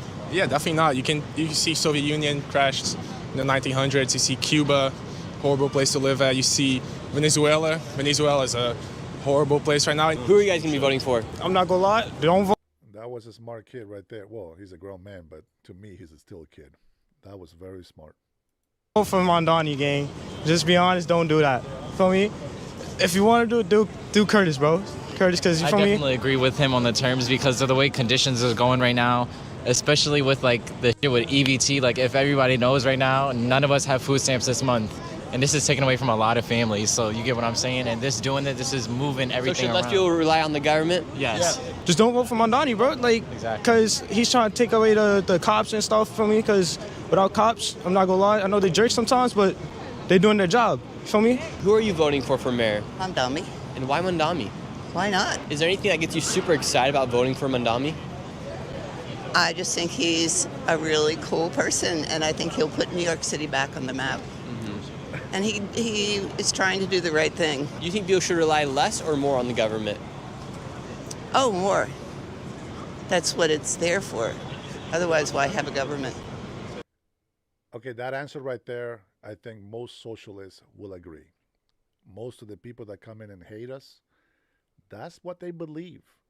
They believe that they should be more reliant on the government. That old lady right there, that's exactly how they believe. And we don't believe that as American patriots. This is the reason why JFK was warning you. Ask yourselves, what can you do for your country? Stop waiting for the country to do something for you, but what can you do for the country? It is the same principle that we use for immigration laws. Who do we want to come to this country? People that will bring a benefit to this country. Not those who are going to depend on the government like this lady right here is teaching people. It makes no sense.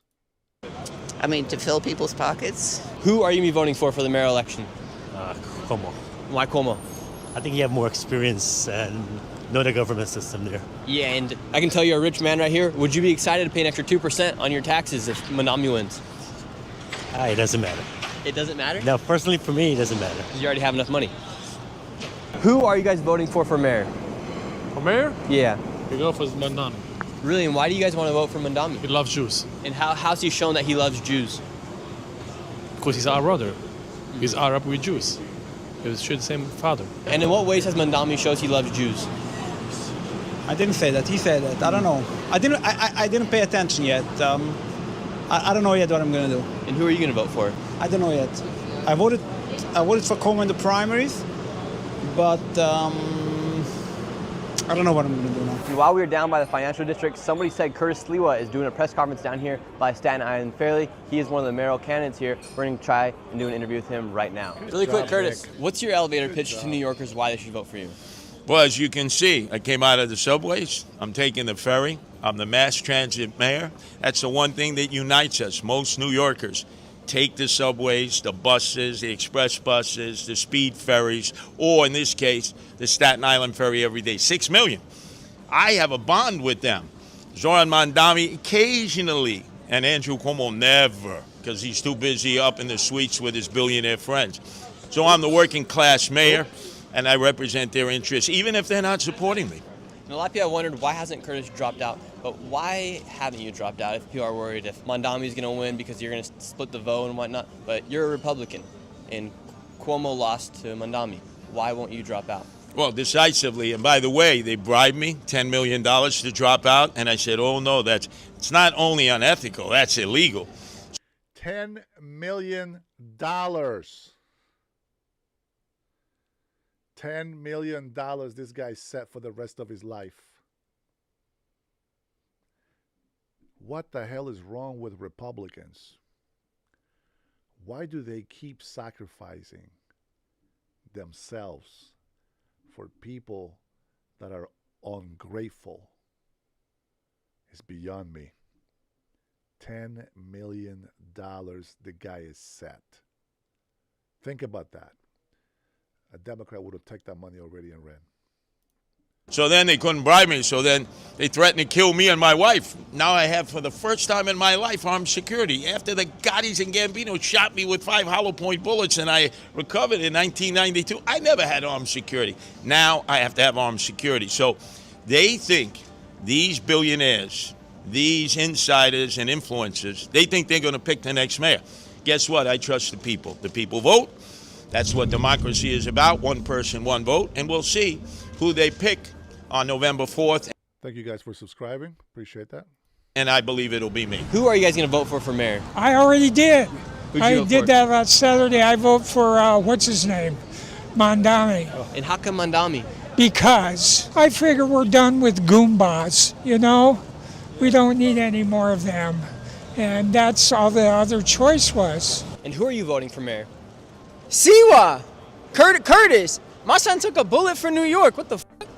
He actually got shot. Like, I never got shot up, but I could relate. Like, he's gritty, you know what I'm saying? Man, Donnie, he's like, I don't know, he's like slow, I ain't gonna lie. Yeah. I don't think he get no bitches, to be honest with you. And so you'd vote for Sliwa? 100%. I'd take Cuomo over what's his name, Zoran? I would take Cuomo over him. You could even throw Eric Adams back in the mix for all that. And Zoran Mondami says he's a Democrat socialist, but his ideas like government-ran grocery stores, free buses, free childcare. It's communism. The buses was free anyway. Anybody, that's how you know he not from New York. If you from New York, MTA is free. We do not pay for no MTA. We jump in turnstiles, we get it on the bus, back door, front door, it don't matter. So I don't know what the f*** he talking about. It's free. That shit been free. So would that make him a communist in your eyes with all that free stuff, wanting to give away free bus rides? It makes him a fucking They try to bribe Sliwa with $10 million. idiot. He's talking about we do anyway under any policy.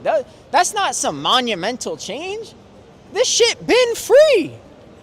Anybody who's from New York knows MTA is free. We do not pay for MTA. What is it? $2.75 now? No, it's 0.00. So that just proves that he's not a real New Yorker? He don't know what the f***. Everybody in New York knows MTA is free.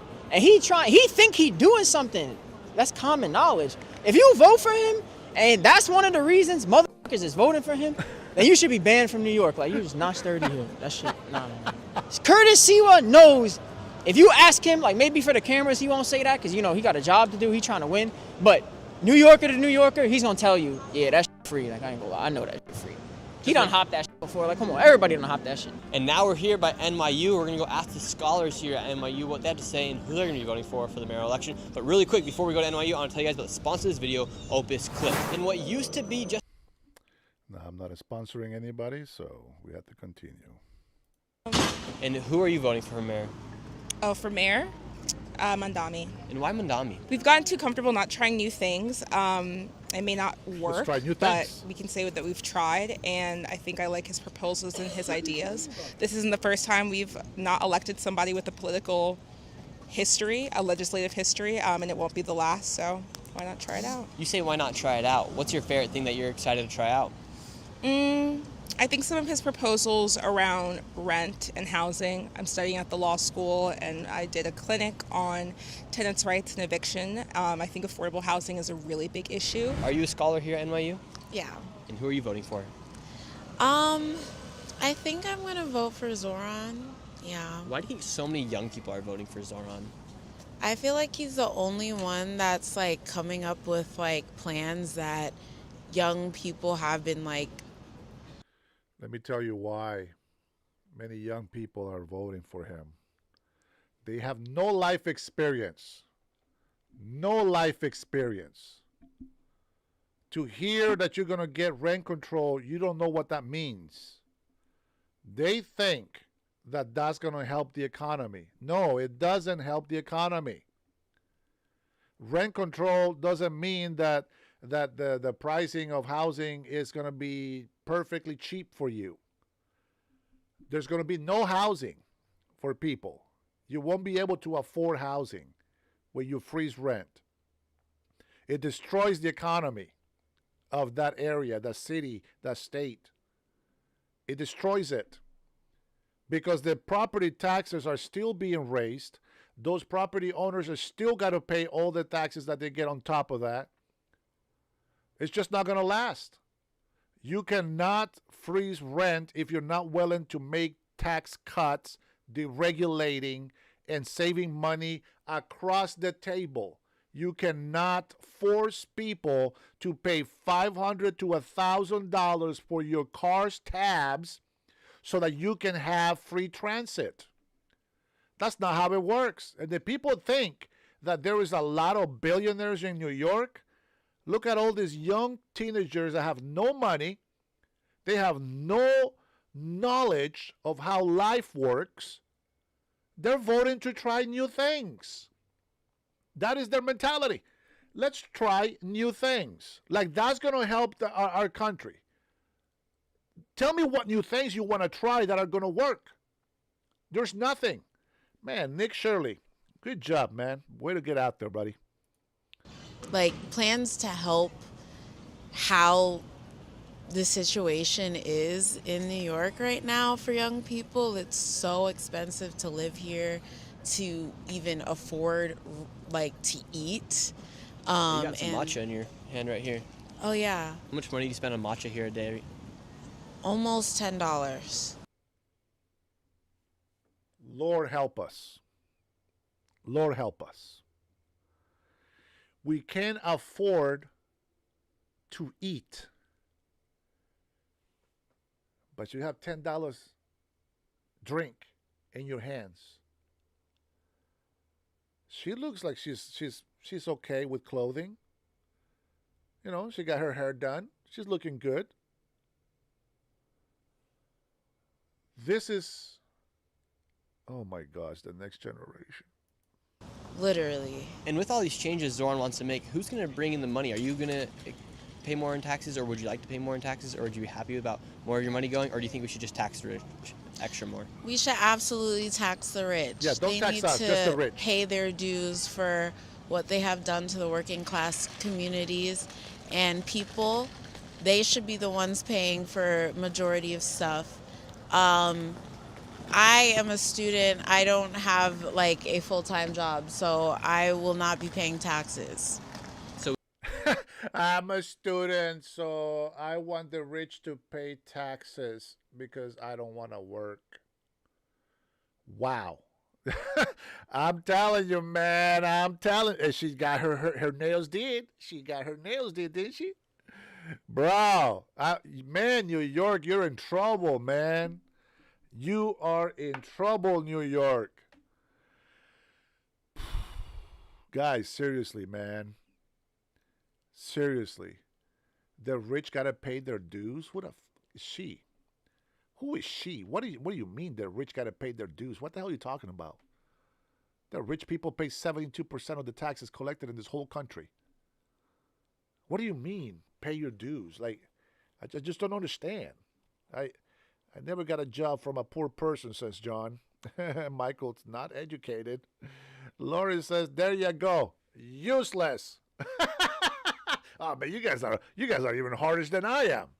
Not just for New York, because a lot of places, you're right, because there has been other Democrats that have been saying that they should copy that model. And it's crazy, right? You get somebody that's never had a real job in their life, no experience with politics or how the country runs or how to fix this issue, and they say they got to try something new. What an amazing idea.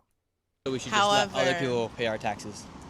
I did not say that. I think everyone should, I guess, share their way of their taxes, but I believe the rich have gotten away with way too much, and it's time that they... Wait, she also has an iPhone. An iPhone? Yeah. She must be poor, guys. Be nice. Get taken down a few pegs, and that means if they got to pay more taxes, they should. And what are you studying I here? would love to be taxed. If I ever become rich enough, I would like to take... I will not ever want to become a billionaire. I'll make sure that I give my money to somewhere so I always stay in at least a millionaire mark if I become rich. And I would love to be taxed because I feel like, if you're making money, this country is structured on the use of labor and hard labor from other unskilled individuals. If you're making money to that, you're benefiting off of that, I feel like you should pay your due a lot. Who are you voting for mayor? I'm voting for Cuomo. And what makes you want to vote for Cuomo? I do like Sliwa, but I think Cuomo is the best bet to kind of beat Mamdani, so that's what I'm going with. I think that's what's best for New York. So now is it just more for who's going to beat Mamdani? Yes, absolutely. And you think Curtis is splitting the vote? Yeah, I saw he had like 10% of the vote, and I think that's kind of all Cuomo needed to close the distance. So, I'll do whatever it takes to kind of beat Mamdani. Who are you voting for mayor? I am voting Mamdani. And why? Because he's the most obvious choice. What makes him an obvious choice for you? It's just like, I'm trying to think. This reminds me of a certain comedy sketch where the comedian was like, we could either vote in one guy and he's gonna give everybody free houses, free rent, and he's gonna give everybody a Lamborghini, or we could vote in somebody who's gonna burn down the city. That's why I'm voting Mamdani, because I'm voting for the guy who give me the Lamborghini. Yeah, so you think Mamdani's just gonna give you guys everything? Not everything. I'm saying... Hey, I should move to New York and get a Lamborghini so I can drive it back here, sell it, and make me some money. Yeah, let's vote for Mamdani. Get the money, baby. It's the most obvious choice. You think somebody like Curtis Sliwa or Cuomo is going to burn down the city? Curtis Sliwa, I'm not saying they're going to burn down the city. It's just a hyperbolic analogy. What do you think is going to happen with government-run grocery stores and free buses? Do you think that sounds like a good idea? That does sound like a good idea. And freezing the rent? That does sound like a good idea. What if they have to freeze the rent to the point where eventually then the landlord's not able to come in and fix the washer and make a profit on his own lease? That's their problem. Who are you going to vote for mayor? Ooh. Probably Cuomo. And you as a woman, would you feel safe having a social worker come and calm down and de-escalate the situation, or would you rather have NYPD? I'd rather have NYPD. They know what they're doing. I don't believe in defunding the police. I think that's going to cause more issues in the long run. Who are you voting for mayor? I like Cuomo, but I think Mamdani might be pulling the lead a little bit with me. And what makes him pull the lead for you? I like his young energy. You know what I mean? He's bringing new energy to the field, and we need that now, you know what I'm saying, in New York. Do you think Mandami's the future of the Democratic Party? I mean, I hope so. I hope so. We got to start getting, new energy, new people, and, just make it an even field with the Republicans so we could fight back, What's your favorite example of social? Wait, before he asks that question, I'm going to tell you why I agree with him. I'm not saying that it's a good idea or it's the right choice, but I'm going to tell you why I agree with him. Democrats have been destroying this country. Sorry. If you're a loyalist, I'm sorry. But Democrats have been destroying this country to the point where our youth are starting to notice how shitty Democrats are. And even though Mandani is a Democrat, we know he's a communist socialist, right? Borderline. His parents are Marxists, etc. They want a change. They want the new energy. Even Sliwa, which I think should be probably the best bet, Cuomo has the biggest pull because he's from a Democratic Party. And the New Yorkers have a choice between, do we want old Cuomo, which killed a bunch of old people and got a bunch of sexual harassment lawsuits against them, or do we want the new and energetic guy that keeps smiling while he hates us? They want to try something new, so I give him that credit. Because it's the Democrats' fault. If they were doing their job, if they were supporting this country, if they were putting Americans first, they wouldn't vote for Republicans. They will keep voting for Democrats. But Democrats have been destroying this country from the ground up. And that's why I don't blame him for what he's saying. Will it be good for New York? Absolutely not. It's going to be a disaster. Socialism that's worked. I don't have a big example of socialism. Like between Venezuela, Cuba, Soviet Union, what's your favorite one? Man, you put me on the spot. I'm gonna have to go Cuba. I'm gonna have to go Cuba. Yeah. Let's go there. It's just so complicated for me. I got so much information in my head, but I'm gonna go with that. Do you like the idea of defunding NYPD? Nah, I don't think we should defund the cops. I think we should just regulate a lot of things, get more mental health people on the streets, things like that. Instead of having defund the cops, we kind of need them, having them more around, more So presence. like Cuomo and Sliwa, they want to add more police to the city. Do you think that'd be a good idea? Yeah, I think you could add more cops. We all, especially giving them jobs and money, we all need jobs and money, right? So, add more cops, get more stuff, protecting in the streets, make people feel safe, like you said. Would you rather have a social worker come to a robbery or a police officer? I'd rather have a police officer, but I would rather have a social worker come to a domestic dispute. And with Mandami potentially winning this race, what kind of responsibility do you think that is of a man who's in his 30s to run the biggest city in the world, the financial capital of the world? So many people ask me this question. I think it's going to be such a test. I think this is going to be the biggest test. Not only is he going to have to go against Trump and all the stuff, the threats that Trump is making, not only is he going to have to try to keep the promises that he made, that's not really easy, especially with the rent and the stuff like that. But I think this is going to be the biggest test. And if he can move the way we want him to move, I think it's just going to be the future. I think this is the way to go. And who are you voting for? Sliwa, definitely. I'm Staten Islander, conservative. He's from New York. I trust Sliwa to take control of what's going on in the city right now. I work in the city, so I see a lot of the madness. So hopefully, he gets elected and cleans up the city a little bit. And does it worry you that Mandami is winning the polls right now? Everything's showing that he's going to win. I mean, the polls are fake, though. I mean, who are they interviewing? I haven't been interviewed. I don't know anybody who's been interviewed. They try to do the same thing with Trump and Hillary. So I think it's just trying to scare people to, not vote and just say, oh, he won. So people who actually vote for Sliwa are going to be like, oh, he's not going to win, so why am I going to go bother to vote? So I think everyone just votes and sticks to the plan, and hopefully it turns out in our favor. You're a New Yorker. Were you living here during 9/11? Yes. What did you think about Mandami's press conference when he talked about his aunt, who actually turned out not to be his aunt, that she was the victim of 9/11, not being able to wear her hijab here on the subway? It's embarrassing because people are still suffering from 9/11, and I don't see him sympathizing with the people who actually are still suffering from 9/11. So I don't know. He's just rambling. He's just looking for sympathy. I just want to point out that freaking Mandani is a horrible, shitty-ass actor. I don't know how people can take him serious as an actor at all.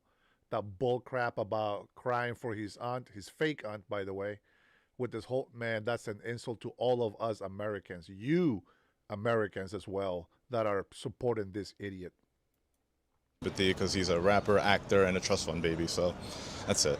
I don't believe anything he's saying. It's all bullshit. Who are you voting for? Mandami. And why Mandami?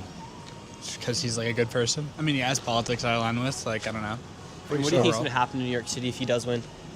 Probably not too much, honestly. Probably stay pretty much the same. Do any of his policies concern you? For instance, like maybe defunding the police or not supporting them as much as the other candidates like Sliwa or Cuomo? Just wait until he brings Sharia law to your freaking stupid state of New York. Just wait. Nah, I support that. Really? Would you like the NYPD to be defunded? Yeah. Who are you guys voting for mayor? Already voted for Mamdani. And why did you guys vote for Mamdani? A lot of different reasons. And I think it's best for New York. And what were some of those reasons other than he's best for New York? I believe in socialism. Really? And what's your favorite example of socialism that's worked? That's worked. They know it doesn't. That's why he I laughed. like Bernie. What do you think about his policies such as Chris Cuomo here. Sorry about that. Oh my God, I got carried away. Hold on. You just threw me off with that. I apologize, guys. Oh man, he threw me off on that one. He threw me off. My bad, guys. My bad. You said, what is your best example of socialism? Bernie Sanders? A lot of different reasons. And I think it's best for New York. what were some of those reasons other than he's best for New York? I believe in socialism. Really? And what's your favorite example of socialism that's worked? That's worked.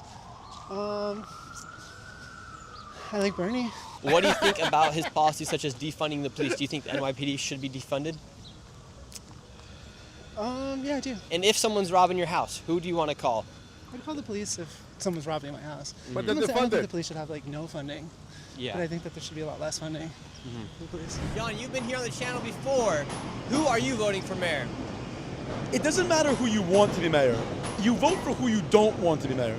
And you do not want Zoran Mamdani, whatever his name is, to be anywhere close to that office. There are like easily 3 distinct reasons, but really more, that you do not want that. And people don't understand what it's like to elect a Muslim socialist until they elect a Muslim socialist. You could ask our friends in London. How many years has Sadiq Khan been mayor there? How's that going? Yep. What do you think will happen in New York City if Zoran does win? You know, there'll be a few immediate things. One, if you're Jewish or Christian, you're going to feel extremely unsafe. Take care, 420. You're going to be looking at a lot of the sort of Muslim street and Antifa-style element behaving like complete animals because they no longer have any limitations. The police are on their side, right? Second of all, you're going to see tremendous crime. Those same liberal white girls that are probably going to be why Mamdani wins, if he does, are going to be the first on the chopping block. And it's going to be awfully satisfying, grimly so, when they're the ones getting sexually harassed in the subway, because guess what? They're the first in line, because there's no one protecting them, and they're gonna wonder about their vote at that point. But of course, by then, Why do you say awfully they'll be satisfying? Huh? Why do you say awfully satisfying? Because there is something deeply satisfying about someone facing the unintended consequences of their actions. I don't find it satisfying because I like it; it's horrendous.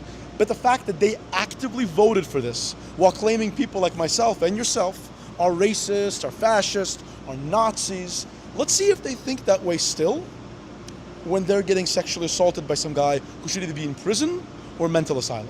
Cuomo's not great. I never thought in a million years I would advocate for Cuomo. He killed all those people with the nursing homes. He was just kind of just a long time. His dad, I think was, if I recall correctly, was governor.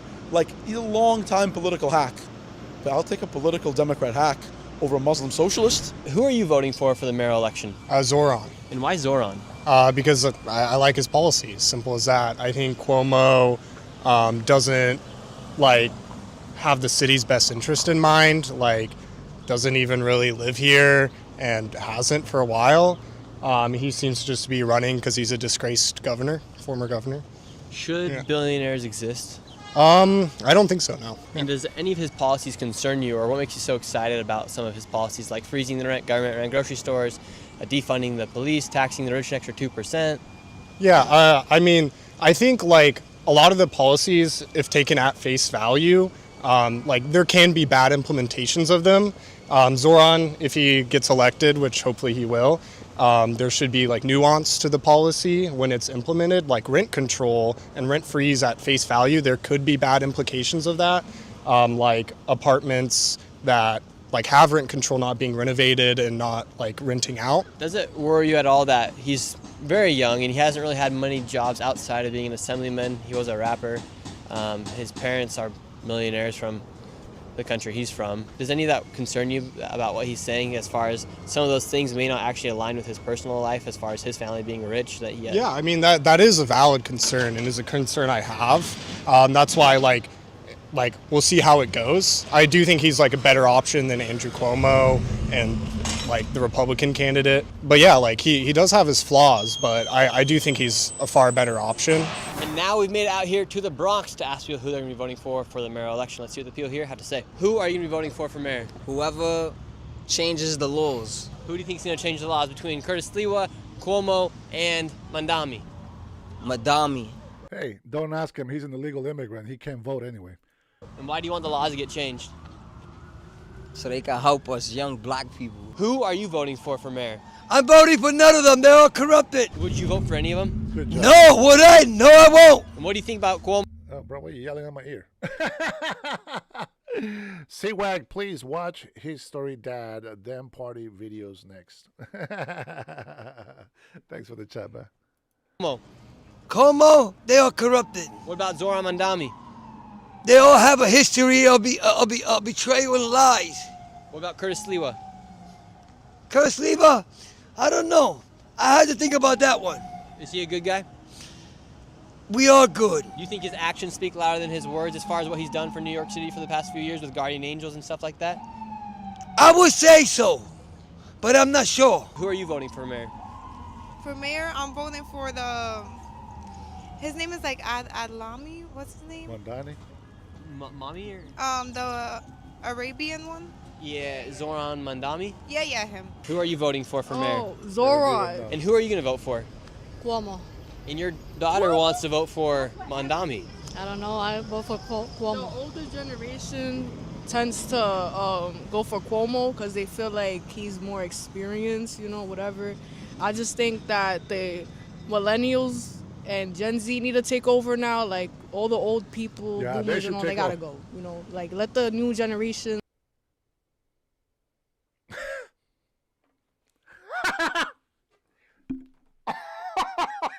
Oh my God. I'm so sorry, guys. We are effed up with this generation. Oh my gosh, dude, we are in trouble. These two little girls in here, I bet you it's because they like him. They think he's handsome, right? That's why a lot of women say because of his looks. Did you hear this? Old people, they just need to get out of the way and let the new generation take over. And they have learned nothing about life yet. And they're the ones that want to run this country.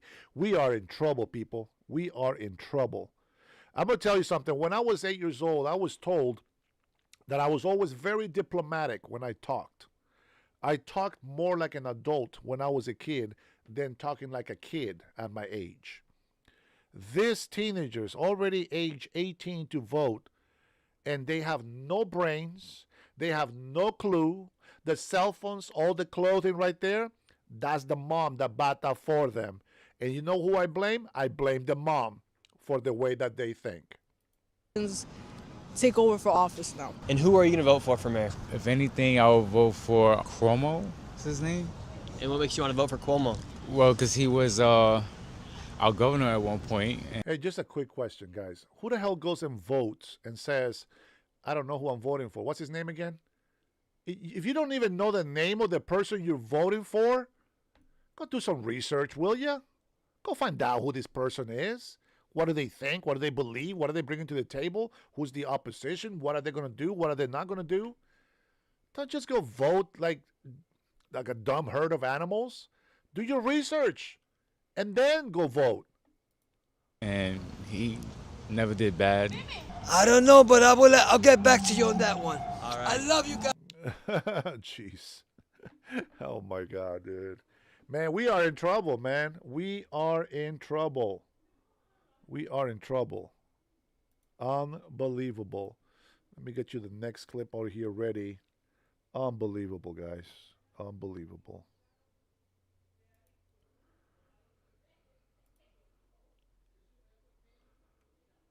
Wow.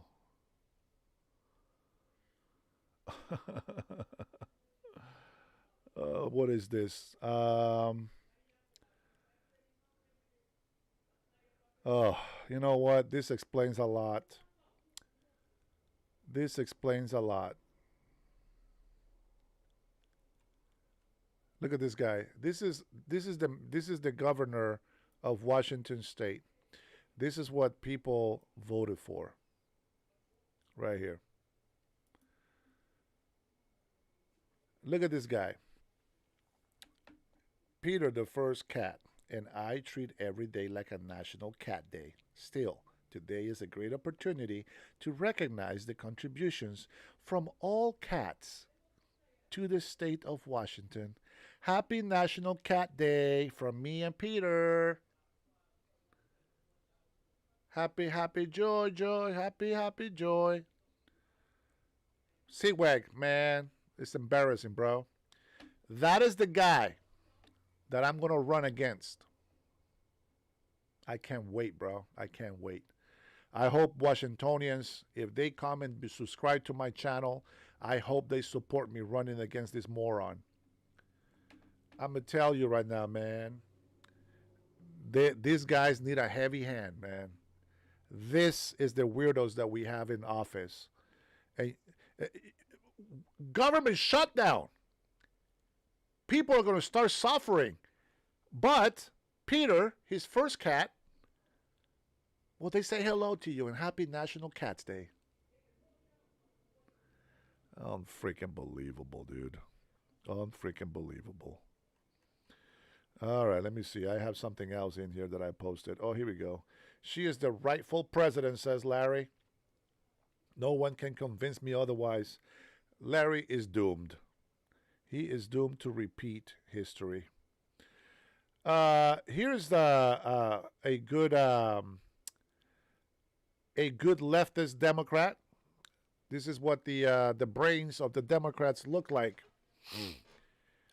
Let's see what it says. It says, everything she said during her campaign came true. If she had been elected, the U.S. economy would have been booming. International relations would have been at their highest level. But the fact that she was a woman in black cost her a few votes. A large majority of the population regrets its choices in November 2024. To this day, it remains the worst mistake ever made by American people.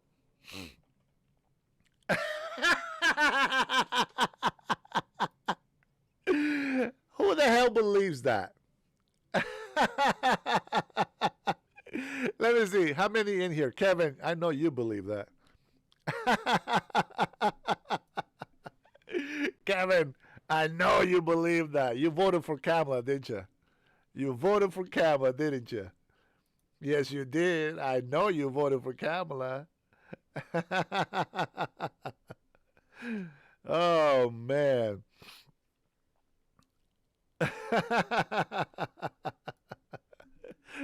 Uh-oh. Trinity, she's back.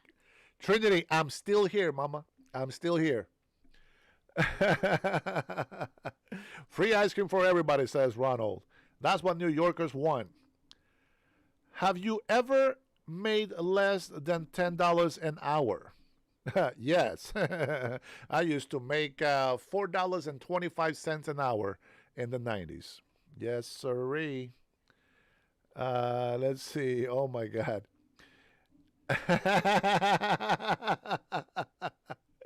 Here's a nice meme. Here you go. If she was not a politician, where do you think she'd work?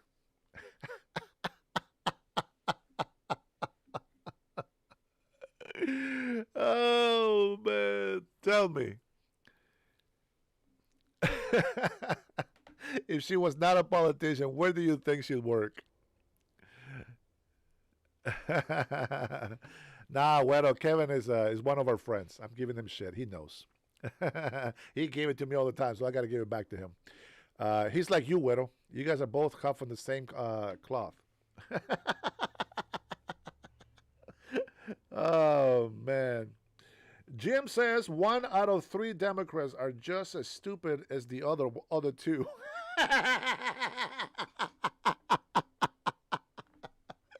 Oh, man. Here we go. This is from Anti-Biden. From Anti-Biden says, things Democrats have in 2025. You guys ready? I'm going to give you some some real information here. No solutions, no policies, no integrity, no leadership, no talent, no money, no hope, no joy, no love for America, and 5 million fewer voters. And that the truth. Damn, Michael, $1.75 in 1970? Man, you was making bank. You were making a lot of money. Woo! Lionel says, zip it, Democrat. You and your shitty domestic terrorist party are no longer taken seriously. I didn't say it, guys. That was somebody else. I like that one. Let's see. I don't always read something mind-numbingly stupid, but when I do, it's always from a Democrat. Oh man, these guys' memes are horrible. You guys are destructive. Oh my God, says Mel. ICE Denver went to arrest Jose Reyes Leon Deras, a criminal illegal alien from El Salvador who is wanted for child rape. In Italy, members of the anti-ICE activist group Colorado Rapid Response alerted Jose and he escaped. Democrats are literally protecting foreign pedos. You know, they come into my channel and they say that we are, protecting a pedophile, but there he is. And somebody says, what kind of shit is that? All right, let's see what else we got here on my notifications.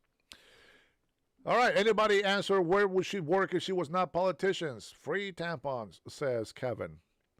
I don't know where you went with that. I missed it. Man, federal minimum wage $3.35 and $85. Man, I was making more money than you 10 years later. 10 years, bro, and I was only making, what? 90 cents more than you. Horrible. Let's see. Okay, you guys are good with that. Uh-oh, here we go. Kamala Harris voted yes on Prop 50. Let's listen to her. Here we go. Because Donald Trump. Here we go. I just filled out my ballot. I voted yes for Prop 50 because Donald Trump and the Republicans are trying to rig the system. They're trying to do it in many ways, including rig the system around congressional maps. Oh. And so we as Californians are standing up to level the playing field. Oh. And we're doing that by voting yes on Prop 50. The Oh. election is Tuesday, November 4th. Please vote. It's just one thing on the ballot, and California is going to make the difference for so many people around the country. Remember to vote yes No. on Prop 50. Vote no on Prop Tuesday. 50.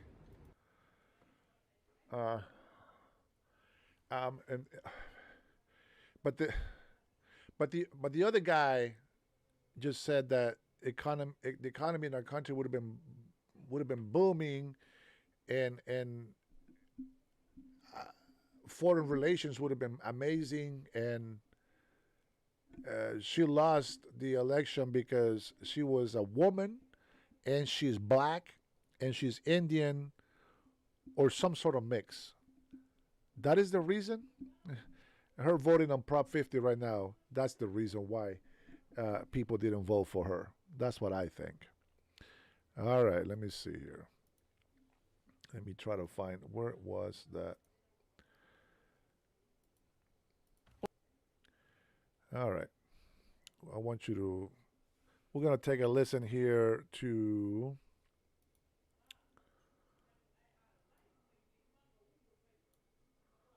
Okay, here we go. Try to put it into. Let's see how this works. We are listening in here, but we do see a Homeland Security. All right, let's go ahead and talk to your favorite person. All Democrats love her. All ICE agents and the The ICE app and the police love her. So let's take a listen to her. Just for you guys. This is just all for Democrats, guys. Sorry, Patriots, but you have to listen to this, okay? The crashes and the lives that they are perpetuating and happening on our roads across this country. In fact, I'm standing here today with many people who can speak to what they are seeing with these CDLs and these drivers with these illegal criminals and aliens that are in our country and the danger that they present each and every day to the families that live in the United States. As you all know, I'm Christy Nome. I'm the Secretary of the Department of Homeland Security, and we do have some special guests with us. We have a unique partnership here in the state of Indiana with the governor. So I want to thank Governor Braun for being with us today, and we'll speak to how his law enforcement agencies are working with the Department of Homeland Security and with our ICE officers to bring safety to our roadways again. I also am thankful that he has his superintendent here, Anthony Scott, and thank him for his leadership in providing some of the efforts that you'll hear about the cooperation today as well. Also, off to my right, I have the Acting Director of ICE, Todd Lyons, is going to speak today about how we are doing this across the country and compounding the efforts that we're putting forward. And then Deputy Director Madison Sheehan will share with you some insight on what more people can do to ensure that our laws are followed in this country. Now, many of these individuals that come into our country illegally may commit criminal acts as well beyond that, but then go to a state and get licensed and receive a commercial driver's license, many times are challenged in how they put that forward and how they do their work every day. We've seen over the years that they don't speak English, they can't read our road signs, that when they have enforcement activities with law enforcement officers, that they can't communicate with them, and it presents a danger many times over.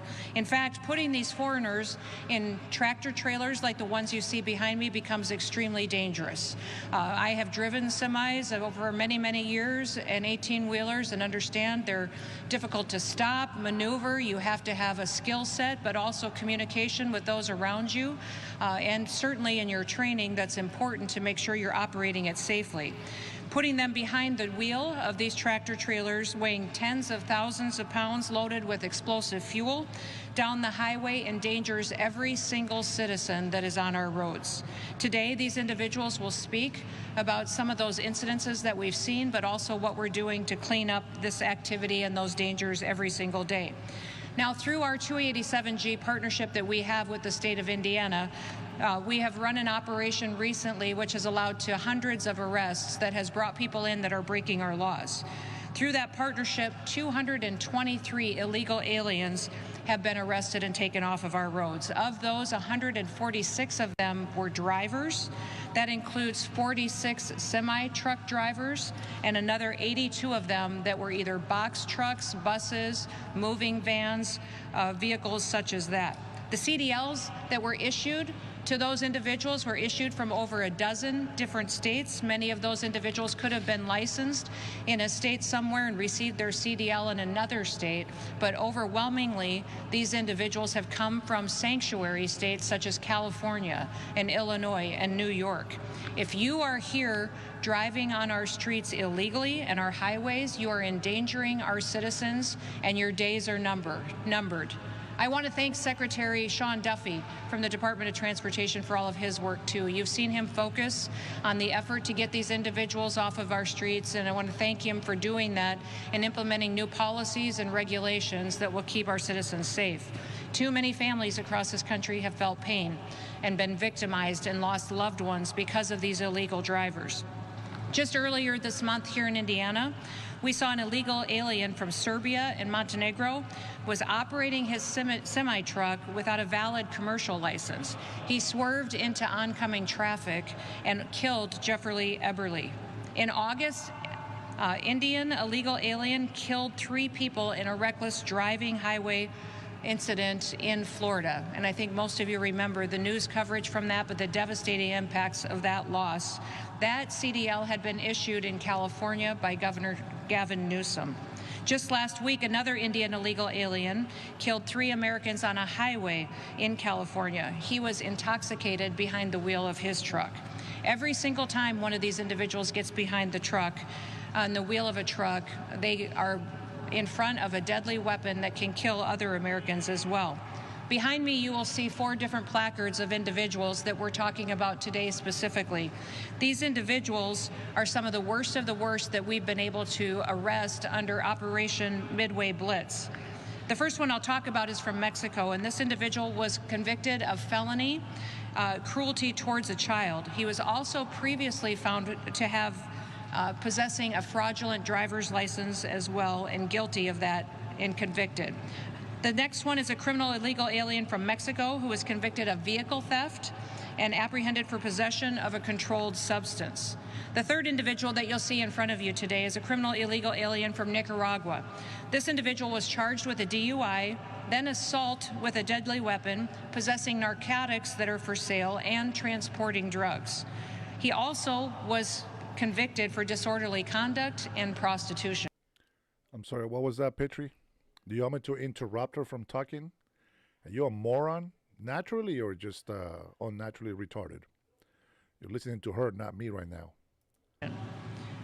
Another illegal alien from Colombia in front of us, which is the 4th individual I'll talk about today, has an active criminal arrest warrant for theft out of Texas.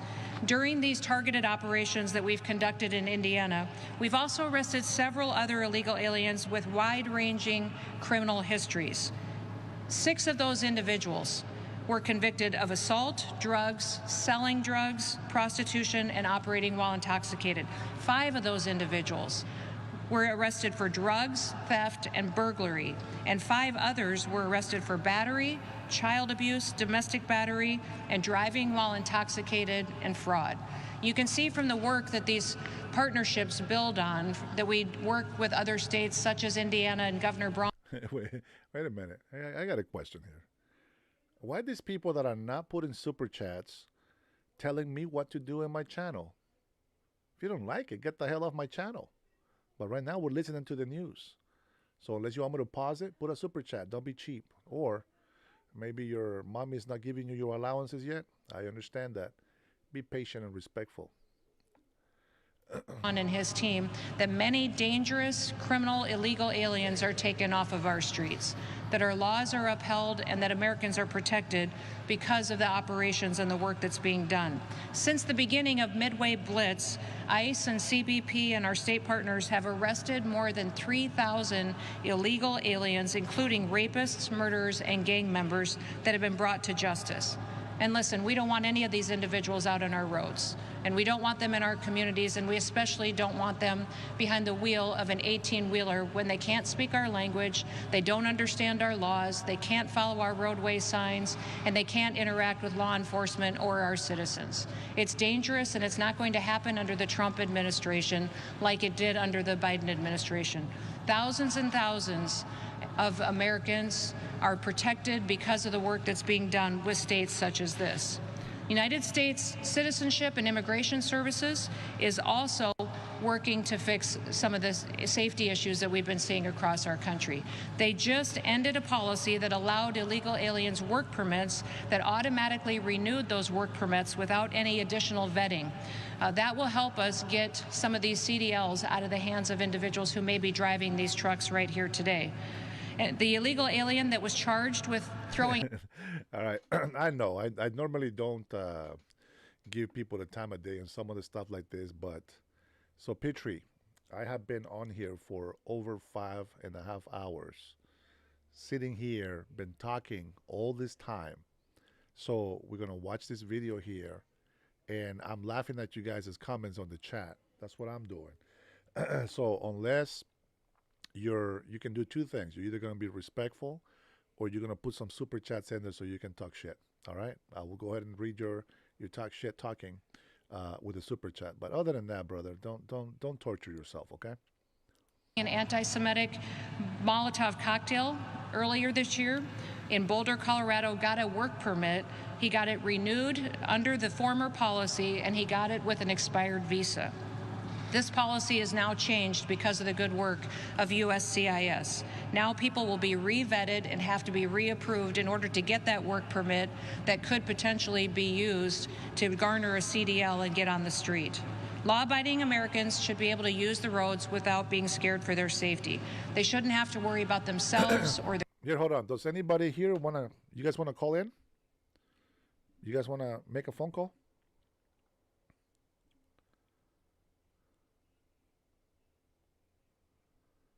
Anybody? If you want to make a phone call, I am more than happy to oblige. Anybody? Here, give me a call, Petrie. You want to...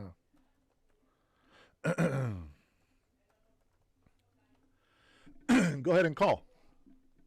Since you're so bored and you want to talk, there you go. Block your number. Thank you, Joseph Hernandez. Appreciate you, brother. Man, Joe Hernandez, that was an old friend of mine from high school. I wonder if it's the same Joe. All right, there's my phone number, brother. You say you're getting bored. I'll give you a chance right now. Go on, then.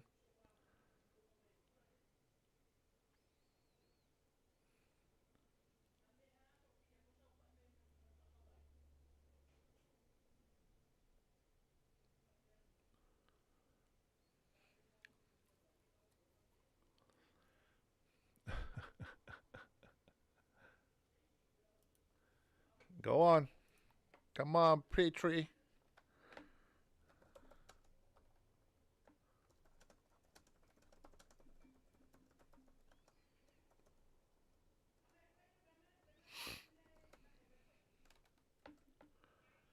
Super chatty. Super chatty. Ah, man, you missed it, bro. We watched a few videos. We've been talking about government shutdown.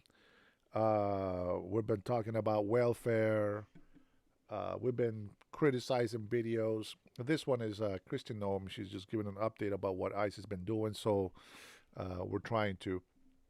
All right, we're going to give Petrie some time to grab his notes from his Google account that he's been saving to talk about with conservatives and people that actually fight to tell the truth in our country and actually fight every day with our freedom of speech to make sure that this country is aware of what our enemies are trying to do to us. Oh, man, I think I'm losing it, Trinity. It's probably been too long, I guess. It's probably been too long. All right. All right, Petrie, you lost your chance. Let's continue. Their children or what they're doing when they're going to church, going to work, or going to activities every single day. No father should have to fear being rear-ended by a semi-truck at full speed while he's simply on his way to work to provide for his family. No mother should have to be afraid of an illegal alien running into her with her children when she's got little kids in the back seat in her car seats. I'm a mother and I'm a grandmother, and I can't imagine what would happen or how I would feel if one of my children or grandchildren were hurt by someone who was never supposed to be in our country in the first place, much less behind a truck like this and given permission from an irresponsible, reckless governor like Gavin Newsom or Pritzker or anyone else in this country that chooses to ignore our laws and put illegal criminals ahead of our American citizens.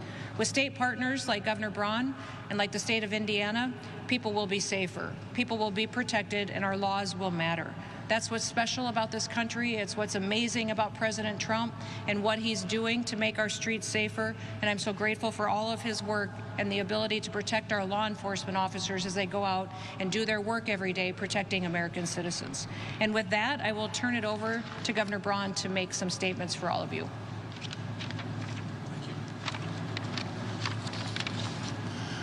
Thank you, Secretary Noem. You know, it's ironic that after serving 6 years in the U.S. Senate, grappling with all these issues, coming back as governor of the crossroads of America, and I want to thank you, the administration, for looking to Indiana on something that probably is impacted more by this than any other state. I mean, when many of the major interstates come through your state, you probably have more of them per square mile, you're going to end up with more issues disproportionately. I ran a logistics and distribution business for 37 years, and CDLs take a lot of effort to get them, and when they're handed out, like places like California and others have, it puts everyone in peril. The other irony to the whole discussion, and we're doing it right in here, is talking about redistricting. The places that have housed illegal immigrants as being sanctuary states, sanctuary cities, it makes representation disproportionately in their favor. And then when you're doing stuff like this on top of it, it's a double whammy. So I am thankful that we got an administration that took the same template that the last administration had, and instead of inviting people at their own peril into this country, creating the issue, you can see how easy it was to fix it in a short period of time. This is going to take a joint effort. You know, every state is a border state when you got to contend with stuff like this. Operation Midway Blitz is working to make our highways safer.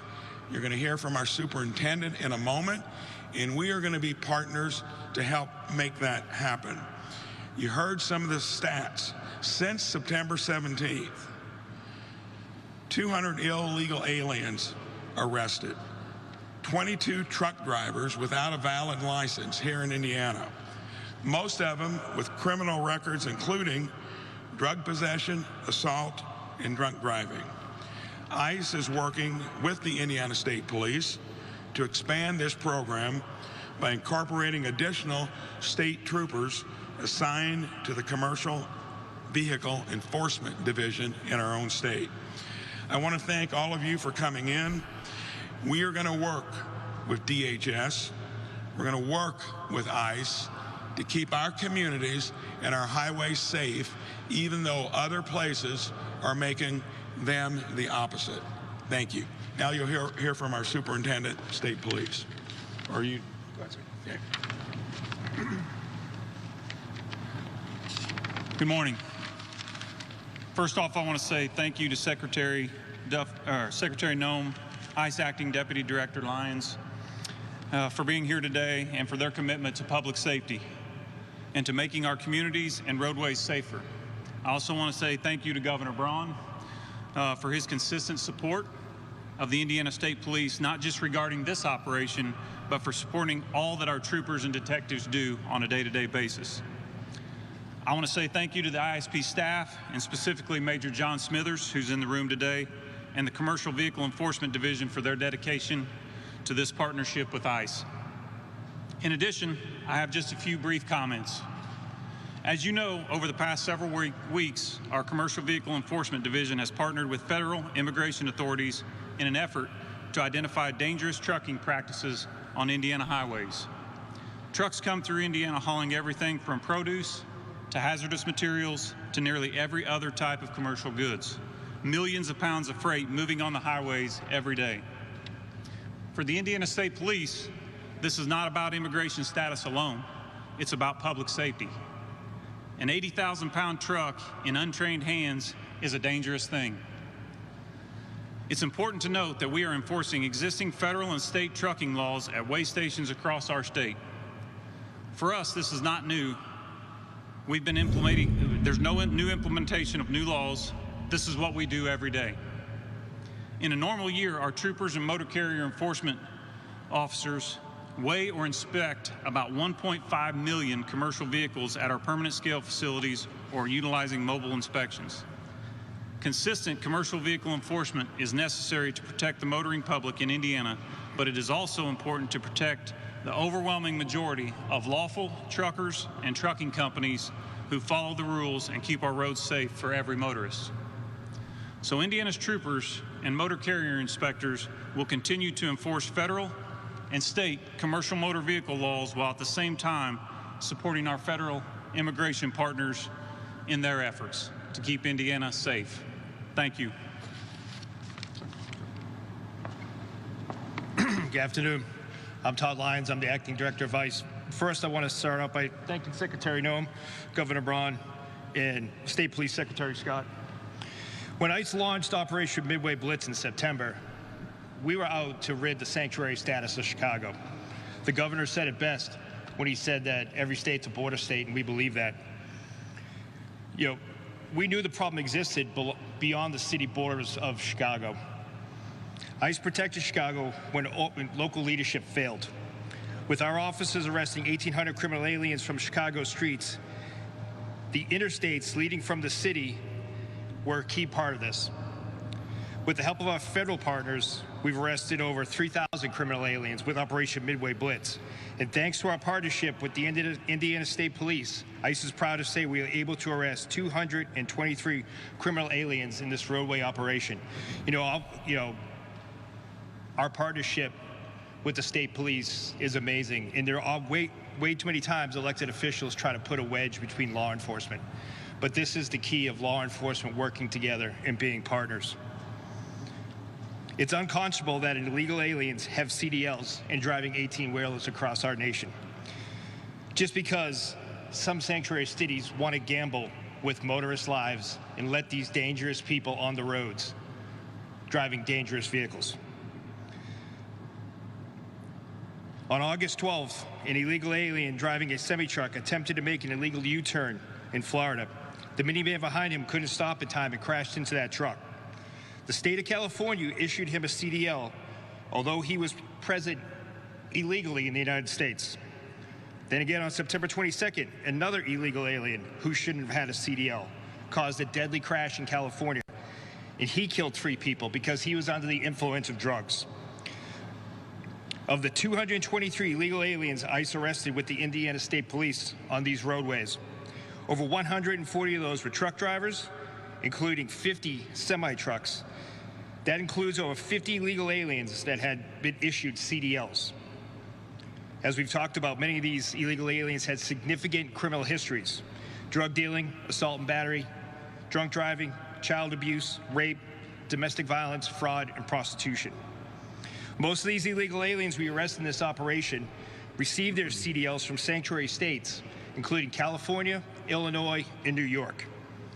This operation is a real-world example of how sanctuary policies negatively impact the whole country. What happens in one state, like the issuance of a CDL to an illegal alien, spills over to other states, which is exactly what happened in California and in Florida. It is also part of our national security mission with ICE because millions of illegal aliens that came to the United States under the last administration were unvetted. The problem is we don't know what they're carrying across state lines in an 18-wheeler. Terrorists will stop at nothing. Hey, I want to thank you guys for joining me today. Thanks for the likes, for the subscribes. Don't forget to drop a super chat there at any given time. It helps me to continue to do this kind of content for you guys. And I appreciate that you appreciate my work that I do here. Now, I'm going to mention a couple of things before we continue to do this video.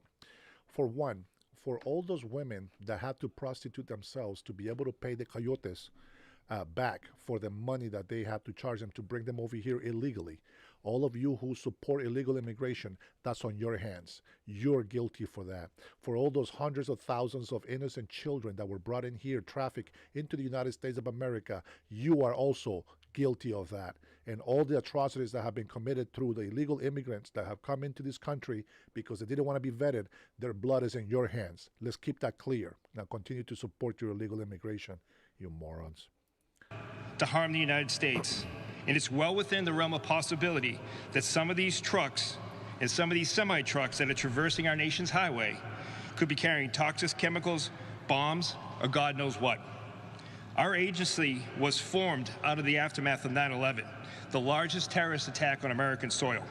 I'm extremely proud of the hardworking men and women of ICE as we led this critical operation in and around Chicago. Again, this operation would not have been successful without our partnership with the Indiana State Police. With that, I'd like to introduce the Deputy Director of ICE, Madison Sheehan. Good morning. I'm Madison Sheehan, the Deputy Director of ICE. I'd like to thank Secretary Noem and Director Lyons for allowing ICE officers to get out on the street and do their job every single day.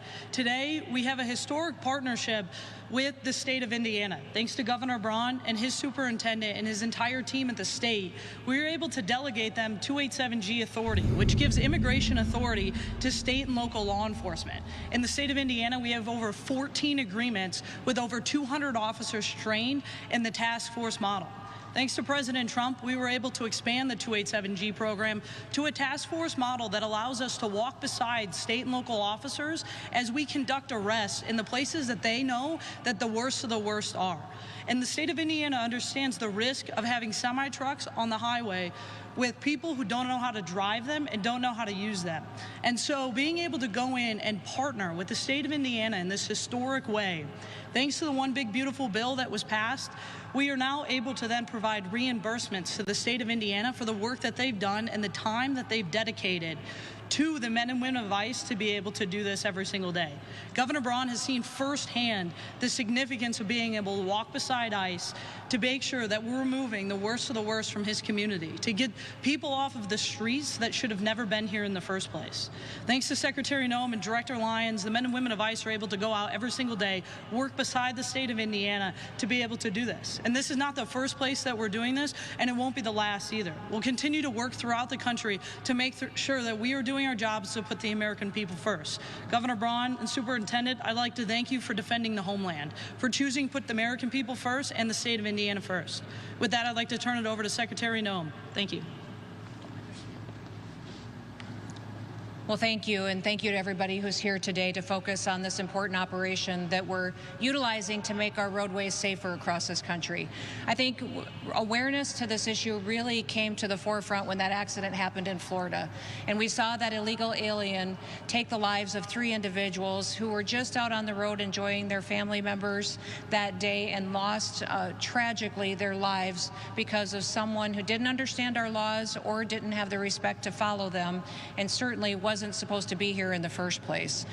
That's when we really started to focus on illegal aliens in this country who have CDLs, who they were granted those CDLs by, the damage that sanctuary states can do when they give driver's licenses and CDLs to individuals who don't understand our language, don't understand our laws, and then they give them the latitude to get behind a truck like this. And we recognized that we needed to do targeted operations across the country like the one that we've done here in Indiana. 223 illegal aliens have been taken off of these roads because of this work that was done under Midway Blitz with the partnership of Governor Braun and his team.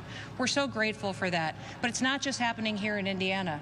In fact, in Oklahoma, we've had an operation going the last few days. Over 250 illegal aliens have been arrested there by making sure that we're checking who's driving these trucks and if they should have a CDL in the first place and if they're following the laws in this country. Listen, our job every single day at the Department of Homeland Security is to keep the American people safe, to protect our homeland and to defend our homeland and to enforce our laws.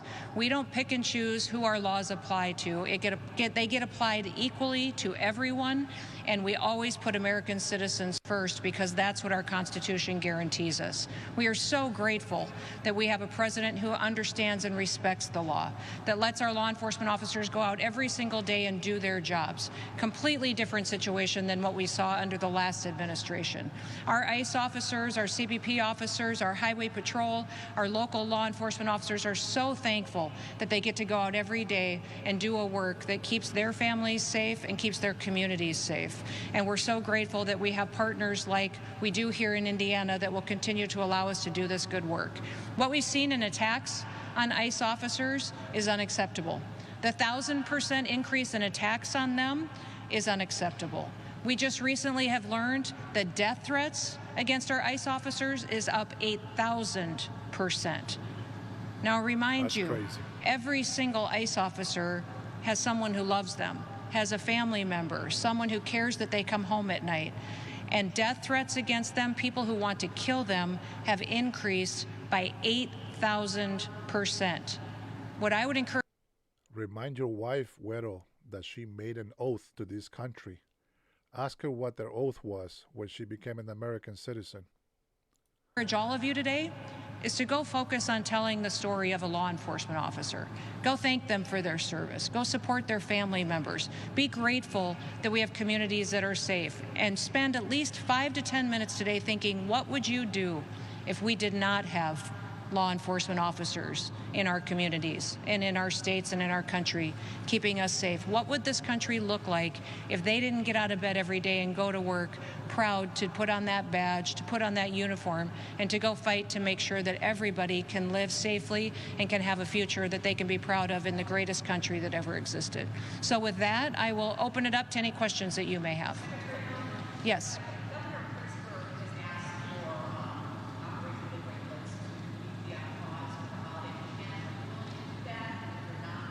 No, we're absolutely not willing to put on pause any work that we will do to keep communities safe. The fact that Governor Pritzker is asking for that is shameful, and I think unfortunate that he doesn't recognize how important the work is that we do to make sure we're bringing criminals to justice and getting them off our streets, especially when we're going to send all of our kiddos out on the streets and going to events and enjoying the holiday season.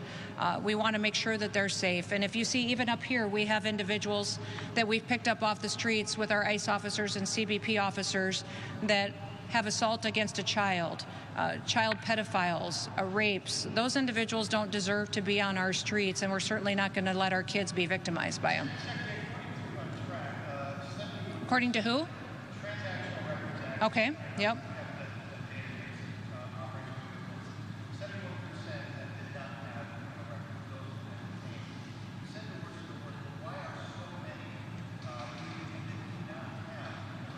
We absolutely every day are focused on arresting the worst of the worst and those individuals that have been targeted for their criminal activities. But remember, if you come into our country illegally, you are breaking our laws. You are committing a criminal activity. And many times when we're out there on the streets making sure that we're getting these criminals off of our streets and out of our communities, that there are individuals that they are with that we also are making sure that they should be in this country.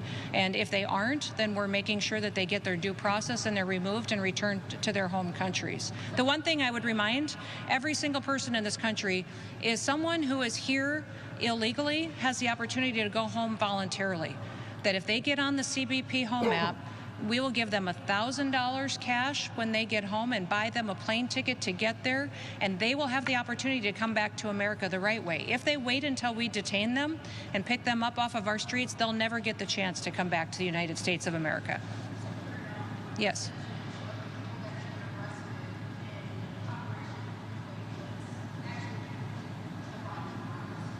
Violent crimes, I can get that for you. I'm not sure we have the statistic on violence. Güero, I don't think you know. I have seen it. It's not a good thing. Women getting raped out there to pay back what they had to pay to a coyote is why you should be against illegal immigration. I don't know if you understood what I said. I'm against illegal immigration because of all that shit that happens when people support open borders. So if you really had any respect for women, you will agree with me that illegal immigration should not be an option. Crimes, but they're breaking our laws, and if they're here illegally and they have a criminal record as well, all of those individuals will be focused on to remove from our country.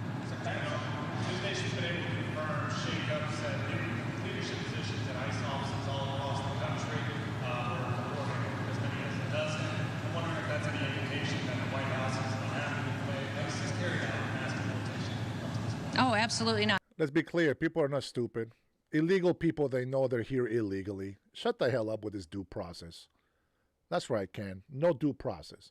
If they're illegal, they know they're illegal. There is no fucking due process for that. Don't be stupid. How is this? How are you guys so stupid? How are you guys so moronic? How ignorant are you? Illegals, they already know they are illegal. Don't play stupid. I would say the White House and I am and our leadership team is thrilled with all the work that ICE and Border Patrol are doing to help clean up our streets. In fact, giving people an opportunity to lead is fantastic. Giving people an opportunity to step up and take up on more responsibilities is a wonderful thing that you see happening in this country right now. As you see more and more operations get built out, we're calling on more people to use their skills and their talents to help enforce our laws. So bringing the Constitution up, that's an excuse. Don't be stupid. I know what the Constitution says. But let's be honest. Illegal immigrants, they know they're illegal. We're not stupid. We got the videos. watching them coming across the border illegally. You guys want to play stupid games, you're going to win stupid prizes. Read some of the reporting that talks about some dissatisfaction between the entities. Is just absolutely false. In fact, I think it's shameful for individuals to be quoted and used as sources for these news articles without their names being used. If you don't have a source and somebody who's willing to go on the record, then they're simply not telling the truth, and that's where I've seen most of that reporting come from. That's right. It's more to the experience that Customs and Border Protection has. They are maybe No, I would say that we actually are using our... No, I am against the struggle of the American people. We have enough shit to deal with here in the United States of America, and America is first. Everybody else can wait. We have to clean up our streets. We got to clean up our government. We got to clean up all the benefits that Americans are not getting. Illegal immigrants do not have the right to come into this country and become shit and a burden to the government and to the American people. No, I'm not gonna defend any illegal criminals. Period. You here illegally, you work here illegally, you commit fraud by using fake social security numbers. That is fraud. Your ass should be in jail. For that, you get due process. But for deportation, if you're illegal, get a free plane ticket, self-deport, get $1,000 when you get there. If not, they're gonna grab your ass, slam you on the ground, put some handcuffs on, and put you in the car, and then send your ass home. ICE officers and our CBP officers everywhere. Some of our CBP individuals that have been called to duty have been retired, and they wanted to come back and join the team. I think that's fantastic. Some of these individuals will be deployed to other field offices that weren't as active before, and we need their leadership there. So this is making sure we have the right people in the right seat on the bus to make sure that this bus gets exactly where it's going, and that's a more free America and a safer America. Yes, sir.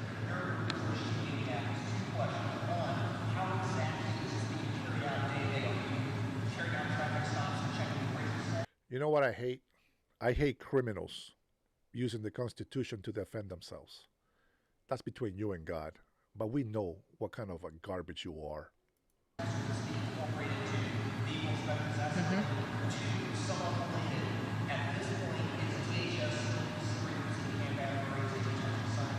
So I will refer to the operations that are on the ground. Through the 287G program, it allows state law enforcement to do enforcement actions on immigration laws. And so many times these stops are happening at way stations along your freeways and highways, and then those individuals can do traffic enforcement and inspections and then carry out immigration enforcement as well. That's in partnership with our ICE officers and with those under the Department of Homeland Security. And I can let Madison or Todd talk to a little bit more of the details on that if you would like to, and speak to the detention facility. Yeah, so as far as the 287G program goes, we're able to then partner with the state entity. They're able to go out and conduct arrests in their day-to-day duties. When they come across somebody that is a criminal illegal alien, they're then able to turn them over to our custody. At these way stations, we're able to walk beside these officers and have this joint partnership thanks to the Indiana State Police. That is a truly historic opportunity for us to do something that we can look at expanding nationwide. And as Governor Braun said, this is really a model that we can use all throughout the country thanks to his leadership and his team's leadership. What's that? It's in the Midway Blitz operation, which includes Indiana, Chicago, Illinois, and that area that field office is covering. Yes, sir. Okay.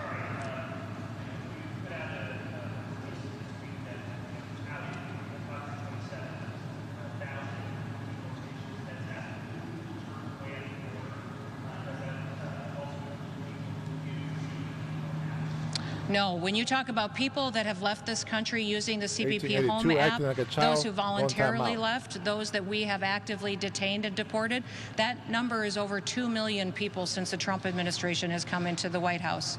That is an incredible, record-shattering number of individuals who were here illegally that are now gone. And when you think about the ripple effects of that, the amount of resources that frees up to focus on the American citizens, it's remarkable the good work that President President Trump has been able to do. I would say that by the end of this year, those individuals who have been detained or arrested and deported will be over 600 to 650,000, and then we include many more that are still voluntarily going home on their own as well. No, those that are turned away at the border are not recorded in those that are detained and arrested. You know, the Biden administration, was very corrupt in how they recorded their arrest numbers, and every single person that they interacted with at the border, they counted as an arrest, even though they facilitated them into this country. We aren't doing that. We're being honest with the American people and letting them know the facts of who in this country has been detained and who it is that we're removing back to their home countries. Yes.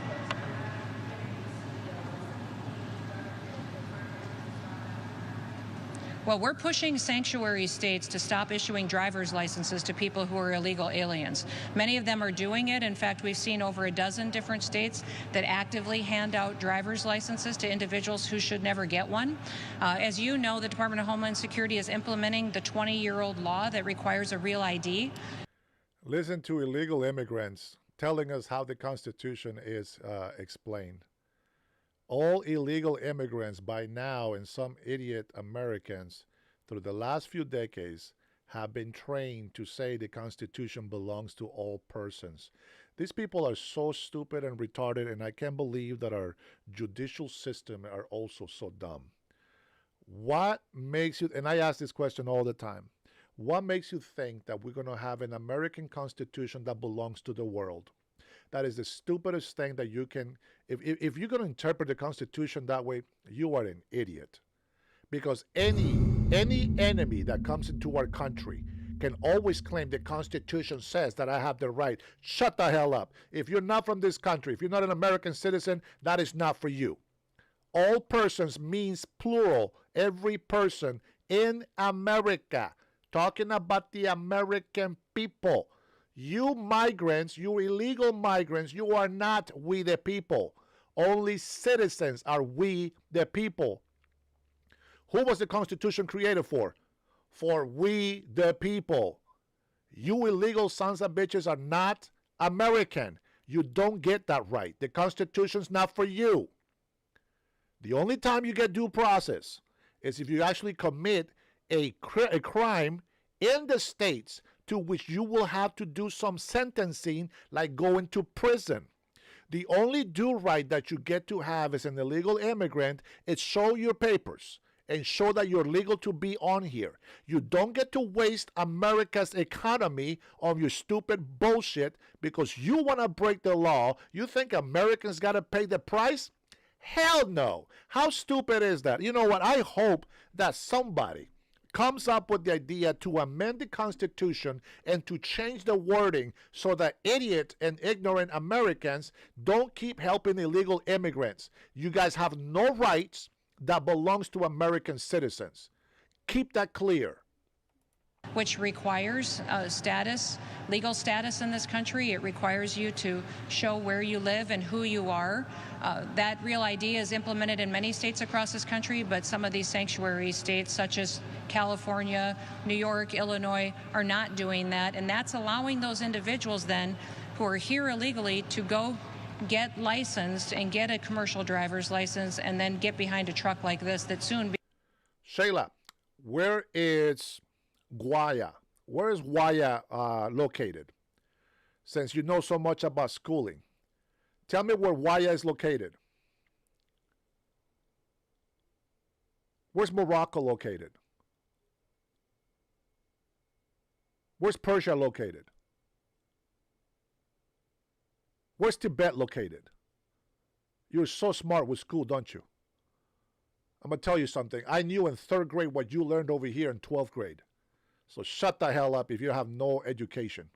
Becomes a weapon if they don't know how to operate it properly. One last question. Thank you. Mm-hmm. Mm-hmm. Mm-hmm. Mm-hmm. Oh, we can get that for you. Those are individuals that have been detained, that we've interacted with, that were here illegally, committed crimes, or had final orders of removal issued against them, and then are in the process of returning back to their home countries. So think of that. Thousands of individuals that were committing crimes, that have broken our laws and come into this country that shouldn't be here, that because of the good work of our law enforcement now will be returned back home to their home countries. And remember, many of these countries are thankful to have them back. Their economies have changed. They have an ability to provide them with training and jobs and housing, and are welcoming them home. We have great partnerships internationally with dozens and dozens of countries who are helping us to facilitate this movement back home. So we are grateful for that, but we're going to continue to do the work. If you remember, the last administration has brought in 15 to 20 million illegal people into this country and facilitated an invasion over our southern border that we not only stopped when President Trump came into office, but now we're going to remove those individuals out of our country and make sure that we're putting American citizens first. We will not talk about that. We will keep it going, and we will continue to operate, and we'll continue to do this work until there are no longer anybody out on our roads and in our communities that's here illegally. Thank you. Okay, bye-bye. All right, here we go. I'm going to pay attention to some of you ignorant Americans in here. All right, let's see. Mr. 8902, amigo. Now he has to say it in Spanish for me, of course. He says, amigo, when you going back? Number one, he doesn't know how to write in English. You mean, when are you going back? I get it. Okay. Let a migrant teach you how to use grammar. Okay. It sounds like just because you got the stupid hat, you think you got any rights? I'm assuming there is a question mark. I'm a citizen, and you can't treat any people like garbage. Learn you're something idiot. Really? Is that right?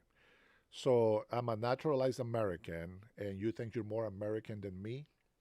Let me bust your bubble a little bit, my friend. If you were a true American, I don't give a shit if you were born in this country. If you were a true American, you will be putting America first. Number one, you're a freaking traitor to your nation. If you think illegal immigrants have priority over Americans, who the hell are you? Who are you but an entitled adult baby? An ignorant fool who lives a life in bliss.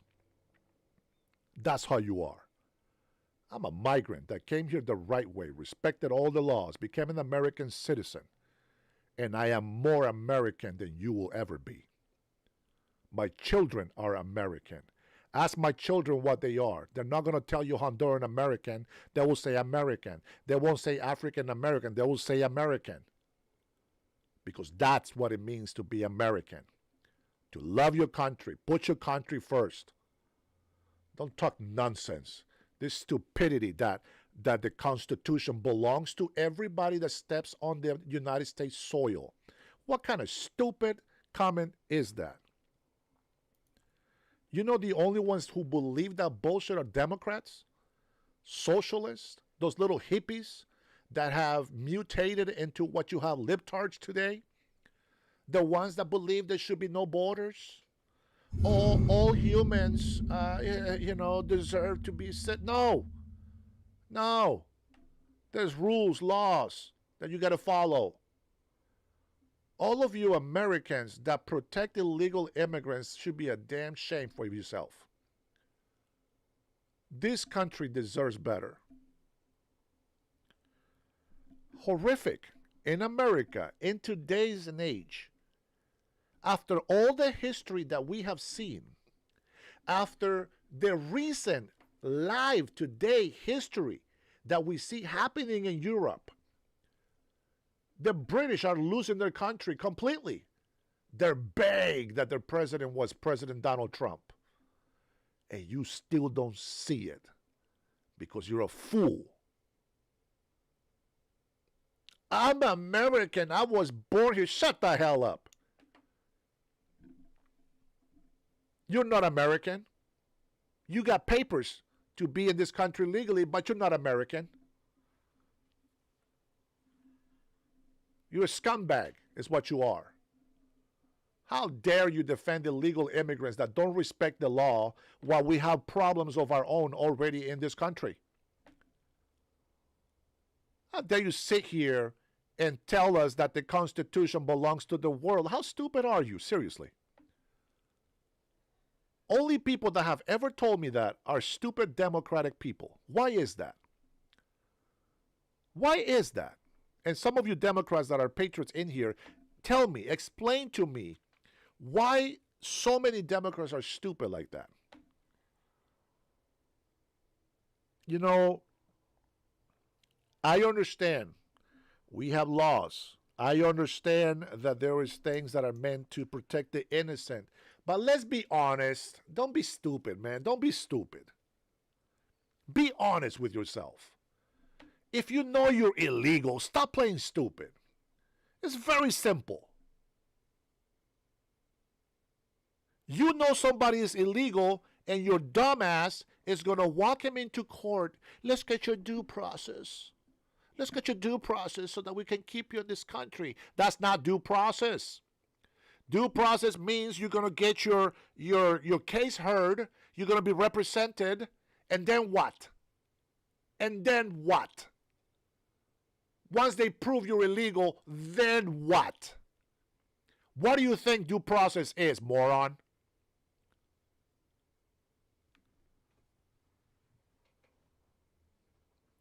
What is the due process? I'm glad that you can read. Explain to me, what is the due process? The 5th and 14th Amendments guarantee that the government must follow fair procedures before depriving any person of life, liberty, or property. What are you talking about? Illegal immigrants shouldn't be in this country. The fact that they have no authorization, they have no right to be in this country makes that no. The fact that you are illegal, you already proven to be breaking the law by being in this country illegally. It nulls that, the 5th and the 14th Amendment. It nulls it. It cancels it out. If they were to come after me, and I got my passport, and I got my citizenship, I got all this stuff, they cannot deport me because I'm going to prove to them that I am a citizen.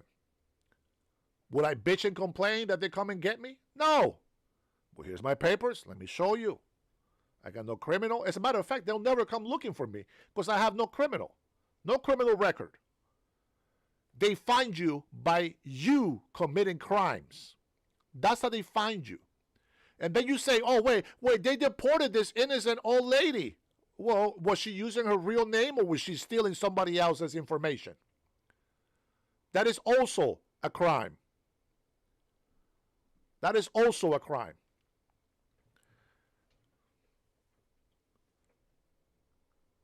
The country is not Jesus. The government is not Jesus. Why would you ask a stupid question like that, Mr. David?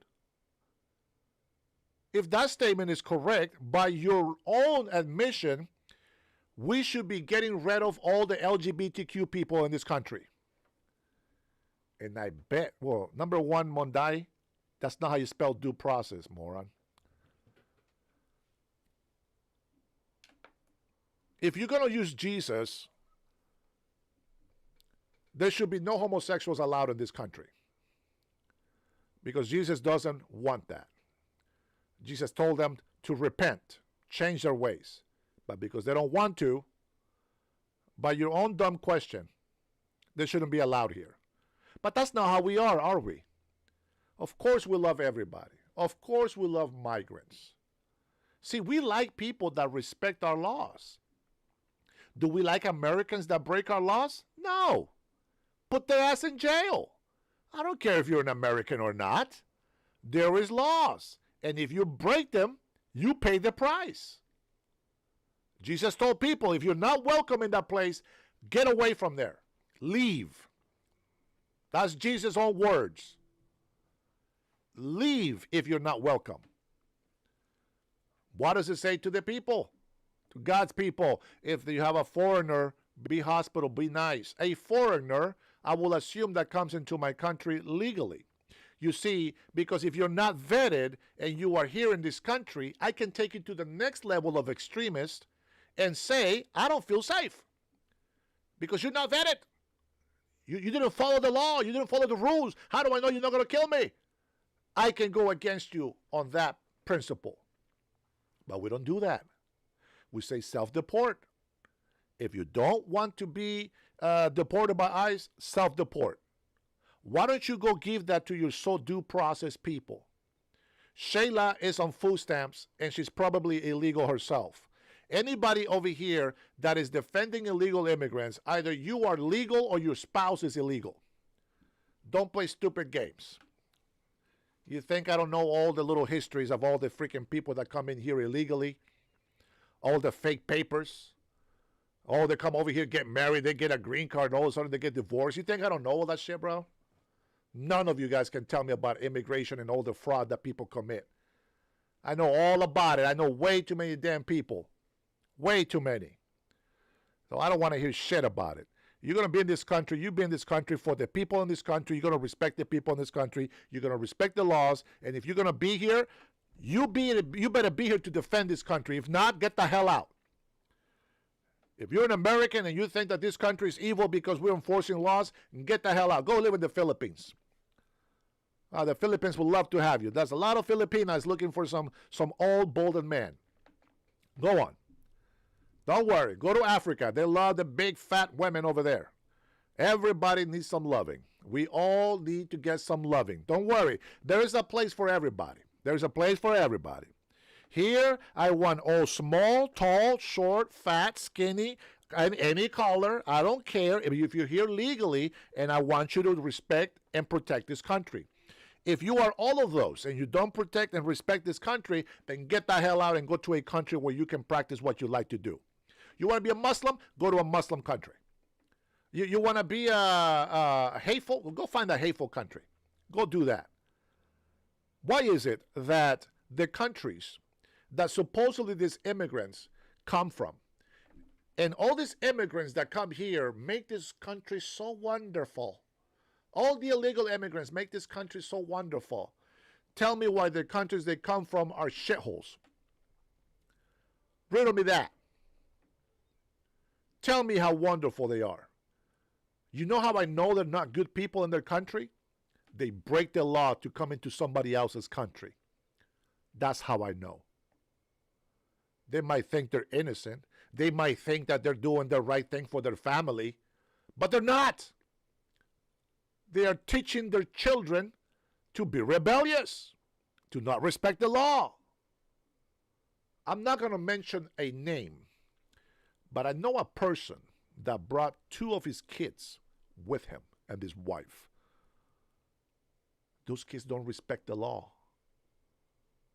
They don't listen to their parents. And the parents are nice people, but they don't listen to them. Oh, you came here illegally. How dare you tell me what I'm supposed to do? You did what you did because that's how you felt you had to do it. But see, a lot of us here, we respect the law. And so when we tell our children that they need to respect the law, what is the example I'm going to give them? I came here legally. I respect the law. If I'm speeding on the freeway and I get pulled over, I deserve a ticket. If I don't get a ticket, I am grateful. But it would have been my fault if I get a ticket for speeding. Accountability. Jose is illegal. I can tell by the way he's asking the question here. You're breaking 3 laws right off the bat. You come here illegally without permission. We don't know what diseases you're bringing into this country. We don't know if you're a criminal. We don't know if you're a murderer. We don't know if you're over here smuggling children, smuggling people. We don't know you. We have no idea who you are. You can come over here and be the nice Pedro at the lunch truck making some good food, and you could be a murderer. How do I know if you're not vetted? How do we know Americans are criminals? Their ass is in jail. But you're walking around free. All those unvetted people are walking around free, and then you wonder why crimes has been raised in all these cities. Cities like Chicago, is Washington, D.C., Thousands of illegal immigrants are being arrested on these crazy, violent cities. Unvetted. Illegal immigrants. California, all throughout the states, I can prove to you, illegal immigrants that make anchor babies in this country are a pest. Because what do they do on the protest? They burn the American flag and they walk around with their Mexican flag on their shoulders. And everybody claps for them. Oh, I was born here. I was born in the States. I'm American. Shut the hell up. You're not American. You're a fake American. You're a shame of America. You're a douche. That's what you are. You're a douche. You are scum of America. Turning your back on your own people.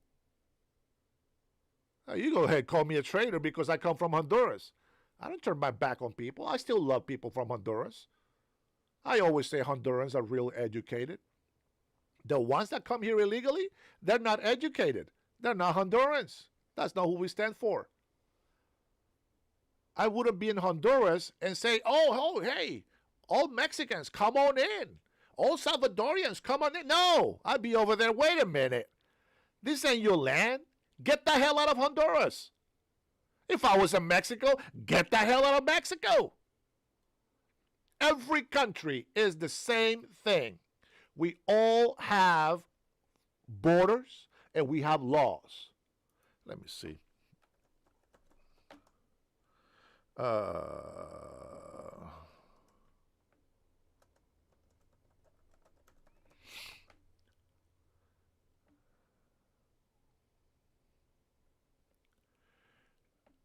Let's see. Come on, give me something fresh, something new.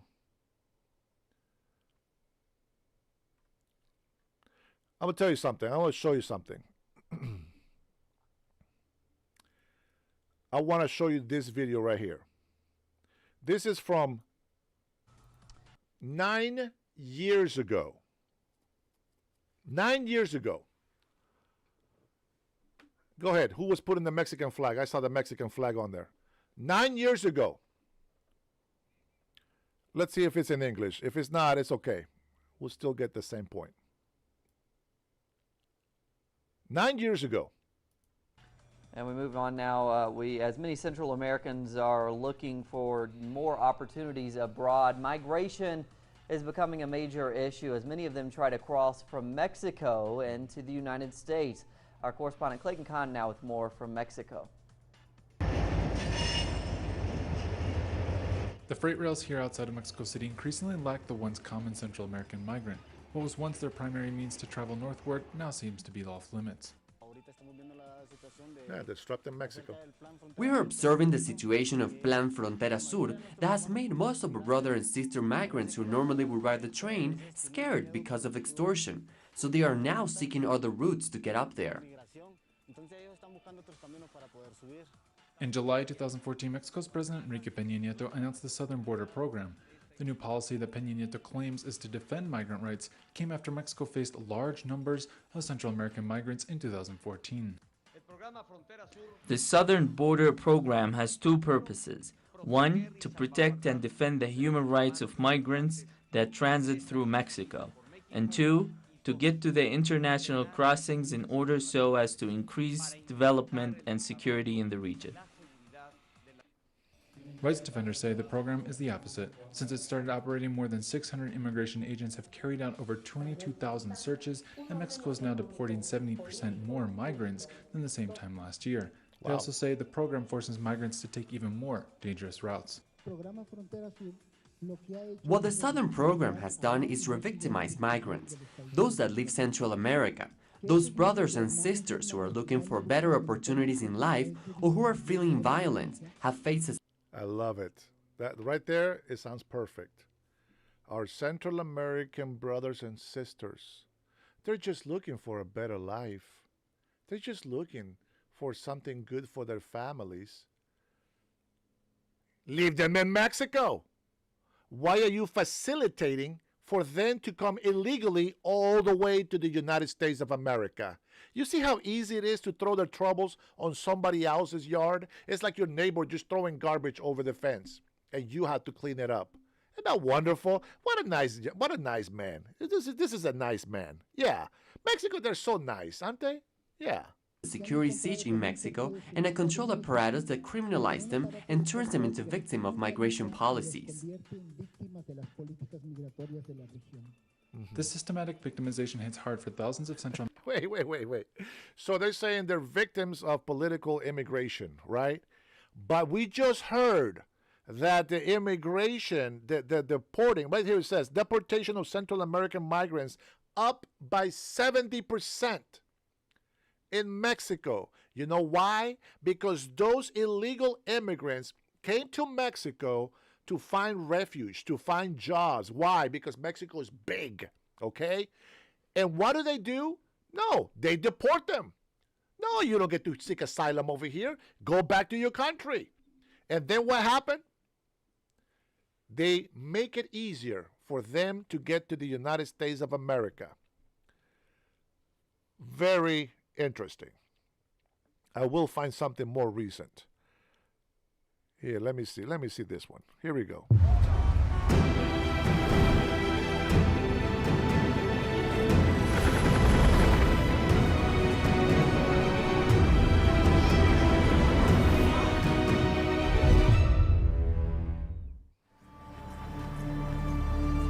It's a border fraught with tension.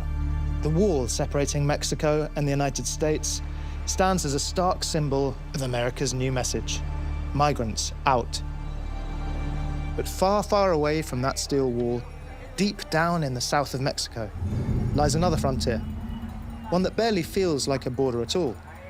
Crossing the river Suchiate on a simple raft, you slip from Guatemala into Mexico. Traders, goods, migrants, everything and everyone moves freely. Or so it seems. Hello, I'm Luis Garcia Villagran. It's the 3rd of April, 2025, and we're here on the banks of the river Suchiate. As you can see, things are very different from a few months ago when thousands of migrants were crossing this river daily. When Donald Trump came to power, we saw an immediate impact on migrant numbers. Before, we had anywhere from 800 to 1,200 people crossing daily. Now it's barely 200. For the past 15 years, Luis has defended migrants from around the world who enter Mexico from here. These are the offices of the National Institute of Migration, where migrants come to register. Trump's wall isn't just up north, it's here on the banks of the Suchiate. On the 20th of January, as Donald Trump was being sworn in, the CBP One app was abruptly taken offline. This digital platform allowed migrants to begin their asylum application for the United States while in Mexico. All these people got stuck here. Many already had appointments approved via CBP One. They'd even bought their plane tickets to the U.S. Across the region, tens of thousands are now in limbo. For many, the only option is to stay in Mexico. And you don't have a lawyer or anyone who can help you? All right, take my number. So you're thinking of staying here? It's a bureaucratic nightmare here. Nothing but red tape. The refugee office rejected your case? All right, I can help you. I'm an immigration lawyer. Here we go. This is how they make money over there. But if your case doesn't move forward, would you be ready to leave Tapachula on foot? Oh no, my feet weren't made for that. Luis is also trying to revive a practice he knows well: migrant caravans. For years, amid relentless controversy, he gathered together thousands of migrants to walk to the US border in large groups. The goal was to put pressure on the Mexican authorities to guarantee migrants' safety and to provide them with the documents they needed to travel legally. Over the years, tens of thousands made it to the US border this way. But many were left stranded, and sometimes they didn't make it far at all. The caravans were often broken up just a few hundred miles in. There are no more migrants. None at all. I even shut down the canteen where we used to feed them. It's been closed since Monday. So how do you organize a caravan now? With whom? To go where? They're not even trying to head north anymore. And that's what surprises me most. Father Heyman has been working alongside Luis for years. Together, they have long denounced the collusion between authorities and organized crime along the river Suchiate. Criminal networks. They're the ones who intercepted migrants along the river. They did it in broad daylight. The authorities knew what was happening, but they didn't lift a finger. The criminals had even set up a huge tent by the riverbank, where they held the migrants before taking them. God knows where. And everyone knew what was going on. I reckon organized crime must be unhappy with the new situation. Because trafficking migrants here was just as lucrative as trafficking drugs.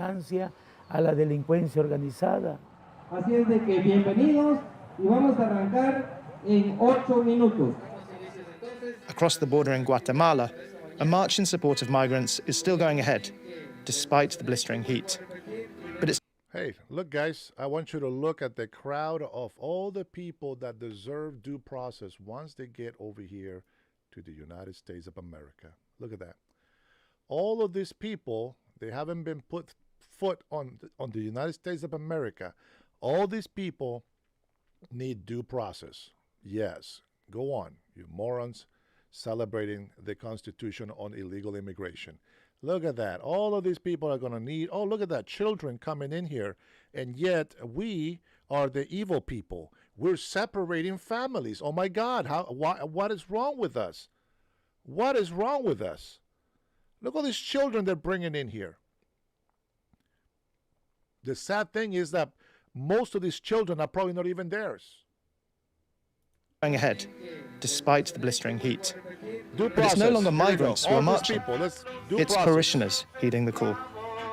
Trapped by criminal gangs or herded into caravans with no goals, many migrants have left with nothing more than bitter memories. We never really believed in the value of the caravans. They were a dead end. And worse still, we're convinced that some of them were organized by Mexican or American politicians to stoke public fear. Wait, what? Did you hear that? Did you hear that? Let me replay that real quick. Listen to what he says. And all you dumb-ass Democrats out there protesting against ICE and defending illegal immigration, listen to this. You are guilty of this. Caravans, they were a dead end. And worse still, we're convinced that some of them were organized by Mexican or American politicians to stoke public fear. You're guilty of that. The media fueled that fear, making it seem like tens of thousands of migrants were about to flood into the US. Today, those who fled Central America, Haiti, Venezuela, China, or the Congo are still in Tapachula. But they no longer sleep in public parks as they did a few months ago. They're trying to integrate, like Lorenzo, his wife, and their 4 children. We started selling food because we don't have work permits here. So we make traditional Honduran food so people can taste it. This couple right here, they're from Honduras. You understand this? They went and stayed in Mexico because when you're seeking asylum, technically, they should have been in Guatemala, but Guatemala is also seeking asylum, so they come to Mexico. This family could be doing the exact same thing in Honduras. The exact same thing in Honduras. They don't have to be in Mexico for this. We prepare baleadas and that kind of thing. But if we were allowed to work in construction, clothing, catering, any kind of job really, we'd jump at it. Luis is helping the family free of charge, Correct, guiding Cheryl. them through the process of securing permanent residency in Mexico. Here it is. This document now has the official stamp. You must keep it with you at all times when you go out. It's a lengthy ordeal, but with this piece of paper, they're protected from deportation. You hear that? Returning to Honduras isn't an option for Lorenzo and his family.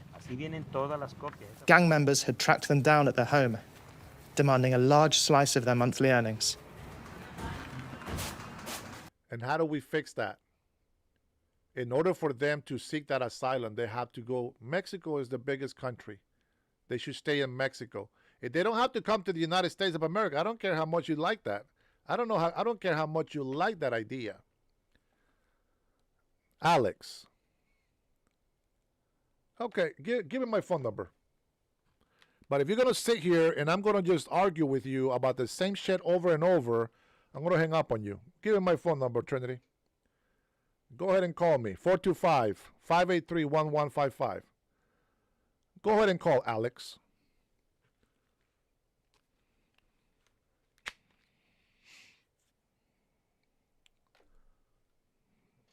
You are right, Juan.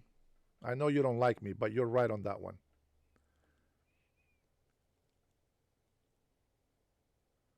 No, call me so everybody can hear you. There's the number right there. You can block it, *67.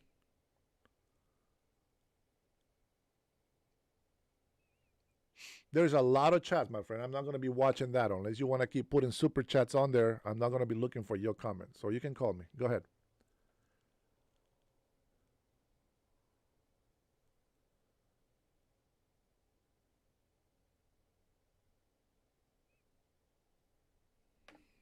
We'll keep playing the video while he calls. And if you didn't pay, they'd send you a message saying, "We'll kill you all." We couldn't work. We lived in constant fear of finding a letter with death threats slipped under the door. That's legit. What's even worse, 2 of our children are teenagers, 14 and 17. They wanted to force them into their gang. Their plan now is to settle in an industrial town in northern Mexico to once again evade criminals, those who had threatened them on the banks of the Suchiate River. There, near the boats used by local traders, there were countless armed men. One of them stopped me and said, "You'll pay for each person to cross. There are 6 of you." I was brought here by my mother when I was 13. It took me a long time to apply for citizenship because I was thinking about going back to Honduras. I wanted to live there.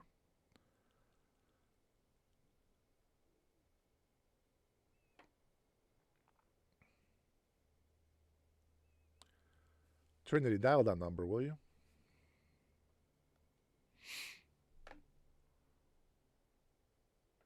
Just dial the number just to see if it comes in.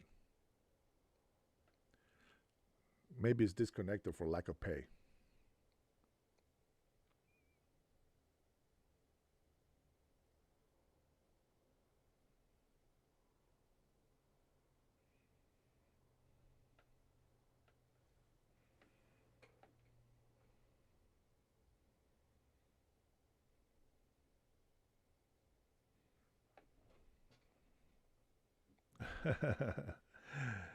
We came here on a 777.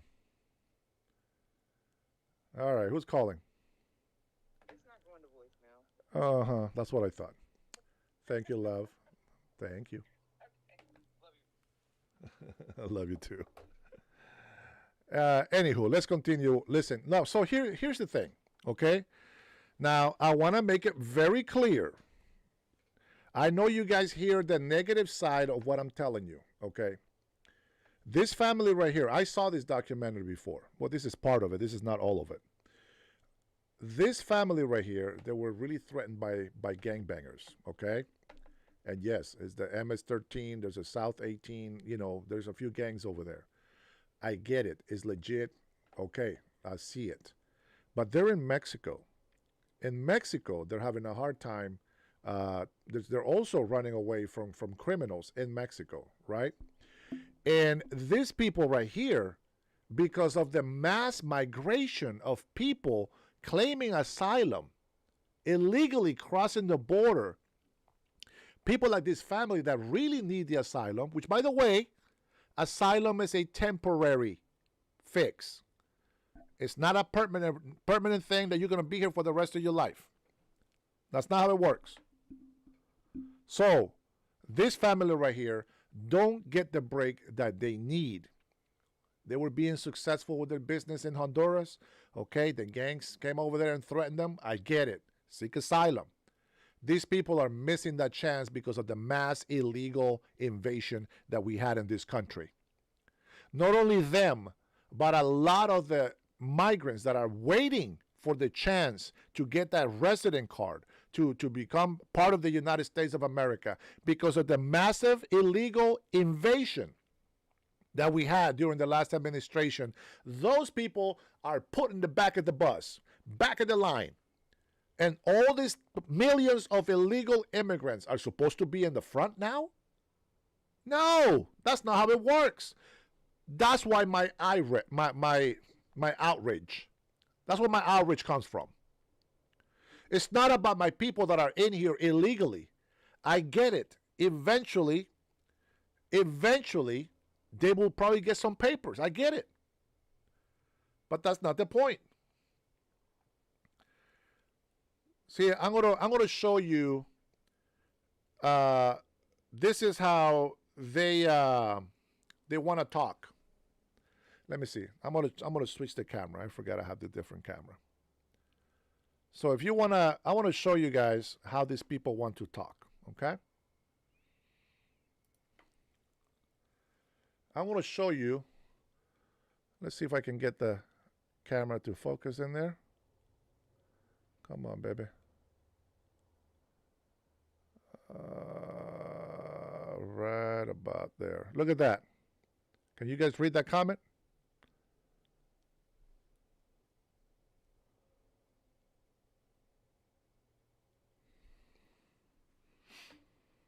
You will always be a wetback to MAGA. F you. You will always be a wetback to MAGA. Don't forget that bitch ass paisa. Chupa mis huevos, cabrón. So that is how they want to communicate. This is how I know these people are hateful.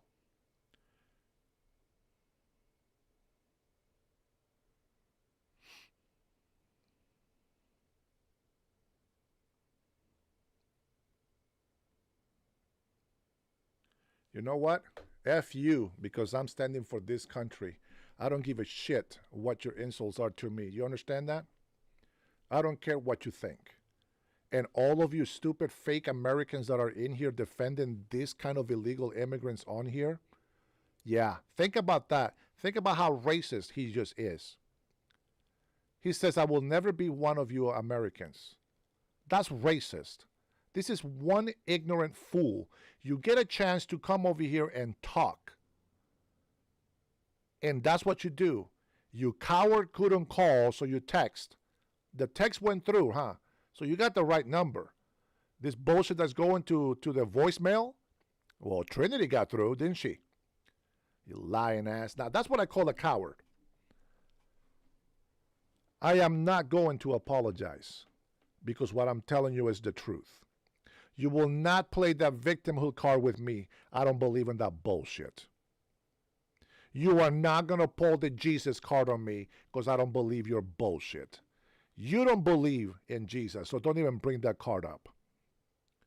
You're not an American because you don't defend your country as an American should.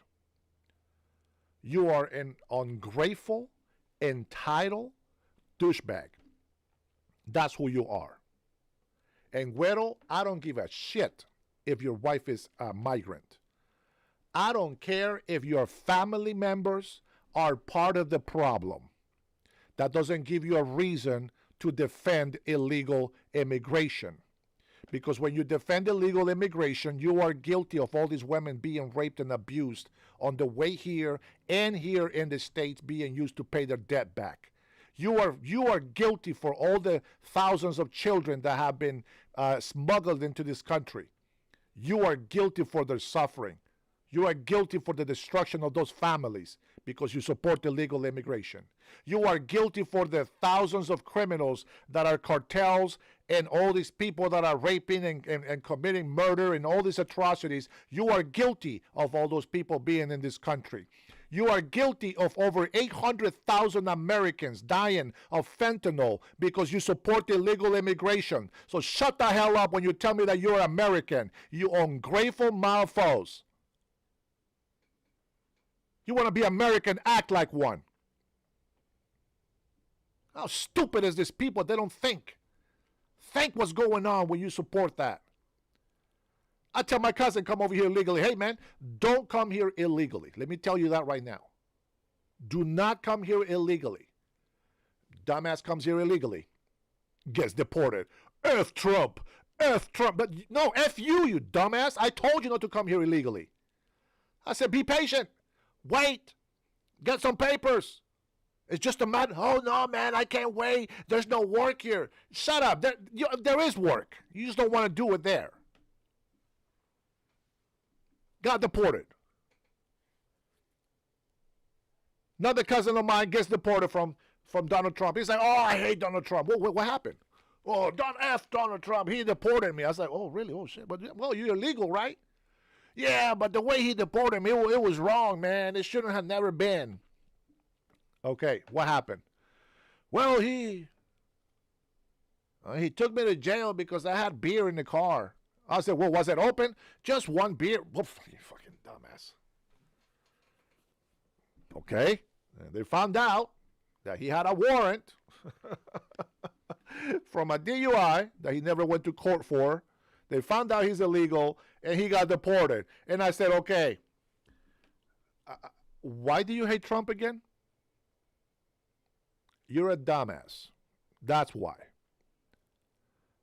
But this is what he said after he said all that. But you know what, cuz? You're right. He said, I really don't hate Trump. He says, because you know what? Even though he did deport me, I was mad.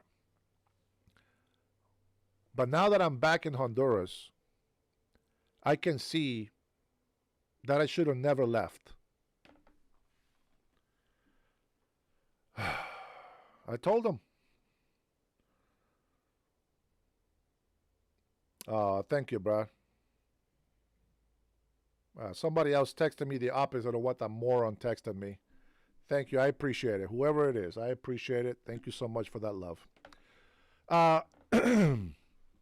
You're a dumbass. Anyways, let's continue listening to this fella. His story is actually very good. I know I've been on here for almost 7 hours nonstop. It's like a freaking marathon of live. And the worst thing is like we have such a low viewage. That's horrible. Where are my patrons? Where are my subscribers at? I figured that I cover for as long as I can to see what is the best time for people to join.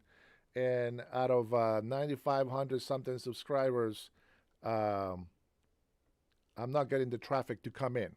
All right. Thank you, Michael. God bless you, man. Your words mean a lot to me. Believe me. You know, Derek, Trinity, all the guys that you see in here, Ronald, Blue and Green, a lot of Americans that support me on here, they're the ones that give me strength to continue to fight for this country. You know, when people want to put the racist card on me, they're freaking idiots. They don't know. They don't know that I am half native as well. You know, when they want to pull in this whole victimhood of an immigration card, you were once illegal. No, you don't know. I was always legal. Never been illegal in my life.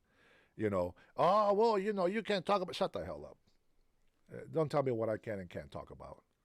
Because you use your freedom of speech. You come into my channel, hey, listen, behave. You want to have a conversation, let's have a conversation. I am not going to be over here begging for subscribers. I say thank you for subscribing. I appreciate that. That's not begging. If you don't want to be a subscriber, don't be a subscriber. It's as simple as that. Thank you, Cheryl. I see you support. 420 is in here. Everything is a great time to build a profit. There you go. You know what? And it's enough. You know, you guys supporting me is more than enough. If push comes to shove, you know, if nothing happens with this channel in here at all, it doesn't matter. If we need to get another job again, then we'll go ahead and get another job again. I still have the opportunity available for me. The bosses are actually calling me to remind me that the door is still open, so it's all good. I could never afford the Obamacare. I don't know if anybody ever has, but I've never been able to afford the Obamacare. I think it's such a waste of money. And, you know, thank you, Derek. And, you know, a lot of people, that's right, Cash. A lot of people tell me that they couldn't afford the Obamacare plan either. But one of the things that people don't know, that there is a lot of things that happens behind doors. And I'm going to give you one example about that with the healthcare and the reason why a lot of us are pushing against that free healthcare. These Democrats that are fighting for healthcare the way that they want it, they get kickbacks. They get money for this. They are being funded by this money that they give to hospitals, to big pharma. They get a lot of money back for themselves, and none of that goes to you. So what happens in the insurance industry? That they have to pay all the money for people that are not paying the insurance. How do we know that? They get charged up the yin-yang from hospitals, from clinics, because they are an insurance company. So if you go in and you know that a service costs you $200 because you have insurance, that insurance company gets billed $1,200. Do you think that's good practice? I don't think that's good practice. I think that insurance companies should pay the $200. 100% coverage. How do we get screwed with our healthcare benefits? I don't even know why I'm starting to talk about healthcare benefits, but here we are. How do you think we get screwed with healthcare benefits? We pay a premium. For example, if I go to the clinic again and I get charged like $250, okay, and I show them insurance, the bill just went up $1,000. Now the coverage, if the insurance can pay attention, if the insurance can pay $1,200, which is what the hospital charges, pay attention. That means that they can pay my whole $250 bill. But instead of me getting the 100% benefit from that, they get the money. We don't. So what happens? So now, when I have insurance and I go to the hospital, watch this. I go to the hospital, show them my insurance, they charge $1,250. And I got to pay 20% of that.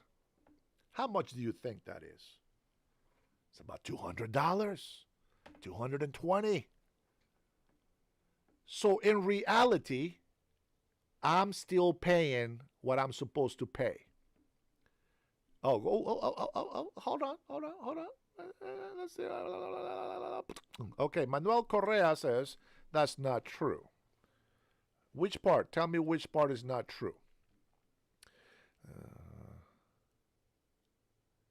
Thank you, Michael. I appreciate you, brother.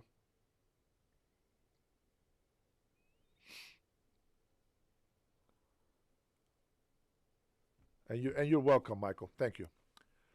Go ahead, hold on.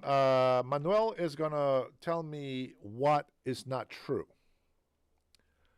Let's see. That's what the Republicans want to do, raise the insurance. This guy. Let me ask you guys something. I like it when people say that's not true, but Let me ask you something. Did the Democrats do anything to lower drug prices?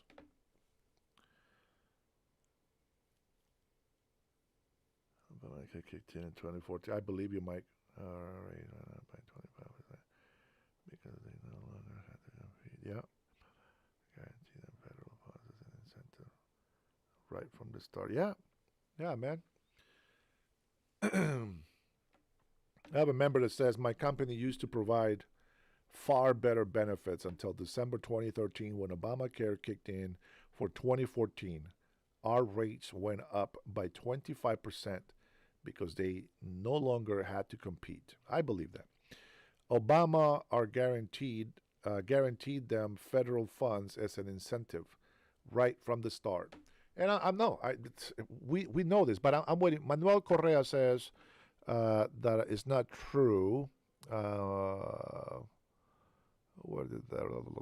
That's what the Republicans want to raise insurance. Blah, blah, blah. No, that makes no sense. They have been blaming immigrants since President Hoover because it's true, Manuel, because it's true. Until this day, I can't believe that people don't know that yet. But tell me what's not true about what I said about the health insurance. You see, hospitals, clinics, everybody's going to price gouge the insurance companies. And then they wonder why the premium goes up for the customers. They wonder why the prices go up on insurance.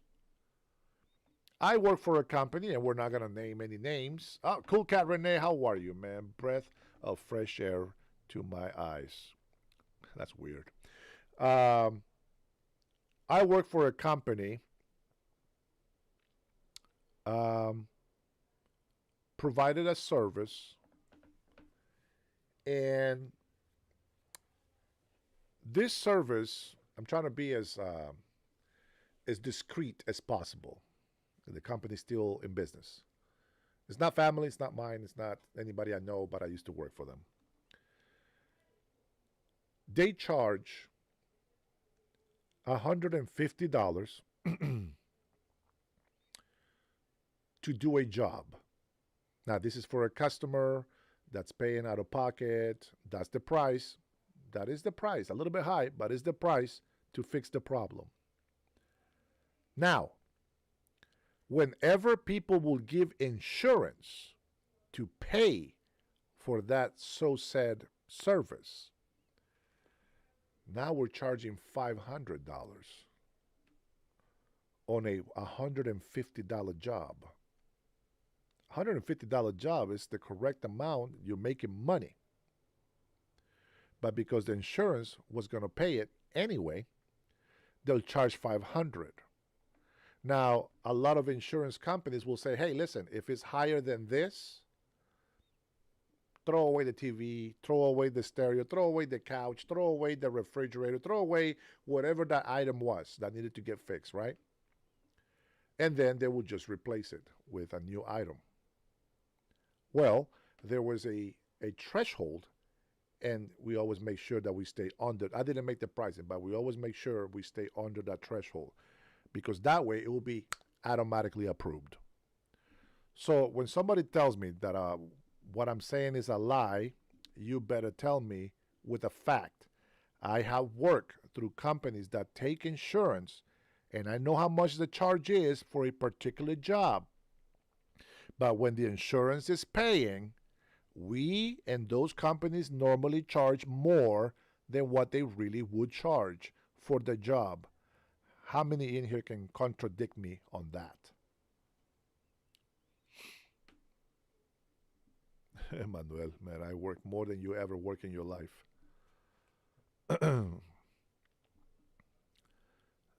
Let's see. Anybody contradict me on the insurance thing?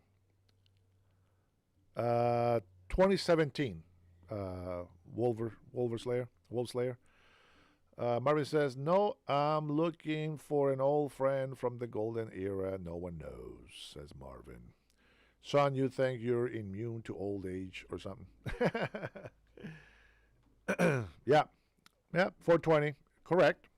Medical is a cash cow. Carlos, wear the hat all you want. Trump will still send the ICE after your ass.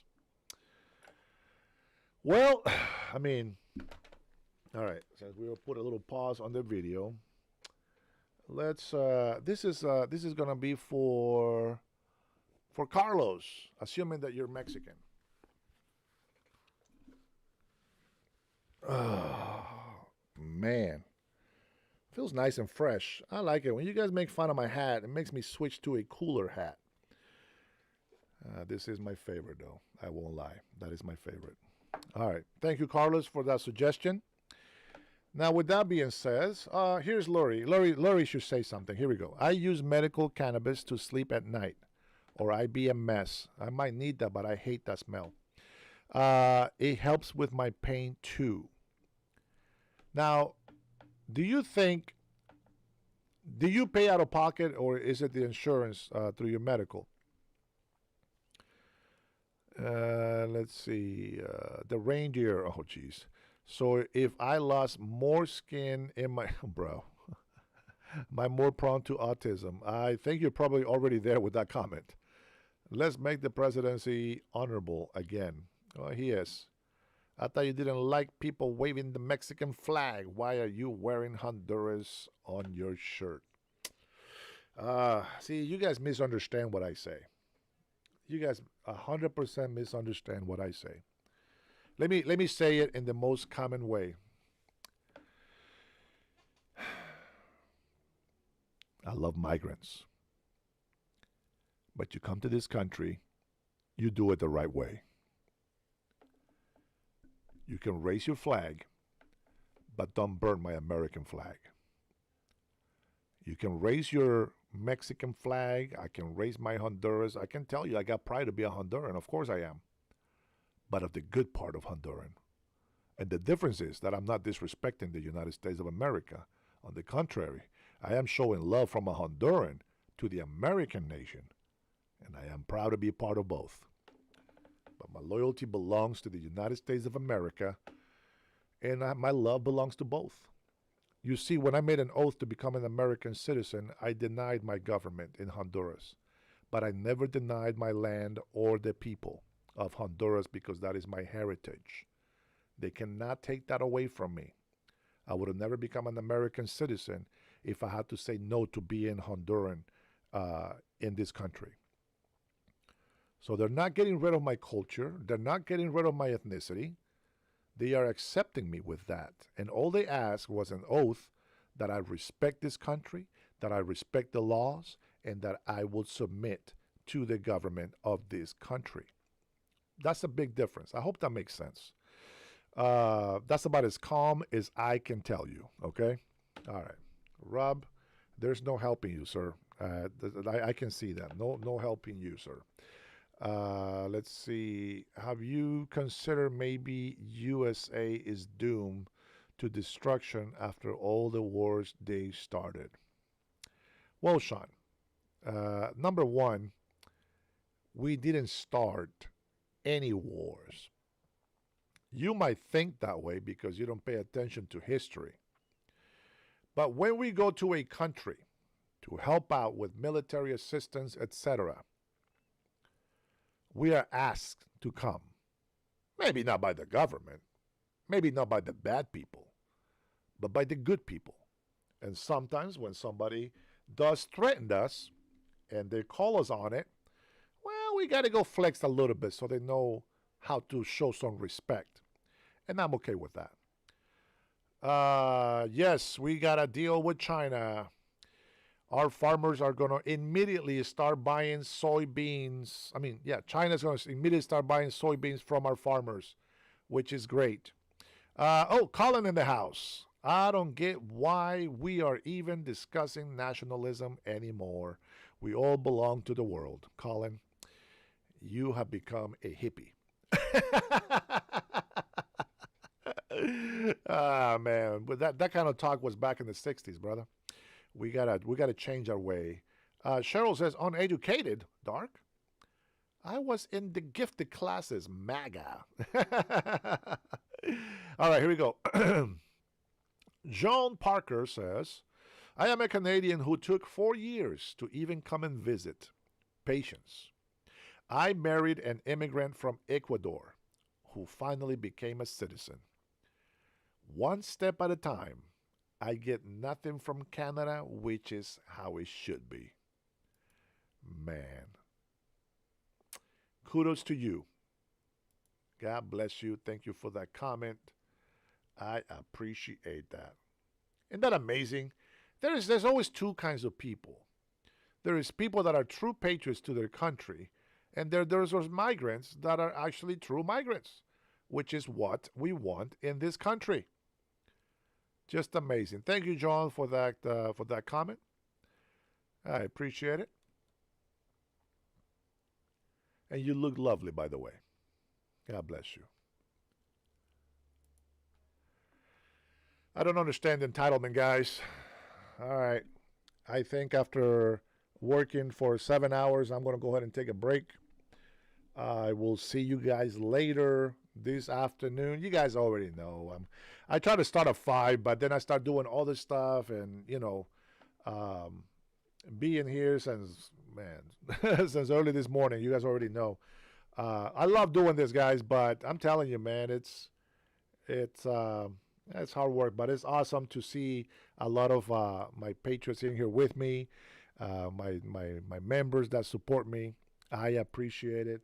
Hey, Colin, maybe I'll come back in a few hours later, and we'll do another couple hours or so. All right. Thank you guys so much for being here with me today. Maybe we'll continue watching some of these videos about immigration, illegal immigrants. But I think that as long as people think that the United States Constitution belongs to the world, I'm going to have a problem with that. So it's amazing to hear Americans just, I don't know, man. It's very disappointing. But you know what, my patriots?